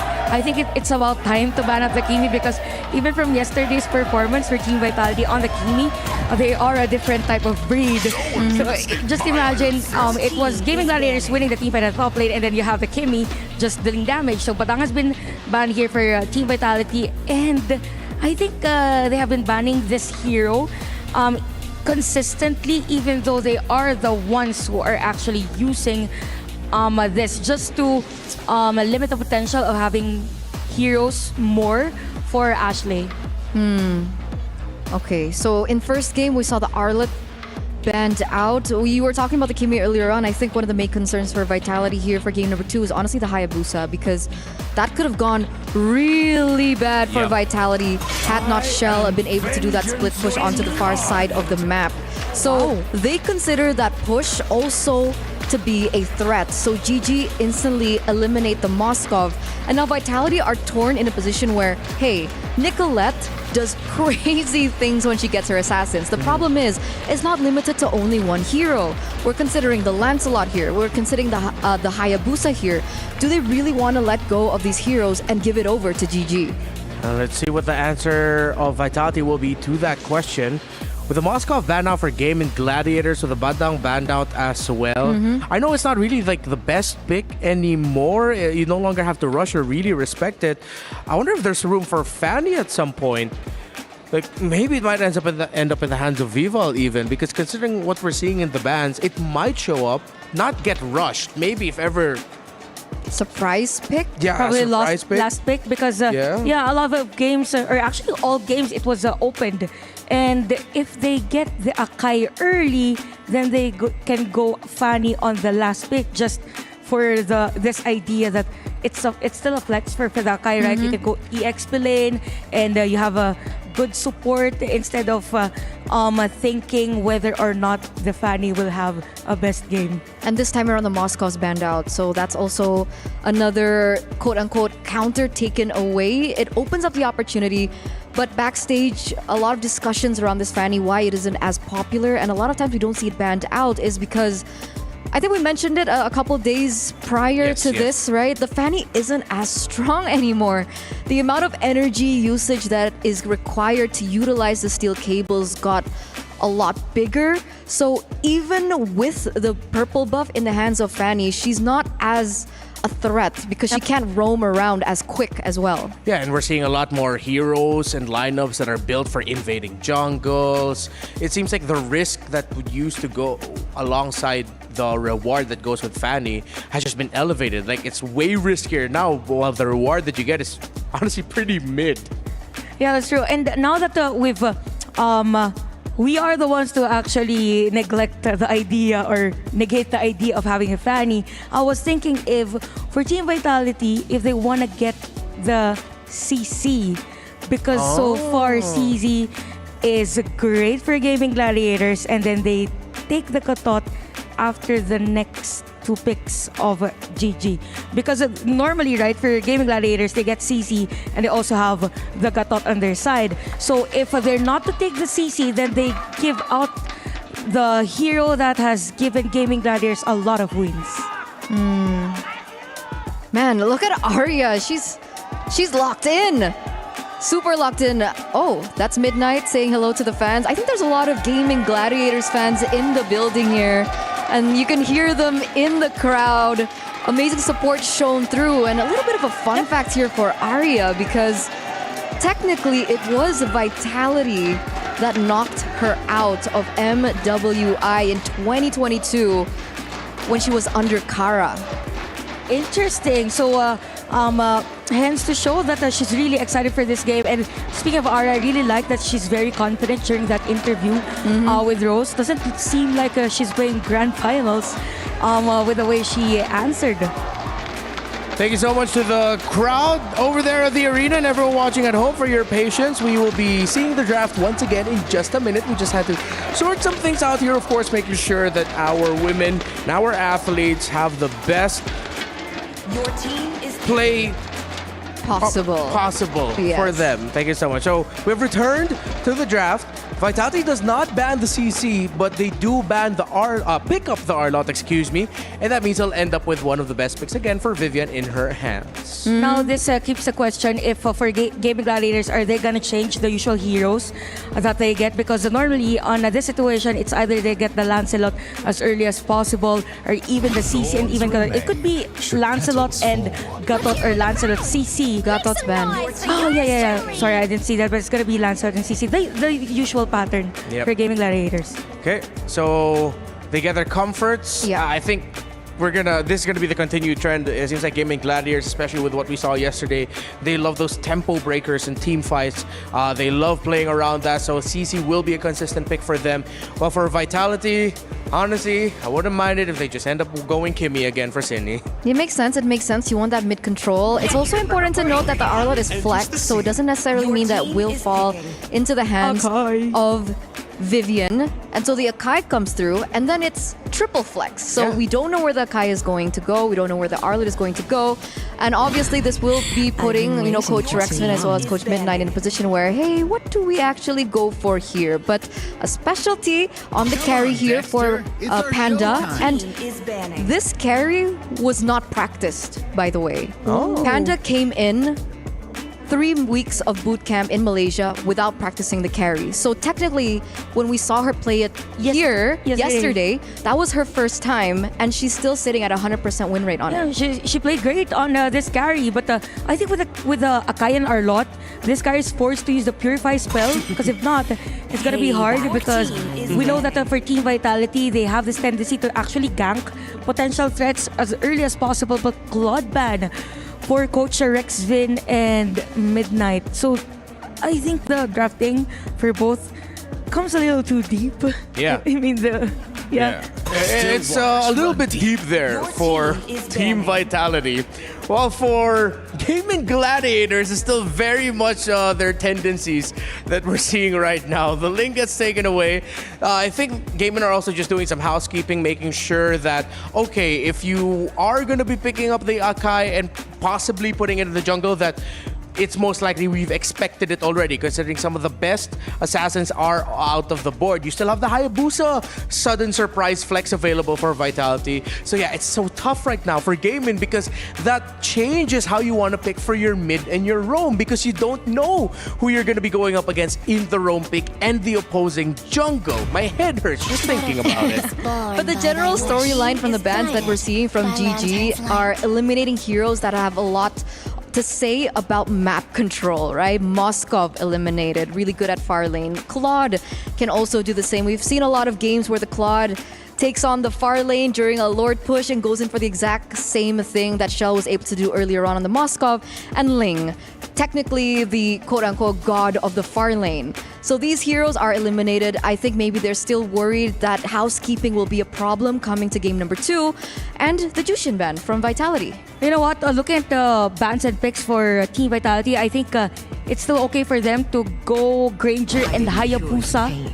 With this hero composition, I mean, you have continuous great crowd control with Akai and even Only Dash on this Arlott, given the combo. But if they wanna speed things up, then Hayabusa and Granger would be a great option. But we could see Valentina, by the way, for Gaming Gladiators, just for the sake of using those Arcane Shadows in the Terrify. And we saw Sayori, how she played the Valentina the other day. Yeah, and of course the age-old response to Akai. You see Akai on the other side, you pick up a Valentina for a chance to get the heavy spin. Doesn't always work out as much as it used to though anymore. But let's see if Gaming will be able to make some magic. Are they going to go for the Assassin jungle for Vitality, or will they actually... Oh, okay, it's Hayabusa and Harith. I was about to say, because with the Valentina in the hands of Sayori, naturally you would think that the Valentina blind pick is kind of weird. But we saw what Sayori was able to do, and considering there's a heavy spin on the other side of the team, then they need to go for a gold laner that can bring Purify. Granger is great in lane against the carry, but the problem is, will she be able to survive long enough in these team fights before a potential pick hits? So Harith is the choice. Your Hayabusa that you mentioned here comes through, and now we're looking at the final pick. And this should be for Ashley. Do they go for Minotaur? Yeah, or they can go Hylos also? Hylos, I feel like, is a little bit too... I stand here, I poke, I make you go faster, I slow you. That's... Oh, they go for the Hylos? Maybe I'm just a bigger fan of the Minotaur, but I wish that we saw the Minotaur. But hey, they go for the Hylos instead. Quick thoughts. Turner, how do you feel about this? Because you've had some opinions about Hylos before. Yeah, I understand, right? Technically, it's a point-and-click stun that can alleviate the pressure that the potential Hayabusa can have. But other than that, I do want to see a little bit more of the impact in the team fights. All right, let's hear some impactful casting from Naisu and Brigida. Thank you so much to our our panelists. There you go. There you go. It has been a very unexpected end to game number 1 in this series. Let's see how Gaming Gladiators regroup and find a way to even this out against Team Vitality. Heading into game number 2. It's been a very confident draft again, I'd say, from both sides. Still deciding to go for the early PC pick on the side of Gaming Gladiators. But again, for your Team Vitality, it's Vival this time holding the Hayabusa. Yeah, they did a little swapperoo there in the jungle. That's fine, but you know, my biggest thing is, can they make that adjustment? Because the way they lost game 1 for GG is a test to see if, you know, these ladies can go ahead and lock back in, focus on game 2. It's behind them now, and I'm sure they had that talk with their coaches and staff here once we had that chance. Now, going into this, I would say what they did in game 1, they had a lot of good moments. They had a lot of good decisions, but clearly one major one. And I think that's, like the panel mentioned, they banned specific heroes out because maybe they just don't want to deal with that side lane or off lane, off the map pressure that can happen with some of those heroes. And Team Vitality respond to it by saying that they too are gonna fully equip themselves with these team fight heroes, with this team fight comp. By the moment they picked up the Harith, it felt like it was an immediate response to whatever Gaming was trying to say, that they're gonna fight them head on in terms of team fight. And I like how Gaming, in response to, decided to pick heroes with could make things a little uncomfortable for the Harris. Like, you have the high loss, it wasn't the Minotaur, and you also have Sayori, who I believe, whichever ultimate she's gonna pick up is gonna be very crucial in this match. I always feel like that's the hard part of when a Valentina is picked up, and this has been seen kind of statistically in competitions around, is the Valentina struggles a little bit. Now, she was at the top of the throne before, so I think it was warranted that, you know, she had some of the changes, but still, it's like you mentioned, Brigitte, like, you got to be able to choose the right ultimates to take for the right situations, and yeah, the heavy spin would be great. You could also go and argue the final slash could be too, if she takes it from Fumieko. So those are the hard decisions that Sayori is going to have to make here throughout this game. Yep, whichever could disrupt, whichever could really split up Team Vitality, because I feel like for Gaming, they don't necessarily have that hero who you could just assign to really look for the pickups onto the backside, but Fumieko jumping in, they're going to fight back. Heavy spin used to, into the traction pulse though.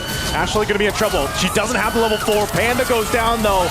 Meanwhile, still across the map, they're going for more. Vivian's quite low. Ashley can't hunt. Cine just playing around the wall, and now Vival joining the fight will swoop down and take the turtle. Team Vitality gets a whole lot that early on. For the second time in this series. Oh, is she gonna go for Arya? Arya! She's nowhere to run! Not even the tower is safe! I mean, I feel like she wanted to do something other than steal away the turtle. Because for the second time around, if you would look at that instant replay, things looked like they were going so well for Gaming Gladiators. But that counter traction pulse coming in from Cine, which had or forced them to stick to each other, and which allowed Cine to have a easier way to actually target them down. And of course, I think the most important of all is them buying time for Vival to catch up. So, Panda. Wait, okay. Panda could be in trouble!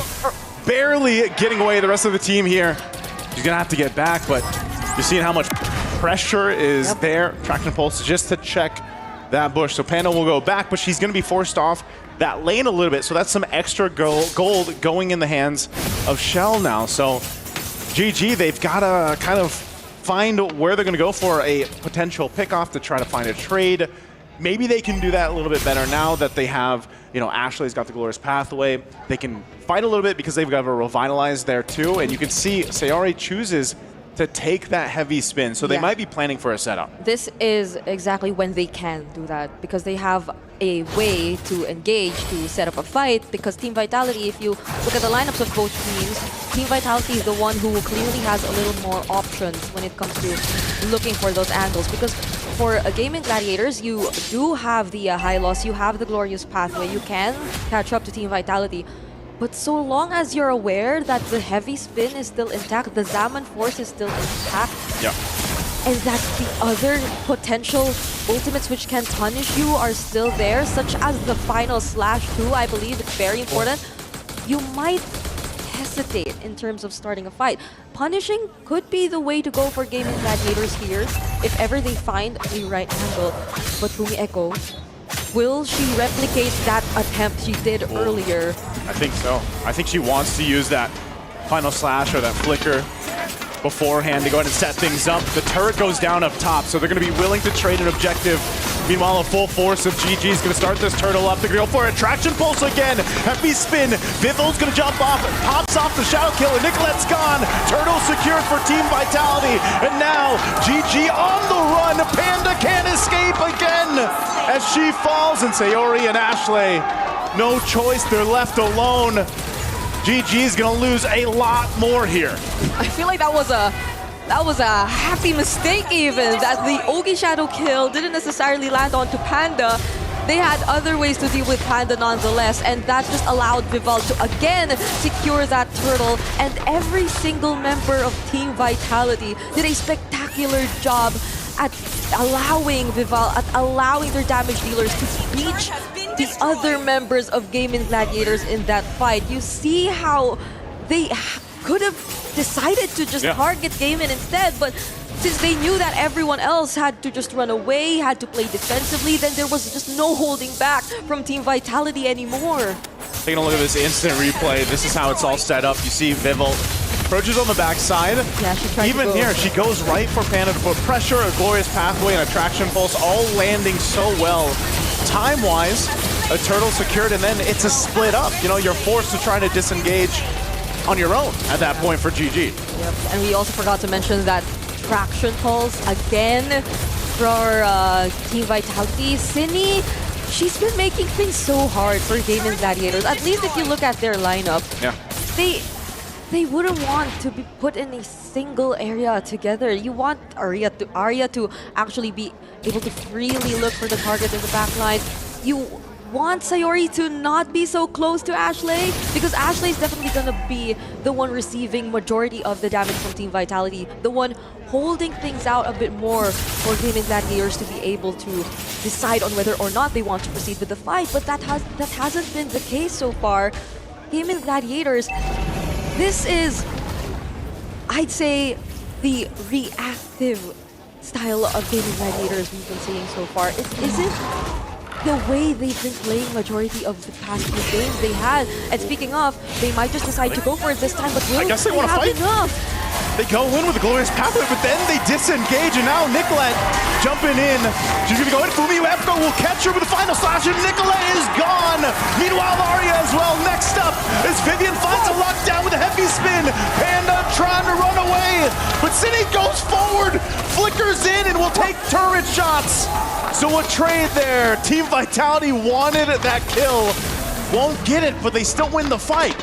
I mean, that wasn't a shutdown this time for City, but still, even that mistake felt like it was an okay thing for Team Vitality. Because even then, they're able to transition into getting this Lord. They already used the Diamond Force and the Shadow Kill. There's the glorious pathway. Will Gaimin catch up?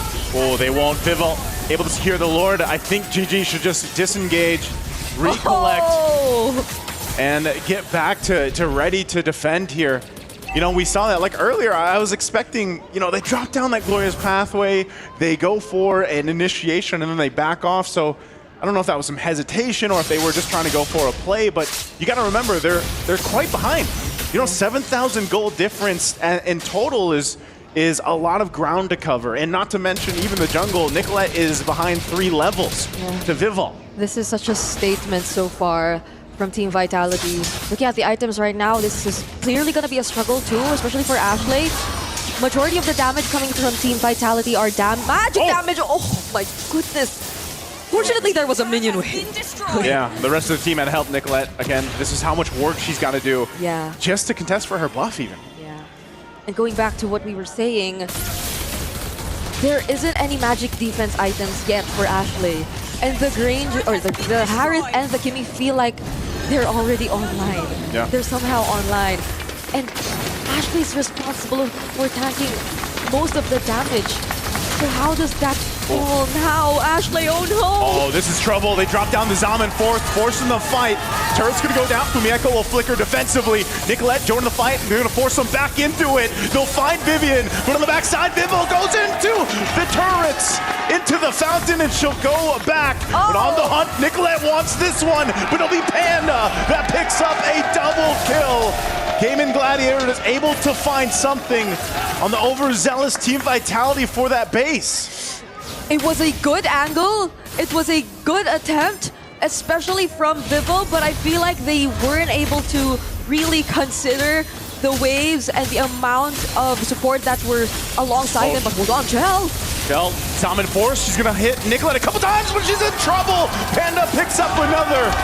Gaming Gladiator slowly but surely getting gold in the right hands here of Panda. She needs this on that carry. Okay, I feel like there's been a switch for Gaming Gladiators, and it all started when they went for that glorious pathway earlier. That wasn't as successful as it could have been, but from that point onwards, they've been playing it a bit more aggressively. Looking at that instant replay again, it was a beautiful attempt. The angle from which Vival came from could have really been a potential cleanup if only the other members, if only Chell and Cine were able to damage Gaming Gladiators a little bit more, but it seemed like since they weren't able to, it was more of a miscalculation on Team Vitality's end, and that wasn't the first time this happened.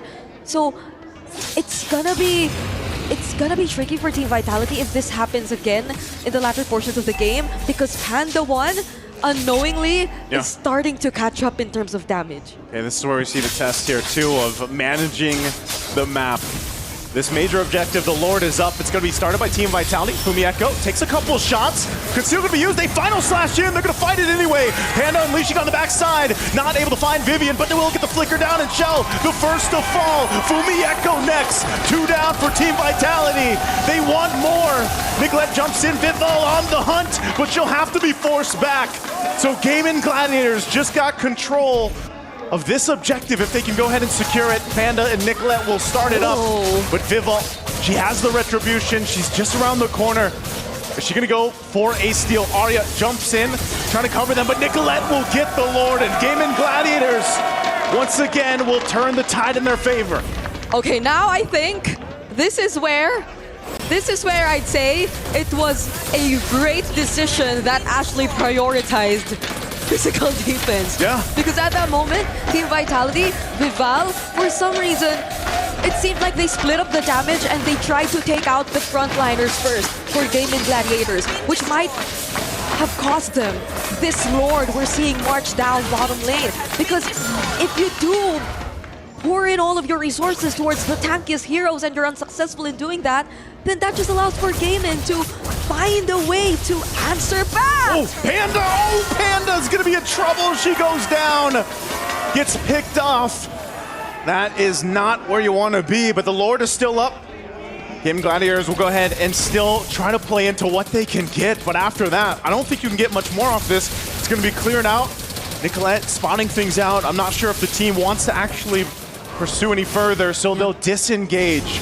Again, earlier on, they had a 7,000 gold deficit. Gaming Gladiators have brought themselves back into this game. That Lord won't get them much. Vivian? Wait, are they not allowing them to recall and defend the base? They somehow try to distract Gaming. There's the Glorious Pathway, though.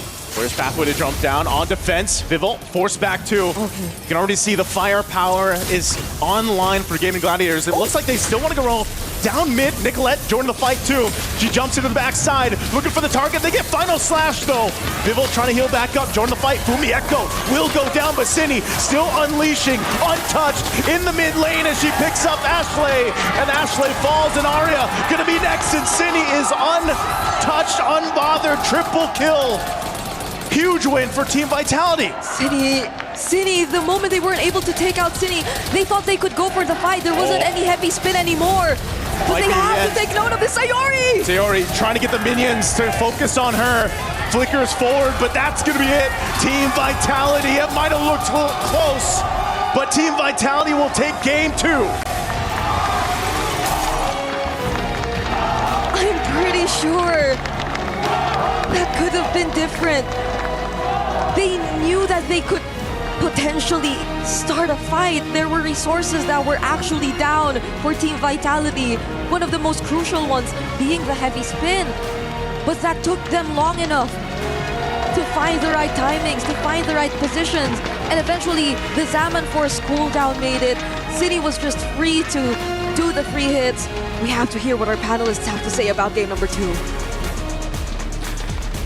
Yet again, Team Vitality is able to trump what could have been a Gaming Gladiators comeback and take a 2-0 lead in this best of 7 grand finals. A little bit more dominating. I thought that this time around Gaming would not be able to find a turnaround, but they were able to punish some mistakes. Up until Vitality delivered an even bigger, deadlier, game-ending punishment in the final team fight. Yeah, and we could see actually that early parts of the game, it is actually Team Vitality winning the team fight. But at some point, the mid-game, there was a nice setup play from Gaming Gladiators. And I gotta say, this Valentina pick actually made sense with those heavy spins from Sayori's IMU. But at the same time, I really have to commend Team Vitality's usage also, specifically for Vival on those shadow kills, because there were moments wherein, yes, Ashley was there to do some stunts, but at the same time, since she knows that idea, then she waits for the perfect timing and then comes in. But I kind of felt like for Chell and Panda's laning, if this game stretched into a more longer game, it would be a lot easier for Panda. technically the Harith also has a little bit more to work with in the late game as well. I think at the final bouts, we finally saw her pick up the Holy Crystal, so that's where the burst damage was coming from. I guess Wind of Nature wouldn't be as efficient for Harith because technically, you know, the Kimmy does differences of damage that can penetrate through the Wind of Nature, so it does make sense. All in all, I don't think that this was a clean game for Team Vitality, despite them being able to get this win. A lot of moments where we saw overextensions. I think Vival made a few weird moments. Shell also on the Harith was overextending in a lot of these engages, which is very peculiar. I don't know if it's overhype or overconfidence that we're seeing, but Cine was the main anchor and the main pillar for Game 1 and Game number 2. Definitely for Gaming Gladiators, if they are to give up the Kimmy for Cine, they really have to be prepared.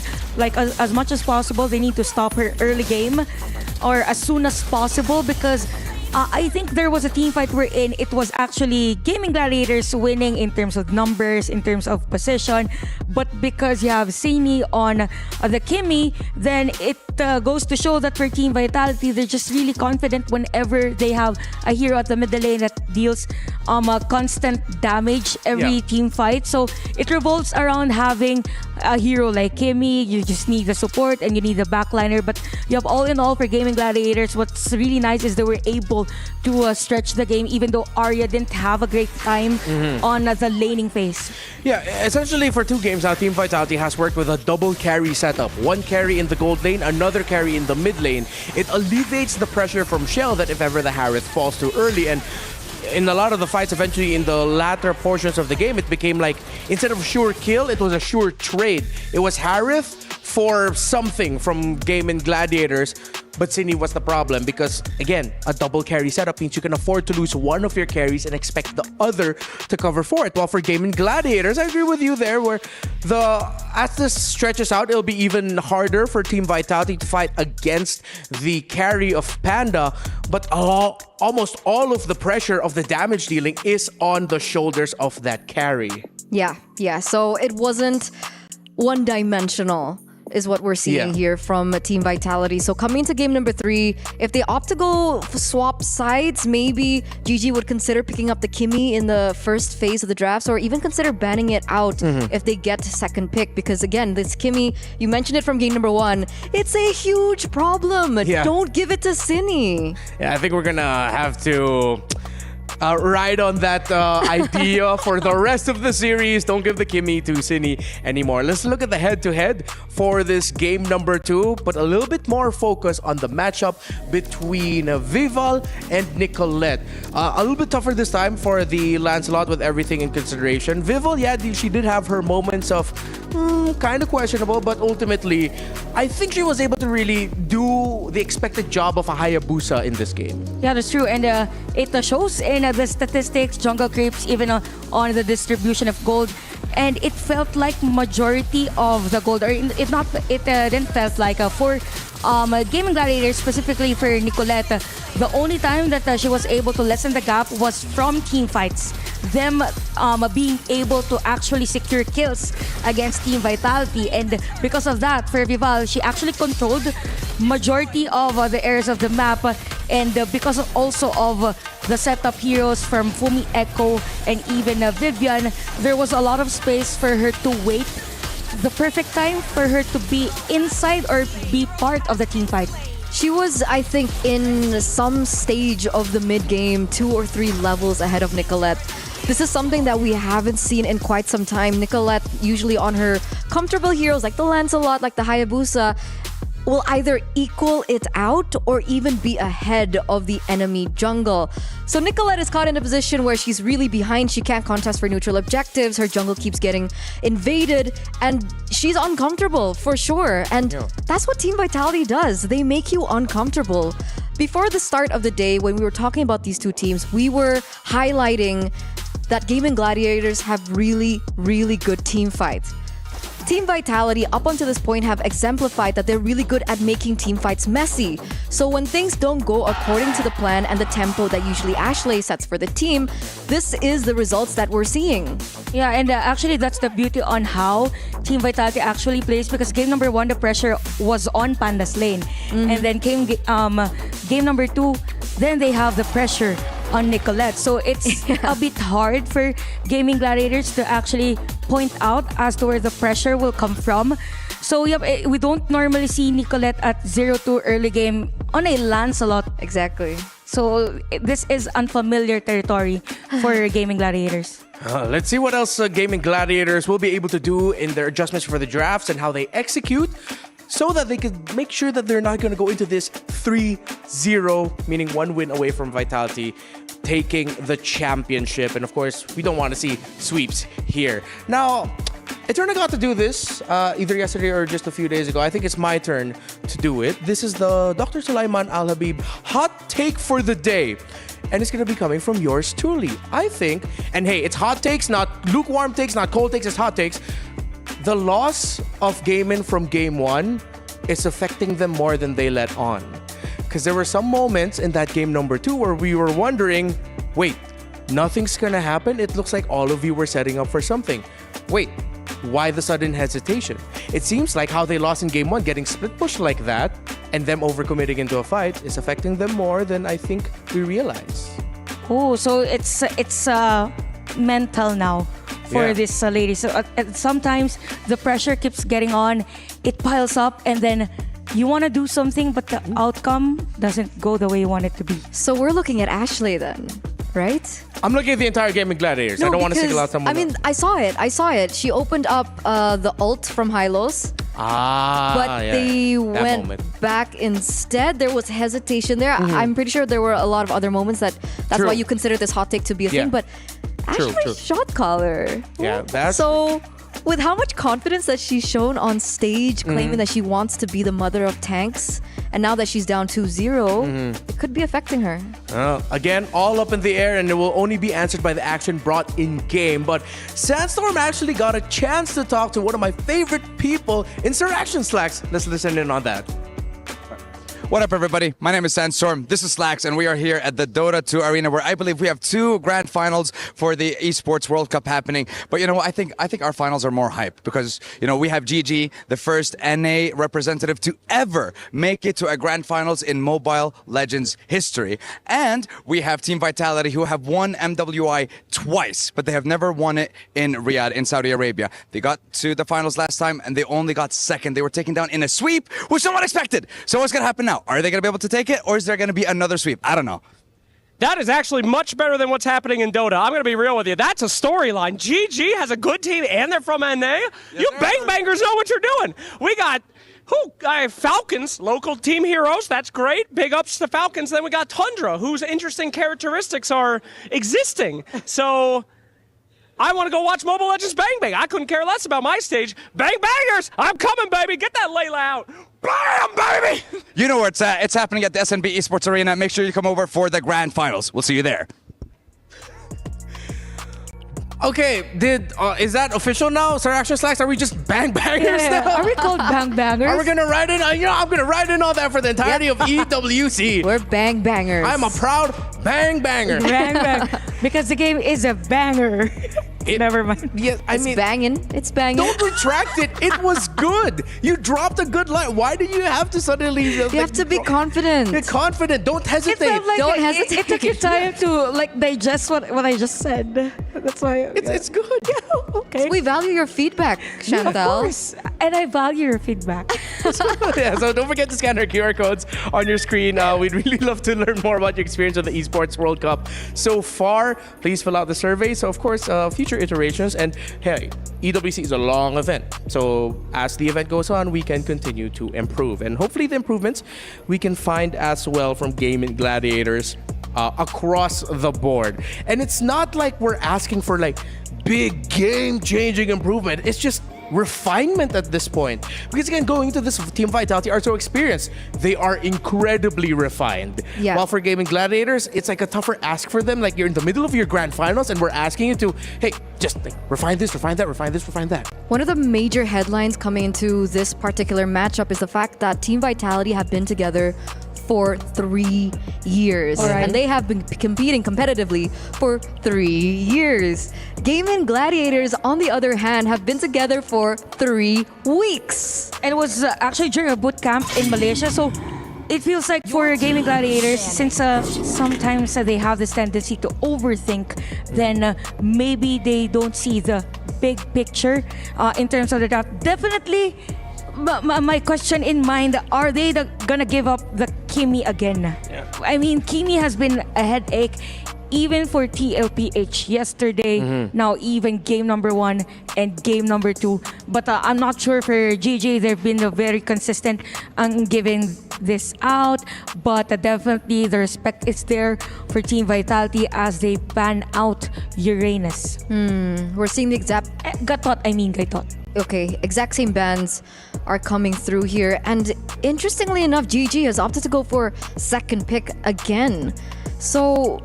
are they going for a Kimi ban instead of the Moskov ban in the third place of the bans in the first phase? Actually, that I'm not sure. But I think in terms of we could focus actually on the assassin heroes. I think GG plays better with the Hayabusa, even though we've seen them play well with the Lancelot. Yeah, we've seen some hella Nicolette highlights. Yeah, on but with the Hayabusa, Lancelot. I think they had this more potential actually to just have this somehow lessen the number of players before a team fight. It's like game more number 1. Yeah, like more consistent impact from a Hayabusa is what we're getting from that. So, yeah, I think I'm gonna have to echo that statement. If ever it's possible for Gaming Gladiators to rush pick that Hayabusa, get it right away, maybe they should. Badang gets taken out by Team Vitality. Gaming, you know what? I'm really just gonna have to go on the please just ban the Kimi. There we go. Thank you, Gaming Gladiators. But now, since this has been the ban, Baksha's been open, but I don't think they really prioritize that much. It seems like on the hero. Baksha doesn't exist anymore between these two teams. Like he's just gone. Now for Team Vitality, they could go Arlet again. Yeah. There. So for Gaming Gladiators, we've mentioned about the difference in terms of the jungle heroes. Yeah. But I think they can also use Baksha on other lanes. So Haya Baksha. I'm honestly thinking Haya Granger, but that's just me. I think out of all the picks possible right now for Gaming Gladiators, I know we were talking about the jungle and potentially swerving the Baksha. If ever someone's gonna end up with Baksha in their hands, it might actually be more Ashley than Arya and more Ashley than Nicolette.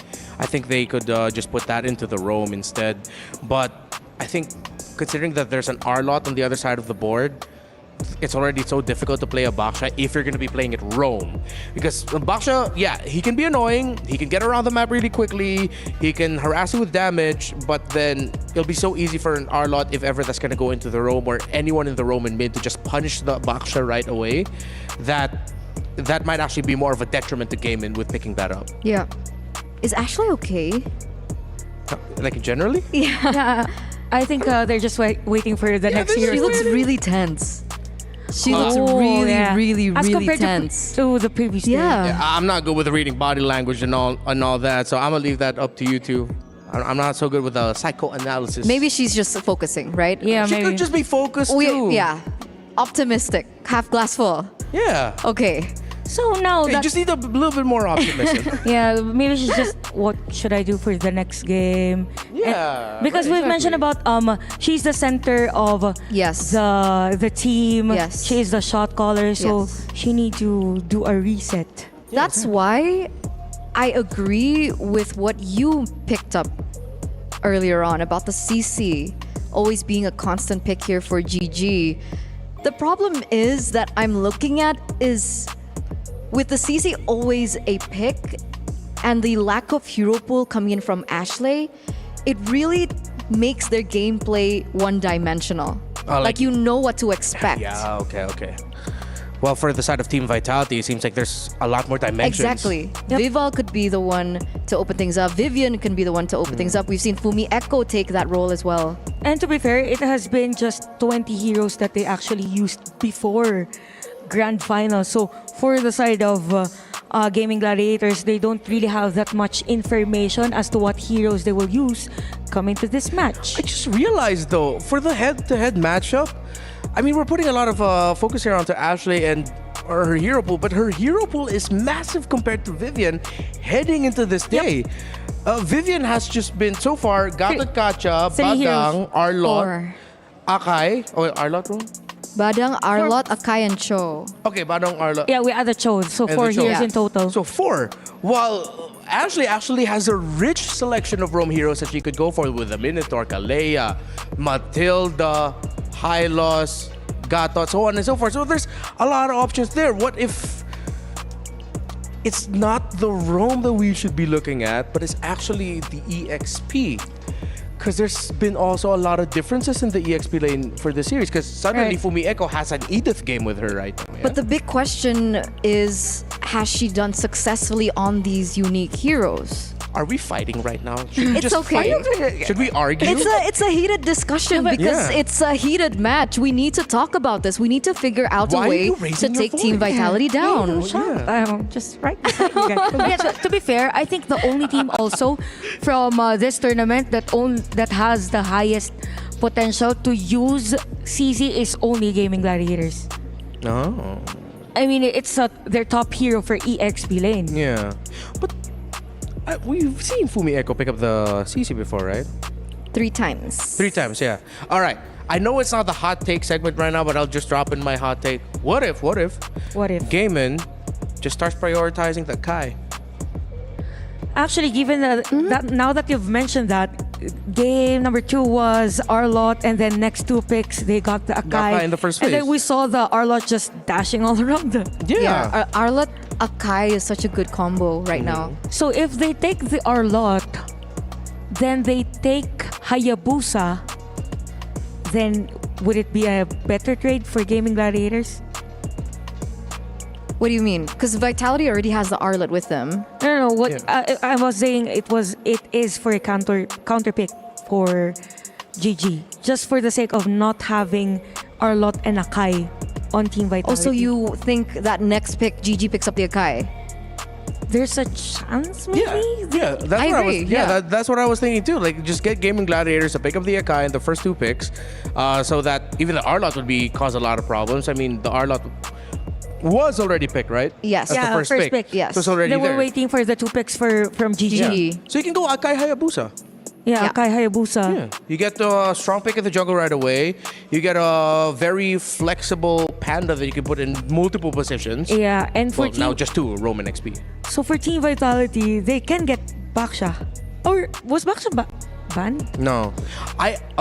I am on the boat now that we are not going to see Baksha for the entirety of the series. I think it depends. Uh-huh. Because if they want to go for like a healer setup, maybe the Baxia can still be considered. Mhm. But without that, I agree. I don't think we'll see Baxia again.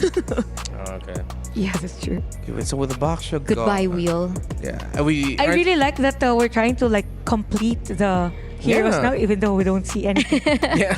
Of course, thank you all for your patience. We're just making sure everything's A-okay over there on the stage for our 2 teams. Again, if you are just joining us here today, this is the grand finals of MWI at EWC. Game number 3 already underway for the drafting portion.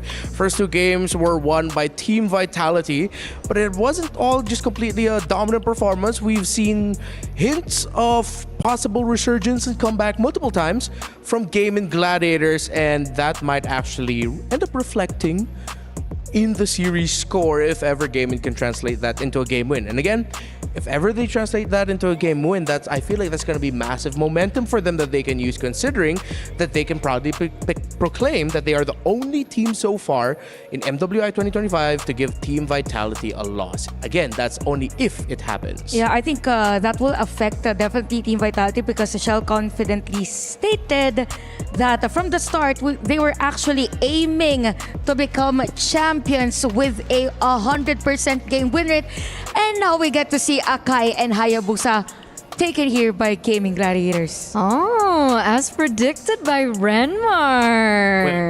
Well, I mean, she did bring up the Hayabusa, so. Both PH. Never mind. Oh, okay, I see. It's the PH connection. Let's go. It's okay. ID will win the championship, but let's continue. Oh, what if that ends up becoming an eternal curse? Nah, it's fine. I like how we just calmly said, nah, yeah, we're gonna be okay. Okay. Okay, Lancelot, Arlot, then the Moskov. Huh. Farsa, maybe? Yeah, steal the Farsa. Well, it will be really tough for a Farsa, though. This is a tough Farsa game. Yeah. You have the Lancelot, even Arlot. Yeah. Right. But I'm also in that same boat of like, okay, if they're not going to pick it, just ban it. Yeah. Or at least ban it. Or if they open it, they get again the Valentina. Yeah. Oh, wait. Juice is open. Your team is banning. Although it's very mobile. So, yeah, okay. Carry. They can ban the Farsa. But that might force out the Juicin ban from Vitality when Gaimin would want to pick up the Juicin for themselves. Considering that they already have a true damage dealer and a high physical damage burst on the Hayabusa, I think Gaimin would lean towards either the Juicin or the Zetian as their mid because they don't need any more damage. They need a little bit more utility. Yeah, I'm leaning towards actually on Zetian for Gaming Gladiators because they had more games with it. Just for the sake of comfortability. So the next ban for Gaming Gladiators could be Farsa, Jushin, any mid heroes that could either burst, but it's gonna be Kalea for them. Oh, okay, interesting. Kalea ban. Yeah, I would consider the Farsa as one of the bans coming in from GG because they want to make sure that the carry does not get outranged.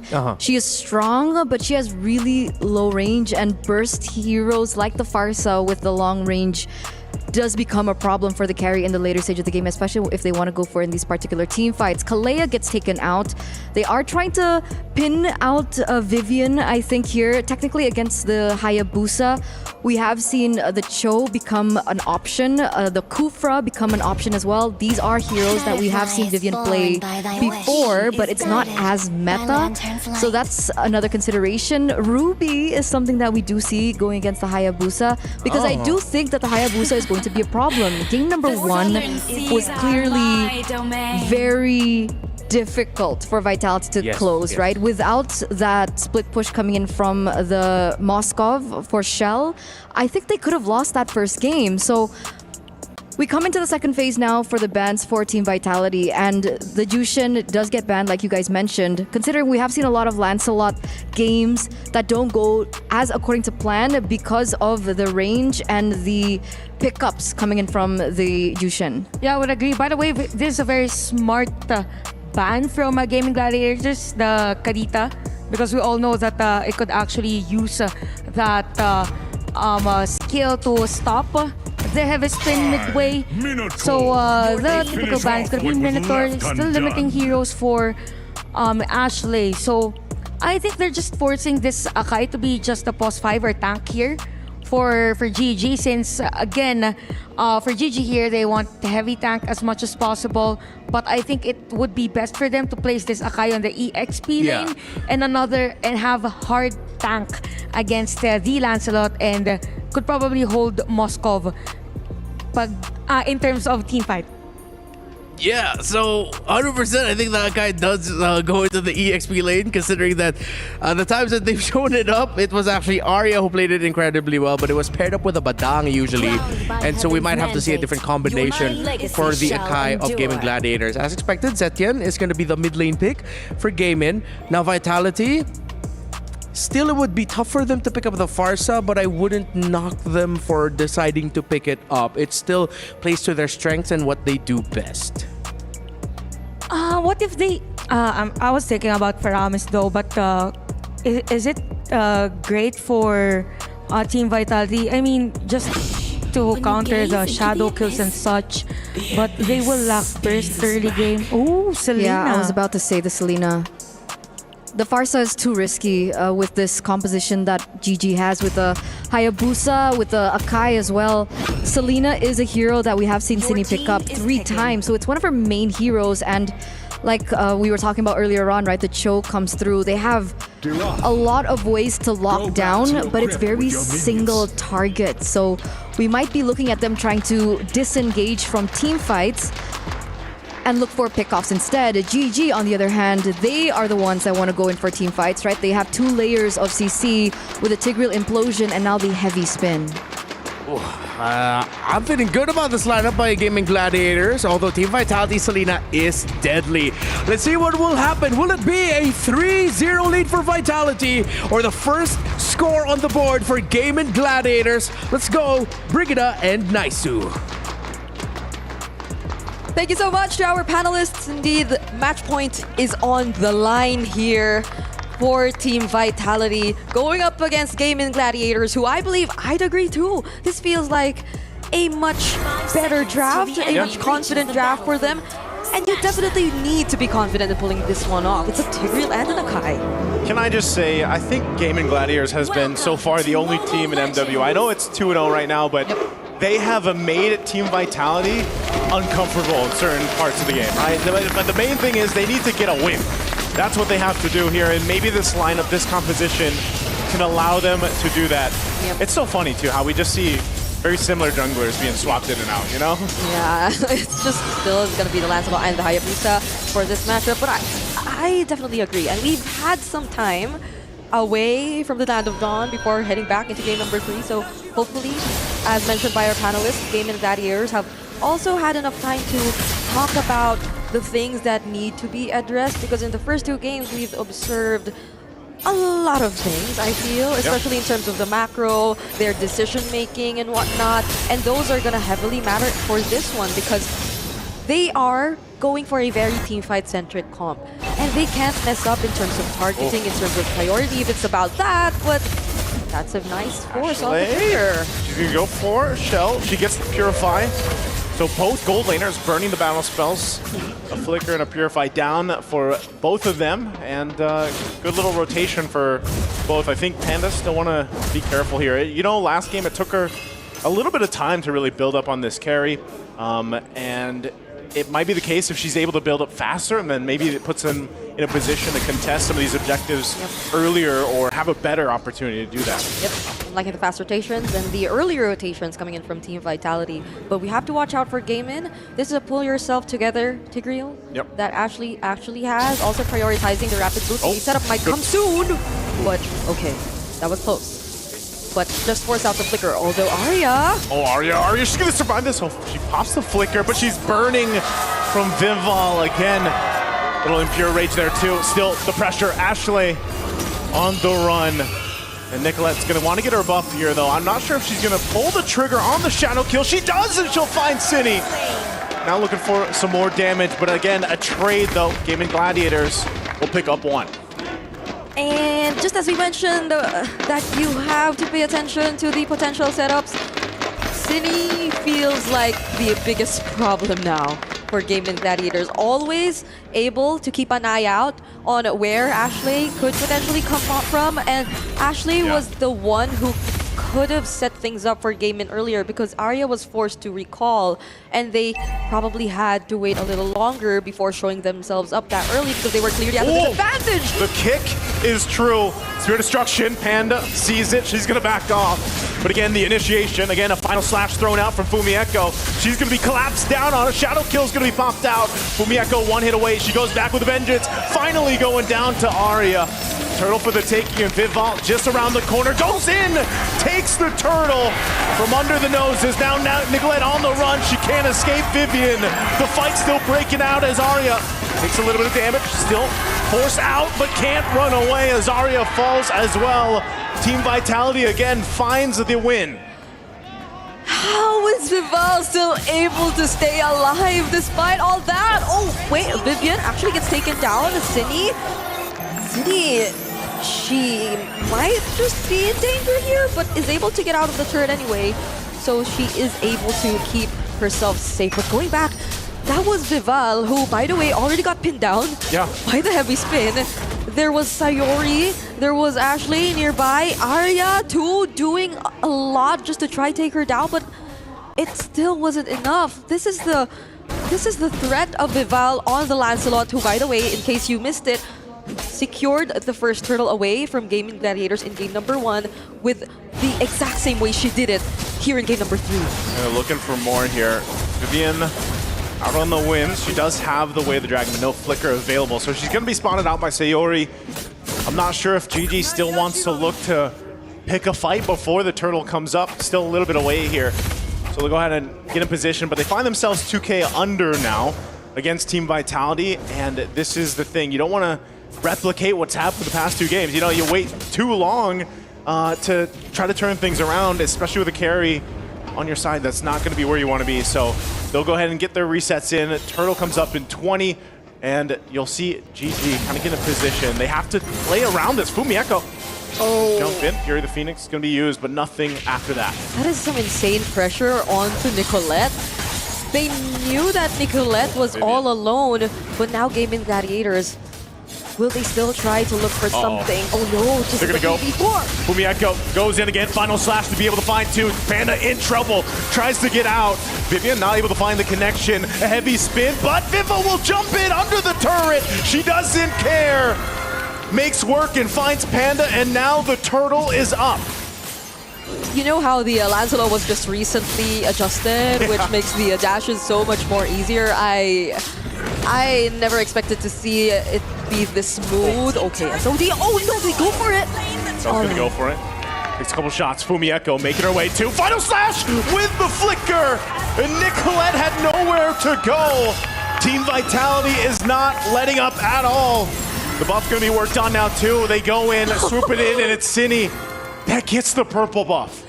Just as you thought you were safe. Even Nicolette, I feel like she already thought she was safe during that moment, but the flicker final slash just to secure that kill was too much.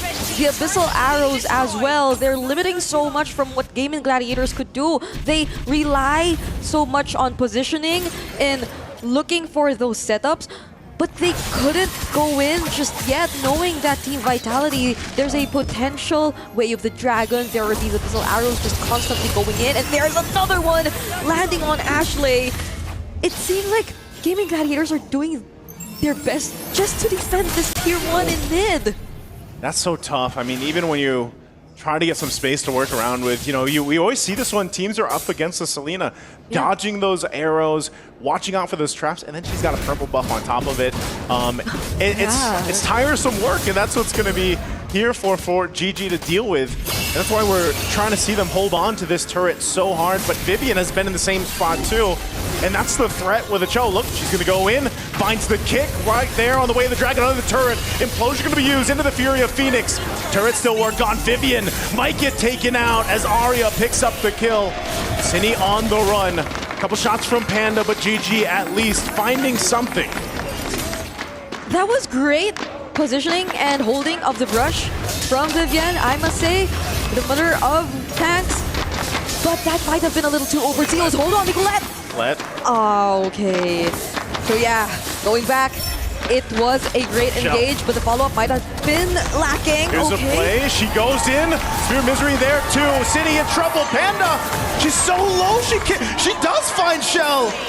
So she picks up one. Panda gonna be okay, but Fumieko jumps in, gets her ankles broken by Nicolette. But Nicolette gonna be fine. Ashley here to help. Fumieko still wants to go. Sacred Hammer gonna keep her okay. Nicolette has dealt with this pressure all game. And now the Lord is up. GG's down almost 4,000 gold. Are they in a position to contest this objective? They might have to consider whether or not they want to go for that. I mean, they have both ultimates from Ashley and Arya, so they might be a little confident in doing this, especially as they were also able to do quite a number of outplays down bottom. Earlier, we saw how they were able to win against the sister connection, the duo of Team Vitality, even just as we thought that Shell could have still survived that. But now it's clear that Gaming Gladiators might want to hold on to this current position that they currently have, but it's gonna be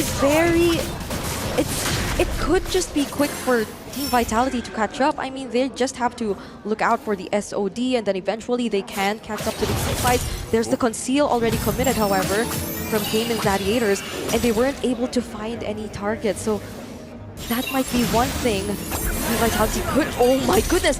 Look at these two roamers! This is the standoff we've been seeing all over.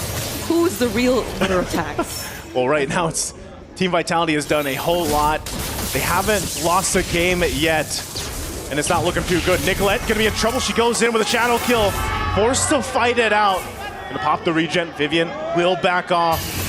Still a whole lot of limit testing between both teams, but with Team Vitality in this lead, they should be able to head and go get this Lord. It's already in position for them, but they still look to be respecting the lineup of GG. And the waves. The waves are such a huge problem for Gaming Gladiators too. It feels like Nicolette always has to deal with it. And it's not like she could show herself up too far away from the base because Vivian is always accompanying Chell. Yeah. So one crucial mistake from Nicolette could cost them the objective, could cost them the Lord. And you know how decisive Team Vitality is, but they go for Vival. He's gonna jump in. Implosion already used, but it's Vival. Maybe not the target you want to be going for here. Waves are pushed in on the bottom side. Look at Nicolette, she's in trouble. Show will pick up the kill, and now she's just gonna push the turret down. GG has no choice but to respond. Spear Destruction gonna be used, and they force a fight as Arya goes down as well. This is what we've been saying. The waves, they're too difficult to manage. And one crucial mistake from Nicolette, now it cost them the Lord.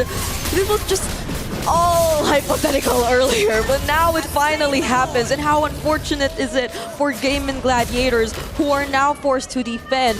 At least for them, they have setups, they have the implosion, they have the heavy spin, but they have to use it on the right targets. Vivian jumps in, goes in with the Way of the Dragon anyway.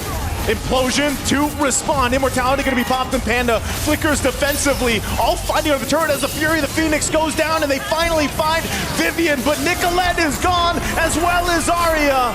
Team Vitality with a massive lead will just win the fight. That was a bold decision from Team Vitality. They did not wait for the Lord.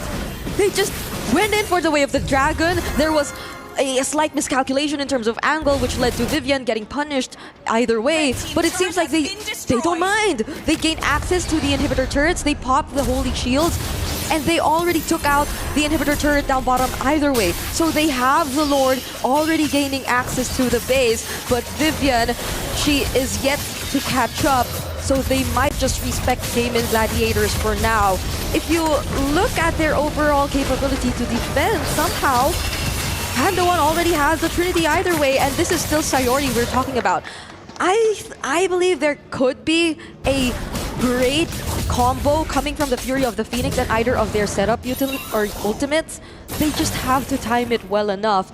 But Team Vitality, they might have just learned from their previous games. They do not want to give that opening anymore to Gaming Gladiators. Yeah, this is the troublesome part, though. You're finding yourself 8,000 gold behind, and Gaming Gladiators lineup when they're looking for, say, to follow up on Ashley's implosion. You know, are you able to actually withstand what, even if you get a pick off, it's like, are you able to withstand that fight after it breaks out? And that's the biggest question for them, because yes, Panda might have that trinity of items, but the hardest thing is surviving, you know, and Team Vitality right now with this kind of lead, they have so many options to go at off angles, especially when you throw in Fumi Echo's Arlot. That's what we've seen her do time and time again now, twice throughout this series, and she's been on point with the final slashes. Yep. Keeping the fights long enough, allowing for Panda to deal the damage and survive. But how do you do just that? Look at Ashley, even with just 1 or 2 abyssal arrows, it's brought down to half HP. But wait, they don't know where Nicolette is. They deny the purple buff either way, though. Oh, it didn't matter. Oh no, and the abyssal arrow too. See, there's just an endless list of problems for Gaming Gladiators at this point. It's like a checklist that they're constantly looking for, because it's either, you know, the arrows or the final slashes like this. This is why I was saying, you know, and I think our panelists said the same thing. They shared the same sentiments when that Selena came through. It's a constant battle to watch out for these arrows, to watch out for the traps like we mentioned. And, you know, you take a couple of those shots, that bit of health that is burned down could make a difference right now in the fact that they're facing a huge gold deficit, and even the conceal being used. You know, this is tough for Gaming Gladiators. They're going to have to pull out a miracle, really, to get in a position to contest, or maybe they just defended the base here. I mean, even if you try to think of other areas where they can come from, the other surprises they can attempt to. Oh, there they go! They go in, they find the lockdown. This time, Fumi Echo taken out of the picture. Could they turn it around? A Spirit of Destruction goes forward, but then Shell still on the bottom side. She joins the fight. They're going to find Nicolette, and now Arya in trouble. Flicker is on out, but Shell will find her. Cine getting the kill. 2 members down for Gaming Gladiators. And Team of Vitality will take that, and they'll go for the Lord. Vivian just goes back to her post. She just makes sure that the other remaining members of Gaming Gladiators are not able to go any further. Oh no, Ashley though, she's right here! Oh, shoots on forward. Vivel on the hunt for Ashley. Fury the Phoenix could be dropped down. Shell 2 checked by Panda. So the damage is there for Panda, but like we're seeing, there's too much that they have to cover to win these fights, Brigitte. I'd say Gaming Gladiators, whenever they decide to go for a fight, yes, they do go all in, but they don't get what's necessary for them to win in other areas of the map, which is why up to this point we're seeing it isn't that bad of a KDA for Ashley. It's a 0-0-5. That's like one or only one kill, which she hasn't been participating in overall for the situation of Gaming Gladiators, but it's still not gonna be enough. The flicker's there for Vivian. They have to watch out for Panda 1 and Nicolette. She has to get a crucial pick off too. See how they clear out the Lord. It's almost dealt with. Fury the Phoenix going to drop down, and the Shadow Kill will pull down the Wind of Nature from Shell. Try to hold on to whatever base turrets they can. A Winter Crown will be popped. Fumi Echo, though. Panda picks up a kill. Lord has already worked on in the last base turret. Going to be close to falling. Arya trying to hold down after using the heavy spin. Sayori in trouble. But ultimately, Gaming Gladiators, do they keep this turret up? Still, Cine will jump in. Ashley's gonna bring her back. They'll pick up Cine. 2 down for Team Vitality. But all the base turrets are gone for GG. Okay. They take down 2, and they are forced to retreat for now. It was a confident take from Team Vitality. Cine still decided to go in. There's the Fury of the Phoenix already committed as well. It seems like Gaming Gladiators want to capitalize on this opportunity. They already lost 2 members, so they want to make the most, and they want to take away as most objectives that they can. But there's the kick. Okay. At least it was a tanky member that was caught this time around, but it could have been different. Yeah, I think Pandas can take the. I think the Kai can take the kick. Yep. At least we saw how Gaming Gladiators did pull off that defense earlier. They do have a checklist of things to worry about, but they also somehow still have that checklist.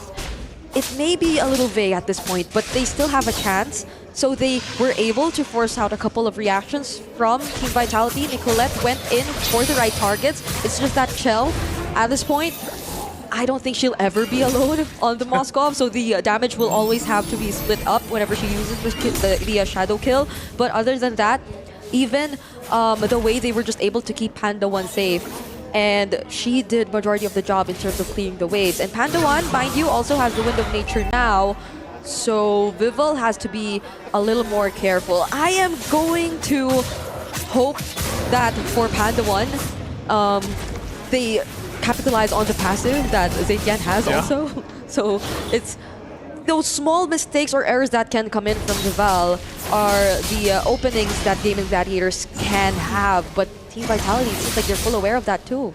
I think this is going to be not a guaranteed Lord just yet. Ashley's going to give them the information. But we saw this back in the previous games, right? Yeah. Game number 1, you can already see it. Vivian staying there with Shell. Staying on that pressure side, half health on the Lord. It's GG to go ahead and rotate, but with an exposed base, you don't want to get tunnel visioned onto this objective. It is going to be an evolved Lord now at the 18.5-minute mark.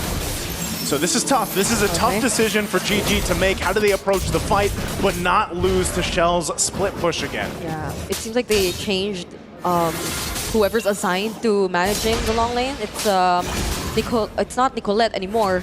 It's Arya, who's actually dealing with the wave down bottom right now. It seems like they know that they have to keep Nicolette alive, but Nicolette finds Cine. She's going to be able to find Cine.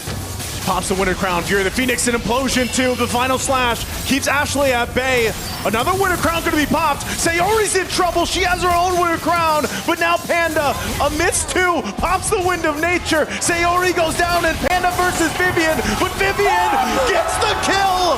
And Nicolette on the run as well as Arya. Forced back to base. Nicolette cut off from the rest of the team. And Team Vitality might be able to just clean things up as Nicolette goes down. Shell and the rest of the team will make their way to base. Arya takes the hits from the spears as Vivel and Cinny will make their way with Vivian. And they have the base in their eyes as they work on it. And there's not much that GG can do. It's now championship point for Team Vitality. I honestly don't know where to look anymore. There were too many fights going on at the same time. Denials here and there from Team Vitality. Retributions willingly expended just to take down kills onto Sayori. Risking losing your dash just to take down the jungler. Let's hear what our panelists have to say about this game. It seems to be a consistent storyline for this Grand Final series. So close yet so far. Somehow Team Vitality just seems to keep finding ways to stop that GG building momentum. Just when you think that it's an advantage for GG, somehow that experience starts to come through for Vitality, right? The way that they're being able to play in these team fights, the way that they adjust and adapt in the game really reflects that they have 3 years under their belt. Yeah, and it goes to show also that this is where mobility in terms of the heroes that they had comes in, because some parts of the game, particularly that last skirmish at the top lane, they have this Cho, and this Cho could actually go faster than the rest of the heroes, as to why it was a lot difficult for Gaming Gladiators to disengage and somehow do enough initiations. And this is probably one of the highlights, because just when we thought that Gaming Gladiators will have a better trade on taking down a turret, then you have the SOD plus other players of Team Vitality stopping that momentum from Nicolette. Okay, so we got what we asked for. We got the Hayabusa and then the Akai together for Gaming Gladiators. I want to focus a little bit more here on Nicolette. I don't think she had a bad game. More so that every time she could go in for the shadow kill, quick fingers on the hands of Team Vitality. She would just get crowd control right away that she can't even press her ultimate. It's either Fumi Echo or it's either Vivian on the Cho. So on multiple occasions, we thought that maybe with her being placed on the Hayabusa, it would give her a lot more leeway to be able to move around the map compared to a Lancelot. But it turns out it's just Vitality with their quick feet, with their quick thinking, to be able to always shut down one of the main spears for GG, which is the Nicolette. Yeah, I would agree. It's as if they're thinking one step ahead. Yes. Against Gaming Gladiators, so they know and they predict as to where the players are. So we could actually see that for Team Vitality, there were moments wherein there was a deterioration in terms of the formation, but at some point they get back that control. Because honestly, using a Cho into an Akai is not easy. Yep. Right? The crowd control that the Akai offers when the tools are available sometimes is able to stave off the combo from Vivian on the Cho, but for some reason, they're able to find the right positioning and the right entries to these team fights to make sure that Vivian still stays relevant in this game. And the more we talk about this, the more I hear your takes. I feel like it's sort of similar to what Gaming Gladiators did yesterday in their series, where they were doing the whole divide and conquer strategy with the Badang and the Akai together. That Team Vitality, on the other hand, they don't have like a super clear combo for that. More so, they have 5 heroes who can do their own thing that forces Gaming Gladiators to all split up. And so then Team Vitality is just playing, all right, who's next? Okay, this one's out of position, we get this one. It just seems so overwhelming for Gaming to handle. Yeah, and that's true, because whenever there is an arrow hit also from a Cine, then for Gaming Gladiators, we need to move back.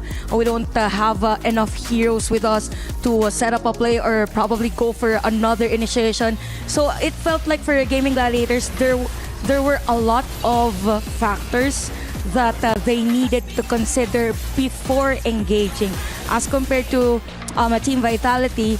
Either they hit or miss, then they go up to the next hero, right? So definitely for Team Vitality, it's very efficient with the usage of their heroes. Even Sini again on top of the damage dealt all throughout this game, and it's shared a piece with the Shell's hero also. So you have Shell doing the macro side of things, even Vival, but you also have the map control with Vivian, and you have the vision from Sini's hero.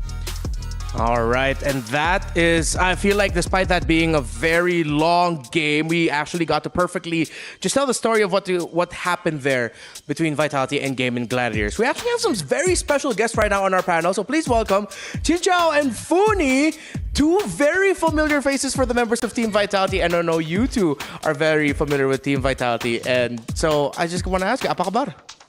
Apa kabar? Baik. Baik, you guys are good. No, wait, no, we're not going to be speaking Indonesian for this. So they will be, although Eternal will be here to help translate for us. So I just want to ask you, you both of you have faced off against Vitality many times. Yes. All throughout the years. Yeah. I'm not going to ask if you hate them, but I'm sure it's a friendly rivalry. But what do you think, first to start with you, Funi, what's the best quality of Vitality and why they're so strong? Their teamwork. Their teamwork, Yeah, their teamwork, and all of them know their job, their own job in the game. All right. So what about for you, Chinchao? For me, I think they're all hardworking as a team. They're working hard. They're consistently playing so that they can give their best in every tournament. So I think that's pretty respectable, because after winning so much, you kind of tend to get lenient. Yes. And not working as hard, but they keep working hard throughout the years. So yeah, I think that's their strong point. Okay, so they really good teamwork, and despite all of their success, Team Vitality do not rest on their laurels. They still continue to work even harder. We actually have a very special announcement real quick before we head back to our discussion with the Chinchao and Funi, that there is actually a new milestone hit for viewership for MWI. We have hit 340,000 peak concurrent viewers. Wow. So thank you to each and every one of you. Head into your game right now, redeem that code, NewQueen25. Chantel had to teach me how to redeem that code, but I will not do that to you. Teach yourself, or just look for a guide online. There's going to be a lot of them. But seriously, thank you so much that we're reaching new heights. We are really, as a community, just going limitless right now. Do you two ladies have questions for Chinchao and Funi? I actually do, because looking at the history from Vitality so far, I think you guys are one of the only teams who's been able to get a game from them. How did you guys do that? Really? Yeah, Falcons Vega, GPX Basreng, that era. How? What do you think is the main weakness for Vitality? What do you think is the main weakness?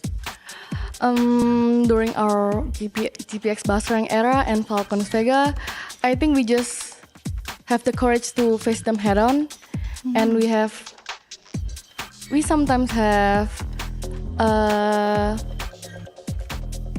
You get lucky? Advantage, yeah, in terms of team fight. Yeah. So you think team fights can be exploited from Vitality? Kind of, but we tend to make lots of blunders. What do you think? We need to find the right timing to fight them back. Yeah. Okay, so maybe there's a little bit of advice here from Chinchao and Funi. Just really find the right timing. What about you, Chantal? Do you have questions for them? It's more like of a general question. With you guys having experience with tournaments, and now that you get to watch the games, how do you feel being part of the audience and the women in esports, and as women in esports? Actually, it's really fun to watch from here. No, we'll come back stronger next year. Sorry. Why are you apologizing? No, it's kind of sad actually, but yeah, it's pretty fun to watch them fight there, and I'm only here watching them play. But I'm sure you're having those moments where you're watching. It's like, if I was on that stage, I feel like. Yeah. Actually, yes. Sorry. You get that a lot. All right. So before we continue our discussion with them, we actually had a discussion with a personal favorite figure in esports of mine. It's actually Shiver with Rose. Let's listen in on this. Hey guys, welcome back to Reporter Hits. This is Rose bringing you all the live action for the grand finals of MWI. Now, before we begin, this is practically before the match point game of our grand finals. And over here, we have Shiva from Dota 2. How are you? I'm doing great, Rose. How are you? I'm doing fantastic. I honestly cannot wait to know who the new queens of MLBB will be. However, before we get into that, I actually have a few bits of question for you because, you know, a lot of people would consider you as someone who has been prominent in the scene of Dota 2, and I'm pretty sure in your career you have witnessed a lot of the biggest moments of Dota. Now, what's it like being a part of a multi-title esport event? I love it. It gives me a chance to, I keep tabs on all the games a little bit, of course, but it also gives me the chance to see a lot of talent that I don't normally get to see colleagues that are definitely colleagues, but that maybe I only see them once a year, and that's here. So that's really cool for me. Yeah, I agree. I also see and meet so many new people like you. I just met you just now. It's so fun. And we met Slex yesterday. All these fun stuff happens in events like this. Now, just to give you a quick update, the Mobile Legends Bang Bang Women's Invitational Grand Finals is happening. And like I said, we are about to enter match point. Now, what are your thoughts on having an all-women competition in esports? I think it's awesome. I think all girls on stage and also all the girls that, unfortunately for them, already got eliminated, they are setting such a big example that it's just getting bigger and bigger because 10 years ago, a stage like this was unheard of. This big? It's crazy. It's so awesome to see. Girl power. Now, we love a girls over here. Now, based on experience, you have mentioned that 10 years ago, stuff like this would be practically close to impossible. But as of now, what do you think esports scene or the esports titles that we have in the scene could do to create more women in the scene?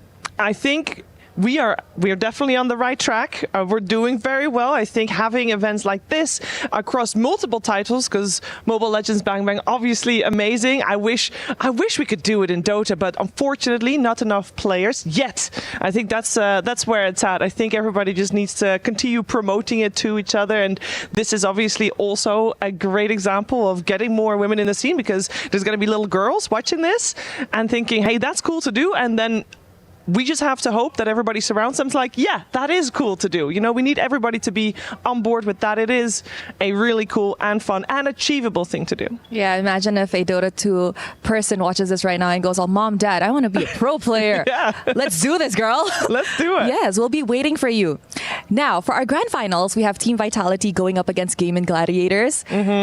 I'm sure you've watched or heard about what's happening. I have a favorite. I'll be very honest, Rose. I have caught a little bit of a glimpses, and I know that Gaming Gladiators, they beat the defending champions. They beat actually 2 Na'Vi teams, which I thought was pretty cool. And we do also have a Gaming Gladiators in Dota 2 as well, so I am a little biased towards Gaming Gladiators, but may the best girls win. Yes, they did beat 2 Na'Vis in a day. It was crazy, back to back, and they are now labeled as the Na'Vi Slayers. Underdogs as well, representing Everybody loves an underdog story. Yes, underdog story, best one there is. Now, anything you would like to say to our community watching this right now? Well, have a fantastic grand finals, you guys. This is definitely an amazing big stage. I hope you'll have a fantastic time. Again, may the best girls win, and make sure you tune into there's another Mobile Legends Bang Bang tournament as well, right? Later on. So a lot of action, a lot of esports action everywhere, and just enjoy it. You know what? Thank you very much, Shiva. It is an honor having you on our broadcast. And hey, it's an honor sitting beside you right now. Thank you, Rose. Appreciate it. Thank you so much. And with that, let us kickstart our final game of the day. With that, back to the panel. I wish I was Rose. Hi, I'm Renmar. Welcome back to the panel. We're still joined here by Chin Chao and Funi, and it's great to hear from Shiva. Of course, right now, Dota ongoing as well here at EWC. So, I want to continue our discussion with Chin Chao and Funi here, because considering that you've met Team Vitality multiple times all throughout the years. If I could ask you if you have a favorite player in Team Vitality, it can be because you think they're the strongest, or maybe you think they're just really cool. Who would it be? Who would be your favorite Team Vitality player? For me, Chini and Fumi Echo. Oh, Yeah. all right. So I think a lot of members of Team Vitality get talked about. Not a lot of people actually get to talk about how great Fumi Echo is for the team. So why do you love Fumi Echo? I love her gameplay, aggressiveness. Yeah. Oh, so it's really just the signature Fumi Echo gameplay that you really like. Yeah. All right, what about for you, Jinchao? For me, I like Vival. Viva. Yeah, because I like her chubby cheeks. Very, very cute. Oh, that's so cute. Yeah, she's so cute. All right, so for you, it's the gameplay, it's the strategy. And Yeah. for you, it's Viva so adorable. She's adorable. Yeah, okay, that's great. Amazing for this. Now, we are slowly getting into the draft. Do you have any hero like you wish you get to see at least once in MWI? At least once. Maybe Nana. Me. Oh, sure. Go ahead, say it. Mia. I want to see Mia. Or Nathan, maybe. Oh, yeah, Nathan. all right. Okay, Yeah. okay. Mia, maybe not. Let's be Maybe real. not. But Nathan? Yeah, Okay, Nathan. Nathan could potentially show up here. Okay, what about for you? Me, fighter mid. Oh, Fighter mid, you know we're in yeah. the same boat of that. I've been asking for that for a long time now for teams to show a fighter in the mid lane. You know? Yeah. Yeah. Because in ranked games, I still saw some pro players using fighter mid lane. Oh, what are those heroes like? Terisla, Yeah. Lapu-Lapu. Yeah. Yeah. Okay. And also Cho, yeah. And also Cho in the mid. All right, so Yeah. that might be a sudden surprise prediction here from Funi. And hey, maybe something that we'll see for MSC once MWI is done. But we still potentially have even more games here. Just because it's a 3-0 doesn't mean it'll end here. It could still potentially still go to game in, stretching out this series even further. And it'll be great because we'll have Chinchao and Funi joining us here so we get a pro player perspective for this draft. So let's head into the discussion for that. Eternal, for you, what do we have to watch out for? I don't know at this point, to be honest. Because we thought it was a Kimmy problem. The Kimmy gets taken away, and then Cindy We picks up said the the Selena. We talked about the Hayabusa. We talked about the Lancelot. We talked about the Akai. And it feels like anything that is put into the hands of gaming gladiators, despite how strong they are in terms of presence and impact, it feels like Team Vitality already are one step ahead. But maybe do you guys have an idea? Is there some hero that we should be looking at for GG to come back here in game number 4? For me, we cannot ban any violated heroes. Cannot. Yeah, it's no use.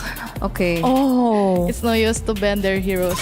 Just fight them back with your gameplay, guys. Oh. All right, so it's like, yeah, so we were thinking like at this point maybe it's like according to Funi, it's gotten to the point where Team Vitality is just unbannable. Like at the end of the day, you can draft all you want, but you just have to play better against them. Yeah, either way they can pull off any other hero that they choose. So probably that's what's missing for gaming gladiators. So maybe they're focusing much on how to decipher, decode Team Vitality's drafting sequence. Yeah, when maybe they should really just focus on like playing theirs. better. Yeah.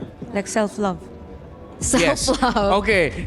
If there was like a graphic right now, keys to victory, self-love, gaming gladiators. Nice. Do you guys agree with that? Like, is there something else that we should be considering for GG? Chinchao, maybe? For GG, I think I've been since I've been watching since the first match, very first match before like Navi PH and stuff, I think their strong point is in their team fight. So maybe they'll have to utilize that, like play more heroes that depends on team fight, because I think their team fight is really strong.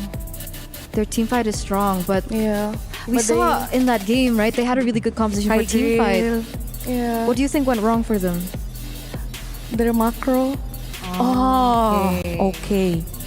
So a little bit too much pressure from the minion waves that it was even harder for them to fight. Now Kai enters the scene. So now that we get to see Hayabusa, here we go again with the Akai and Arlot. Best hero ever. Best hero and best combo ever, by the way, best duo.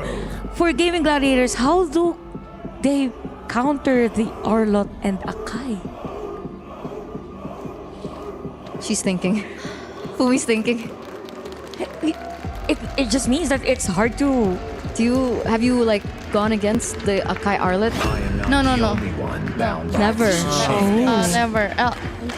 Yeah, in tournament never. Oh, that's why. Yeah. So it's new in the meta. Yeah. Their Arlot is pretty strong also. Yeah. We saw it from earlier. Okay. I think it will be the bye-bye game. Oh, so it's the Because it's pretty strong. Yeah. All right. So that's the prediction of Funi here. Even already, she's already seeing the first 3 picks. This might just be it. But Gaimin do pick up the Phoveus, and I like Phoveus against Arlot. I don't like Phoveus against Takai. I have experienced that in ranked games. I try to jump on someone, I get heavy spun away. It's like there's not much a Phoveus can do. It might work out, but if this does work out, I'm just gonna straight up say Arya's the MVP. Because it's so demanding for a Phoveus to actually do well against the lineup of Team Vitality right now. They were nodding. Do you agree with this? Yeah, we agree. It's hard for the Phoveus? Yeah. Why is it so hard? She won't use her ulti here because of the heavy spin. So the potential threat supposedly from the Phoveus to actually zone out players has been neglected or negated already with the Akai. So now just to compensate the damage from Gaming Gladiators, what do you think is the best mage that they should get from? I mean, just by the looks of it. Mid lane pick. Yeah. I like Suxin, but they banned Suxin already. Nice What ban else from is Vitality. there? There's Zetian, Farsa. Oh, Farsha is Valentina. gonna cry here. Yeah. Maybe Valentina. Valentina is best pick for now. was left undone. I think they also got Valentina the first time they gave out Akai. Yeah. Yeah. All right, Yeah. so it might be the Valentina. Maybe Chinchao, you have like predictions you wanna toss out? Prediction? Yeah, like for the hero, for the hero, for the hero at least. It might show up. I can predict the mid lane, but I would like to see Nana being played here.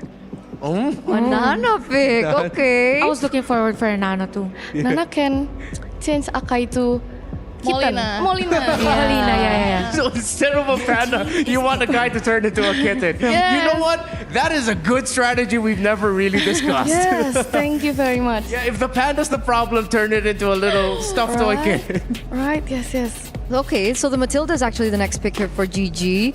So we're still waiting on a mid laner. Still think that it's going to be a Valentina? Yeah. Okay. I think. What about for Vitality now? We're waiting on the next 2 picks. We're looking at a mid lane, potentially jungle or roam? Or XP? What do you think? Maybe Selena again. Okay. Another Selena. But Yeah, that should work because even though you will give more dashes to work with for the Phoveus, you have that guy, you don't have to worry. Oh, yeah, Karita. Oh, Akai jungler. Akai jungler. Yes, Arlot wrong. Yeah. And this was the combo that Team Vitality showed up before. Yeah, when we go against would that Foot Foot Esports, Foot yes. Esports, yeah. Yeah, in Stream B then, that's where that matchup happened. So, strong combo. Do you think Vitality, Chinchao, this is good for them? That this is going to be the decider pick, that they win? Huh? Do you think they win this? Yeah, they got this game already. All right, that's a prediction from Chinchao. Funi, what about you? 100%. All right.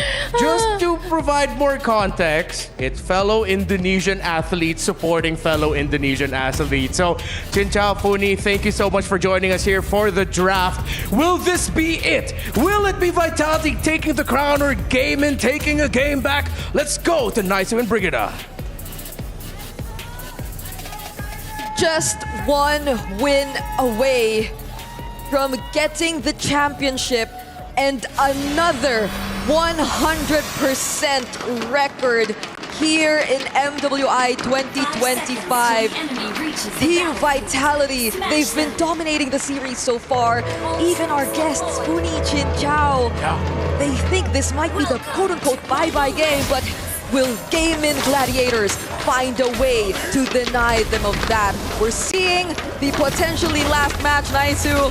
How are you feeling for this game? I'm feeling pretty good, but I'd like it to be extended a little bit longer. You know, I really don't want it to be a sweep here. I'd like to see GG get a game and extend the series. Maybe they can do that. They've showed some promise, you know, here and there, but they definitely had some things to take care of. A big part of those things is map control, making sure that, again, Shell has the Moskov, so you can expect the same thing. And like our panel mentioned, this Kadita. This was banned out previously. Now it's in the hands of Cine, and we've seen this previously in the stream B earlier on in MWI, so I'm hoping GG has answers for this and is able to control this. Now, maybe that was one of the things. Sayori is on the Valentina again. She could take some big ultimates here. There actually have been a couple of changes in terms of draft, in terms of the heroes that our teams have prioritized. GG, for one, no longer went with the CC. We've been talking about this too. It's a big change if you would look at their previous matches. Instead, it's actually Fumi Echo who has her hands on the CC. And it seems like they're done with the entire Hayabusa Lancelot matchup. So they denied multiple assassin junglers from Team Vitality too, which led to this Akai jungle. But because of that massive respect for the Akai jungle, I think we are seeing multiple Purify spells from Gaming Gladiators. I was going to say, this is a little like the first time in the series where we don't see the, you know, assassin versus assassin in the jungle. But some of this was swerved too. Ashley in trouble. Should be able to get away as she does. So survives, popping the Purify though in that. So this is a opportunity for Team Vitality to get the advantage for this turtle. The way it's looking right now, it's purely Gaimin just fighting for survivability. And I don't know if that might be the way to go, because you see how Team Vitality is capitalizing on this. It isn't as aggressive for Gaimin Gladiator so far, unlike the way they played the first few minutes, and especially game number 1, I'd say. It's a much more careful approach, but they also could just be waiting for their spikes. And they know that Ashley no longer has the Purify, so it's just respect. You can't afford to make crucial mistakes that'll allow Team Vitality to snowball once again. Panda does have the Purify here, so luckily that was spotted out. Ashley there to help her. Does hit that level 4, so now she's got the Circling Eagle. She has the Guiding Wind to help Panda. They're gonna go for an exchange, 2v2. Meanwhile, top, Arya's gone with the rough waves. Panda, they get swept with the final slash from Vivian. So even with the 2v2, Team Vitality will still win that bottom. Can Nicolette change this? She's gonna be joining the fight. She's gonna spawn out Vivian. She has the shadow kill. She'll pop that. Ashley trying to join the fight, but Vivian still gonna be able to survive. Nicolette can't pick up a kill. How often do you see a simultaneous gank on the gold and XP lane? Yeah. When they were able to take out Arya on the XP lane, even taking out majority, if not all, of the energy shields that were on that tier 1 turret, and they take down Panda in the gold lane as well. This is a massive win for Team Vitality in the early stages of the game, especially considering that they were also able to get their hands on the first objective. Gaimin are yet to trade anything away from Team Vitality, but at the very least, they have something to hold on to. They have Panda, they have ways to keep her alive, they have the sustain in the hands of Ashley, but Arya, she won't be able to sustain that burst damage. How do you survive at that? The burst from a Kadita in the hands of Cine, who's done this previously. If you're at half health this early on, you can pretty much say goodbye. There's no way you escape that burst. This is so painful to watch. If you're Gaimin, you're so used to having the CC, you're so used to winning the EXP lane, and I feel like that has been a massive factor to how they've been winning out the past few games that they played, how they've been dominating the early stages of the game, but it gets clearly denied here by Team Vitality, and it's not just the EXP lane, it's even the gold, and even the objectives. How do they contest this? Looks like they're gonna go for it once again. Vivian zoning out. Ashley went in with a Circling Eagle. She could be in trouble. Gets quite low. Has some of the shield to help out, but that's an objective secured. This Vivel will secure the second turtle of the game. Spear Destruction going to be thrown in. I'm not sure if Team Vitality actually wants to go for a fight. They are not letting anything up here already 5 minutes in. Cine has been incredible, I must say. Cine seems to be the one putting a lot of pressure on Gaming Gladiators for this game so far. The way that you have to be mindful of where the Kadita is gonna come from, of where the Kadita is gonna like surprise you with either the Petrify or even the combo, because again, this has been one of the adjusted heroes, and yet I get once more! See, these are the hardest moments, the hardest parts of this game. You can't find a way to check the brushes either. I think at most Nicolette can do that, but do you really want to expand your quad shadow just to do that? I don't know, that's a great question, because right now the main thing is, you mentioned it, Brigida is dealing with Cini. And I want to say, Cini has been phenomenal throughout the series. A couple games in the hands with the Kimmy, and now this Kadita. Just proving a point on why she's such a strong and respected mid laner around the world here. Vivil's gonna go ahead and spawn out Ashley again. Sayori's been holding on to the heavy spin for the majority of this portion of the game, and so still, Gaming Gladiators, they're finding themselves slowly but surely slipping behind. Shell gonna be the next target. She'll flicker out, so she's gonna be fine. The rest of the team was actually just around the corner if that did break out into a fight, so GG struggling to find a pick off. Cini, this could be the moment for Nicolette. Rough wave's gonna be used, but Cini will survive. Meanwhile, up in the river, still Arya up at the front. She's gonna be able to zone out Vivian a little bit here, but still in that gold lane. It's just a back and forth. Meanwhile, look at the push up top. They're not able to contain what's happening on the opposite side of the map. Fumi Echo, she has enough trust in her teammates that they can manage it by 4. But now Vival might be the target, although will easily get away without any pressure from Gaming Gladiators. They might not even want to contest this next objective anymore. They could potentially look for a pickoff, but why does it feel like Team Vitality sends that? They might go this time. Cini could be in trouble. She's locked down with a heavy spin. A Spear of Destruction's gonna be thrown out. Shell's gonna join the fight, but Sayori on the run, can't escape Fumi Echo. And now Arya next. Dark Wave into the Infernal Pursuit, but she's not tanky enough. Team Vitality again picks up a couple kills.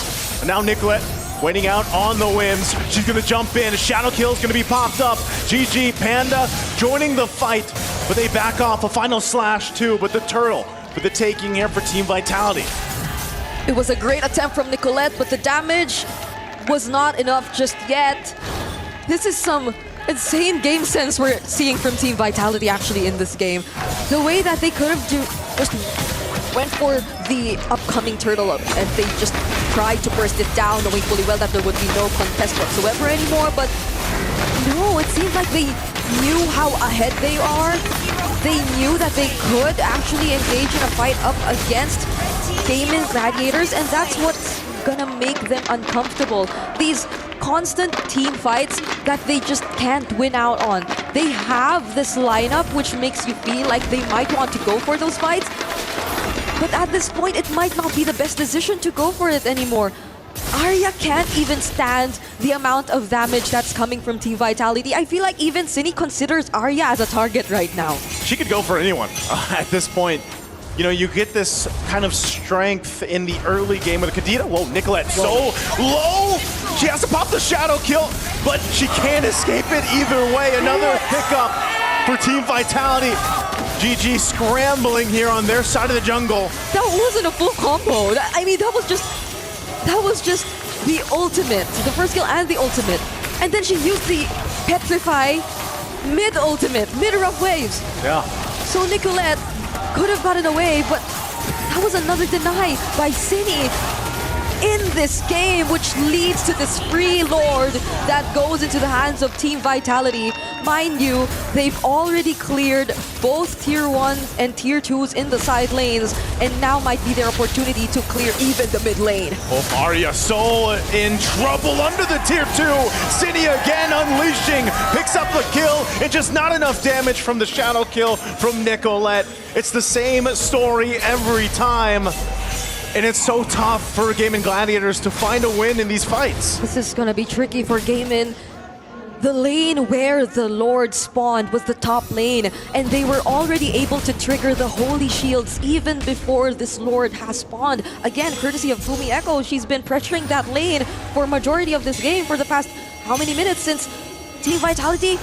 It's not that they don't need her, it's more that they can just carry out whatever they wanted to do even without her. But then again, there's the curtain call. Could this be dangerous? Cini doesn't find the rope waves that time, but they get another Purify out. Lord is making its way up top. GG, are they ready to defend here? 6,000 gold behind.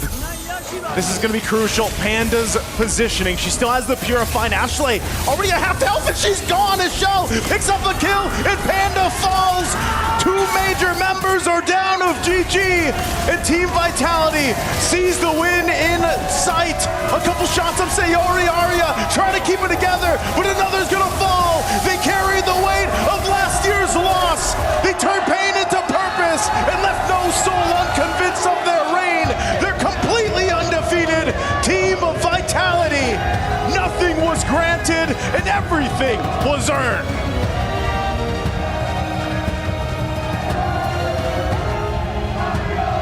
You can now say that they are indeed limitless, as Team Vitality secured the championship for this year's MWI.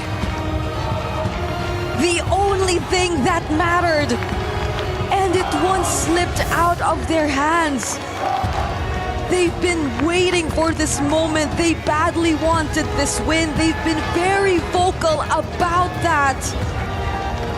But now, it's finally back in their hands. They're a few moments away from reclaiming that trophy. This is a well-deserved win, a very dominant win for Team Vitality. Man, imagine that. Just no games taken from you. This whole run of MWI 2025 here at EWC, and it's just been a fantastic one, a redemption arc, a restoration, basically, for Team Vitality after what they went through last year, that devastating defeat. But now you can see how happy dance, locked in and happy they are. Let's give it up for our MWI 2025 champions, Team Vitality!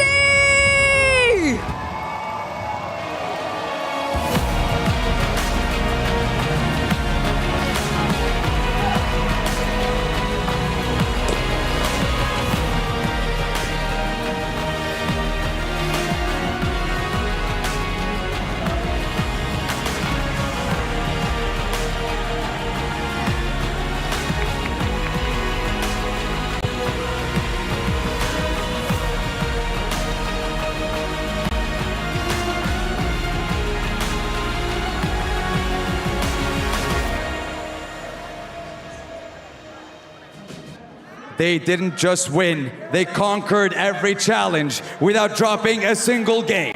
They walked the golden road, flawless, fearless, and unshaken. They proved what it means to rise above.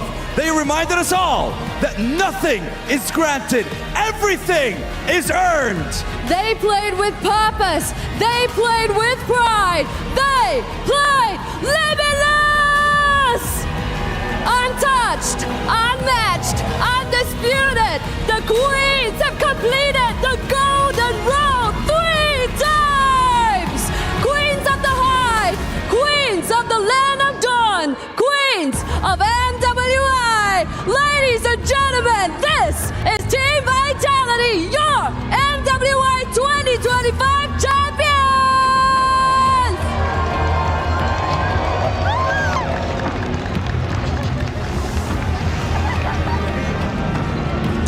A well-deserved victory. A golden road for the 3rd time, Cheryl. Who does that? Who's capable of such an achievement? They have golden roaded so many times. And when it came to the one that mattered most, last year, right here at EWC, they've lost that win streak. They've waited 1 full year with the perfect score record to face off their foe that took their win from them. And it has come full circle right here at the EWC MWI 2025. They've regained their glory, a 3rd time golden road. This is Team Vitality. What an incredible performance. Now, I have to ask you, if you wouldn't mind, our incredible queens in the Land of Dawn, our queens in Riyadh, join us front of stage, because we have some questions for you after that incredible performance. Flexing on your opponents now. I have to say, first question instantly. You regained your titles as queens of MWI. You did it here where it mattered most at the EWC. What does that mean to all of you? I want to start with you because you had a lot to say in the previous interviews, Vivian. You had a lot to say, so please, the floor is yours.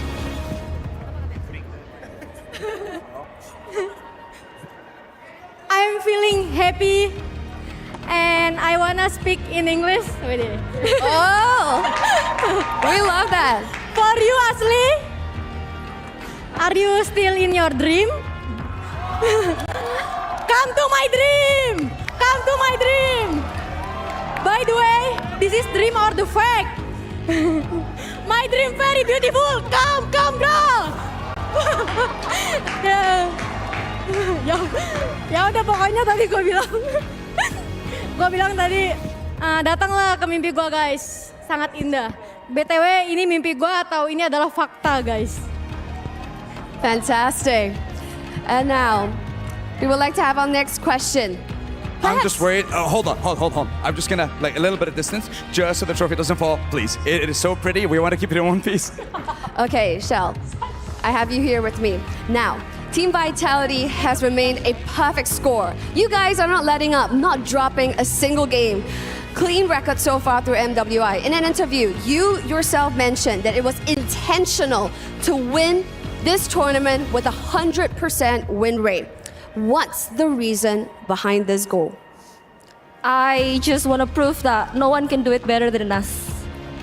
And now that you've completed it as per what you wanted, what do you have to say about that?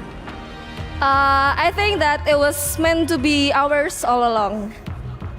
It's destined. It's destined.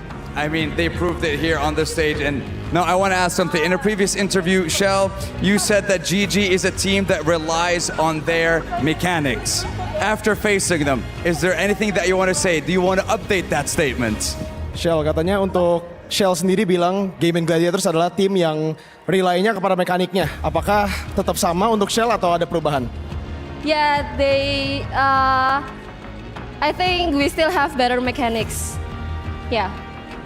Alrighty, and with that, ladies and gentlemen, we do have the Sony Tournament MVP. Who do you think it is? Come on, who is it? Who do you think's the MVP?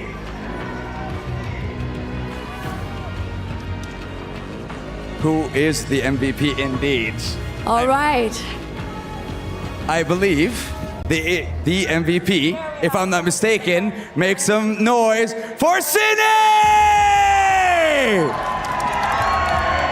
Keymaster, present the MVP award for our most valuable player and our Sony MVP here at the Saudi National Bank Esports Arena. A queen on the land of Dawn and a queen here on the stage in Riyadh. Now, I want to ask this for the entire team. And you know what? Yes, when it comes to first place, $150,000 prize for first place. What are you doing with the prize? This is a question for all of you. Ini untuk kalian semua. Kalian dapat $150,000. Jadi kalian bakal menggunakan prize poolnya untuk apa? Okay, let's ask Fumieko. Fumieko, tell me more. I don't know. Vivian? For life. You know what? I like that. Investing in the future. That's what we're looking towards here. Okay, we're going to Paris this month, so maybe spend our money on it. You know what? You earned this moment, and you know what you also earned? You also earned the ability to crush your opponent's keys. And of course, that is the last key that will be crushed in this tournament. You cemented yourselves as one of the best to ever do it. And now we're gonna see the key wall, because I believe we have one more thing lined up. You have to immortalize yourselves in the totem at the EWC. But for now, we're gonna head on over to the studio and get ourselves ready to cement these lovely queens in the Esports World Cup history books in a few short moments. Boys and girls in the studio, take it away. Sandstorm, thank you so much. Thank you so much. One more time for the people in the arena, make some noise and show your love for Team Vitality. They have secured their domination. They are undisputed queens of MLBB. They talked the talk and they were able to walk it. I think that was the main thing that we're looking at here. A lot of spicy comments that we've heard from them during the interviews, with Shell saying, you know, they're just a bunch of kids who are relying just on mechanics, with Vivian saying in your dreams to Ashley, and a little bit of more spice at that interview as well. I hope the girls are taking it okay. Yeah, I think also for Team Vitality, they just came here really prepared. I mean, from the interview of Shell also, they really wanted that 100% game win rate, and they were actually able to do that. And to be able to pull that off, it means that they came here with all those sacrifices from all the interviews, I mean, from all the screams, from all the practices, and it was just worth it for these ladies. And we saw that during that winning moment at stage, that they're just happy that they were able to claim that crown. It's a tremendous moment for Team Vitality. All of y'all saw the game. We will go to discussions on it even further, but we do have to address the fact that this win for Team Vitality means they become the first club to become eligible for the club championship. Ooh. Team Vitality jumped to 1,500 points in the club championship, and a phenomenal points tally after 2 game participations so far at EWC, with the first being Rensport, where they were second, and Women's Invitational. Of course, they are the champions. More on that later on, because we have to celebrate our Sony Tournament MVP in Sydney, who I think this is unanimous, undeniable. As fantastic as the entire team of Vitality was, Sydney was a whole different monster in this tournament. Well deserved. And I love this for her, because for the longest time for Team Vitality, ever since it was, you know, Bigatron era and so on and so forth, or even going back to the Bellatron era, it was other members that were really highlighted. People see Vitality and they see Vivian. People see Vitality and they see probably Shell. But finally, we get to see that she shines and she completely deserves it. Yeah, just to update for the EWC Club Championship, Team Vitality are still active also in another game title this week. They still have Free Fire, meaning they have an opportunity to get another 1,000 points on the board, while Gaming Gladiators fall short, puts them to a secured points total of 950 in the Club Championship. All eyes from Team Vitality will now turn to the Dota 2 final as Team Falcons face Team Spirit. Team Falcons will leapfrog Team Vitality in the standings if they win there. So this was a massive win for the organization of Team Vitality. But looking closer to the story of these ladies, they said last year really hurt them. Last year was etched in their memory, and they can finally wash the stain of their loss last year to Smart Omega Empress, as they finally get their perfect run, dream come true this year at MWI 2025. And I think that's the best trait that this ladies showed all throughout the tournament. I mean, they went here again prepared. The emotional stress wasn't much of an issue for them. They just play their game as if it was their last. I got to talk to them even before this tournament started, and a lot of things were circling around the fact that they were in a lot of arguments actually. Before they came into MWI, there were a lot of things that they needed to iron out, that they needed to communicate with one another. But I guess all that, it's just like a relationship, right? I mean, at some point there are going to be arguments, there are going to be misperceptions, and there's going to be a difference of opinions.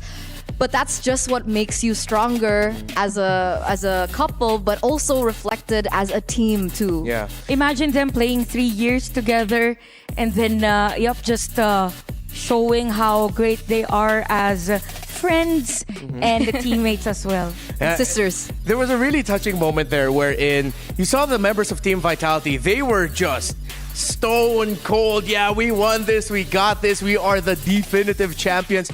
But then suddenly their manager Shirley comes on to the stage and the tears start flowing, because I was there behind the scenes. I am not shy on social media with my support for Team Vitality as an organization. So I got to see how that loss affected them, how devastated they were.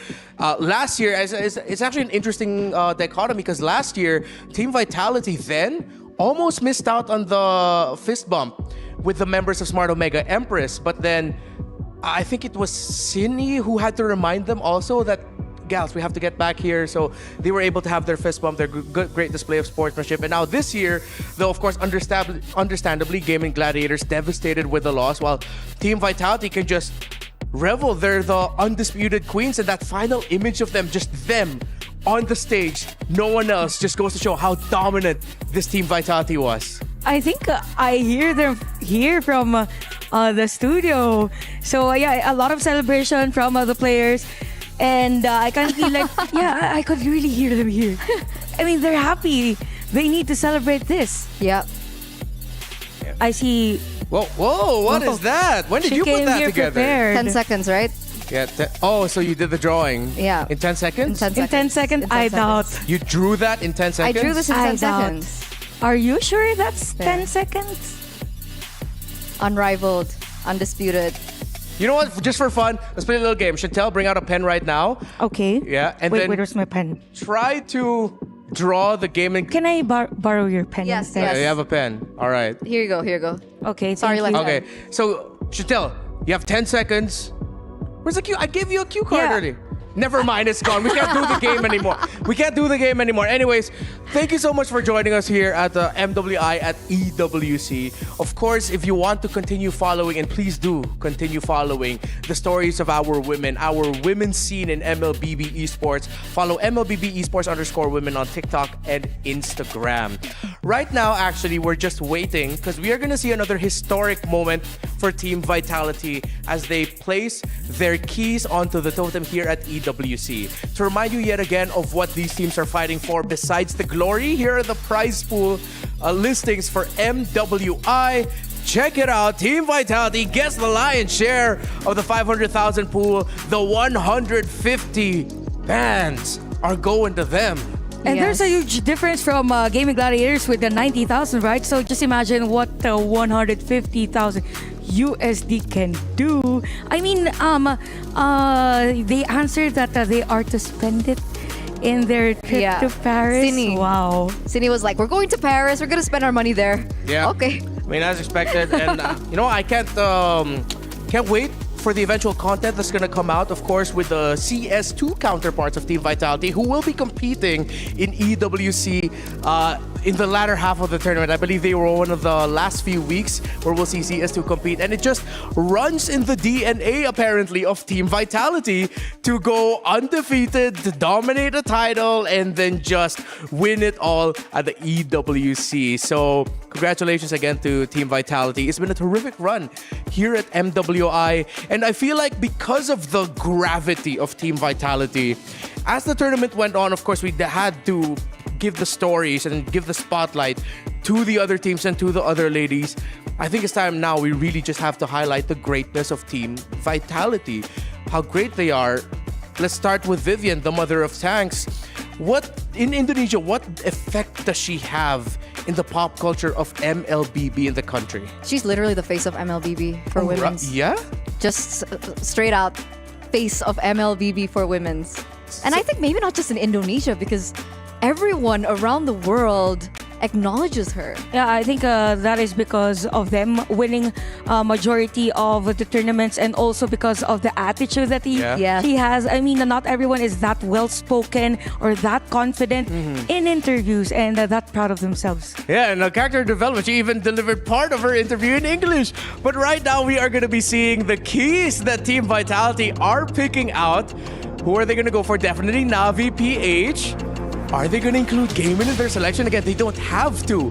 They will select the keys. And clearly, Sydney's still very emotional about the win. Yeah, you can see it on her face. She's figuring things out right now. And I bet it's an overwhelming feeling, right? You went a best of 7 mentally preparing for the grand finals, and the moment finally arrives when you have to make a choice. Who are the 3 teams that you want to solidify into your own personal trophy here at EWC? I saw 2 keys that were missing. Team Falcons was one. Navi PH were another. I don't think they got the keys of Gaiman. Not unless they took TL. No. I have a theory. I believe that Team Vitality picked the keys of teams that they respected the most. The ones that they've said in the past that either beat them in a game or beat them in the case of Smart Omega Empress / Navi PH now in MWI, the team that beat them last year. No, it's true because coming to the tournament, all these teams were asked who would be like their main obstacle, and one of the answers from Team Vitality was Team Falcons. So that's why they included them in their key selection. There was also TLG and WoW GG, but I don't know if they're going to consider them. I think I saw WoW GG's key earlier, but yeah, I think I saw them pointing into Team Falcons before. We saw Sini at the frame during the videos. I think Team Falcons. Right. Pretty sure eventually we're going to be able to see the keys that they were able to get. It's been a tremendous run for Team Vitality. And I think earlier we were in a bit of a discussion about all the members of Team Vitality, but I think to give the focus onto Vivian, is gonna be that image of her flexing is what's gonna be also important.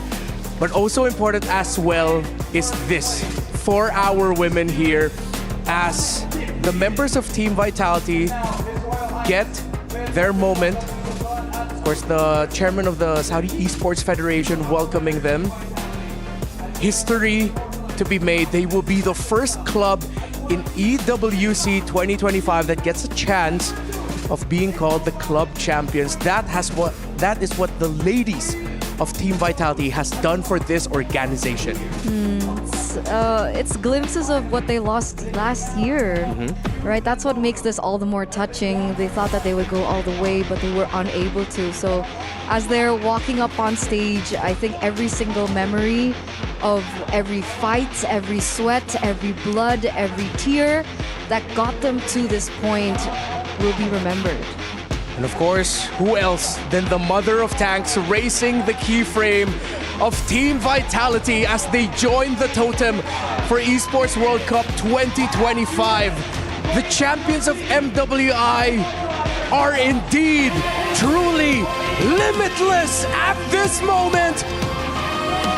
They will be remembered in history as the team that went perfect in their run for the championship, led by their mother of tanks.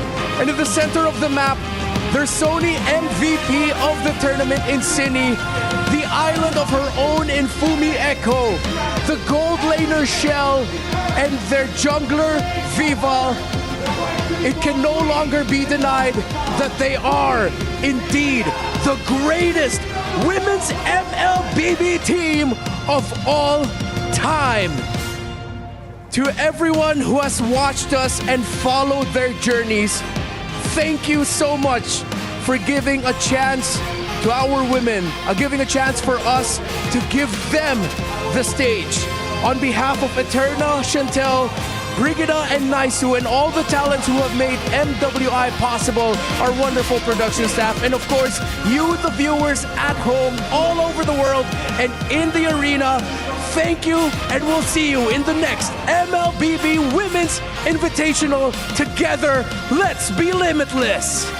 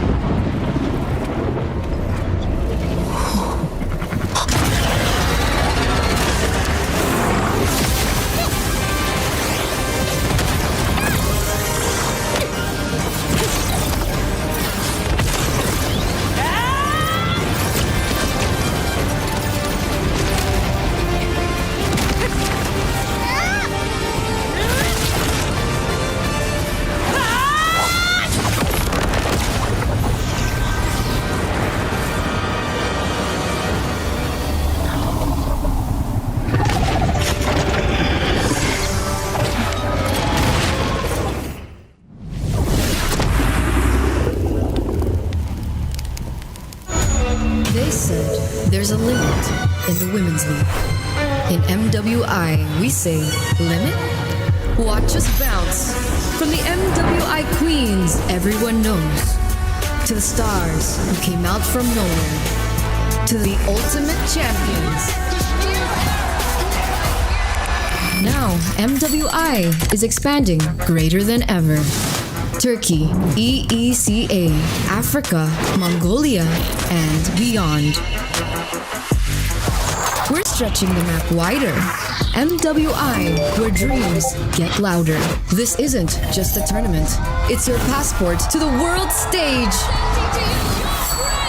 A spotlight for women in the EWC. No rules, no ceilings, no limits. Just this. We're vibrant. We're ready. We're limitless.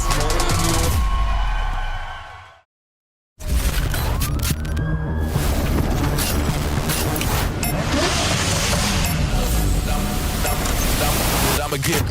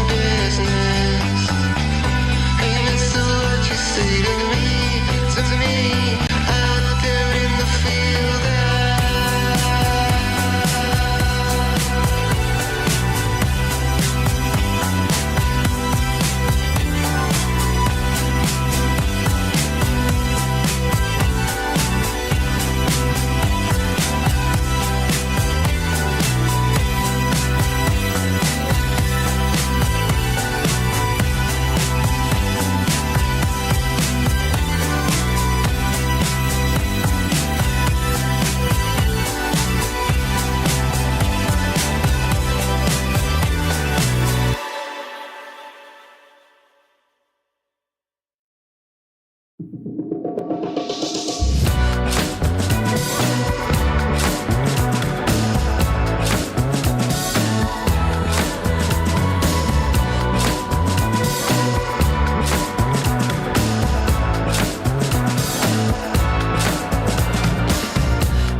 playing on the radio, driving slow. Smooth sailing, wheels turning. Why do we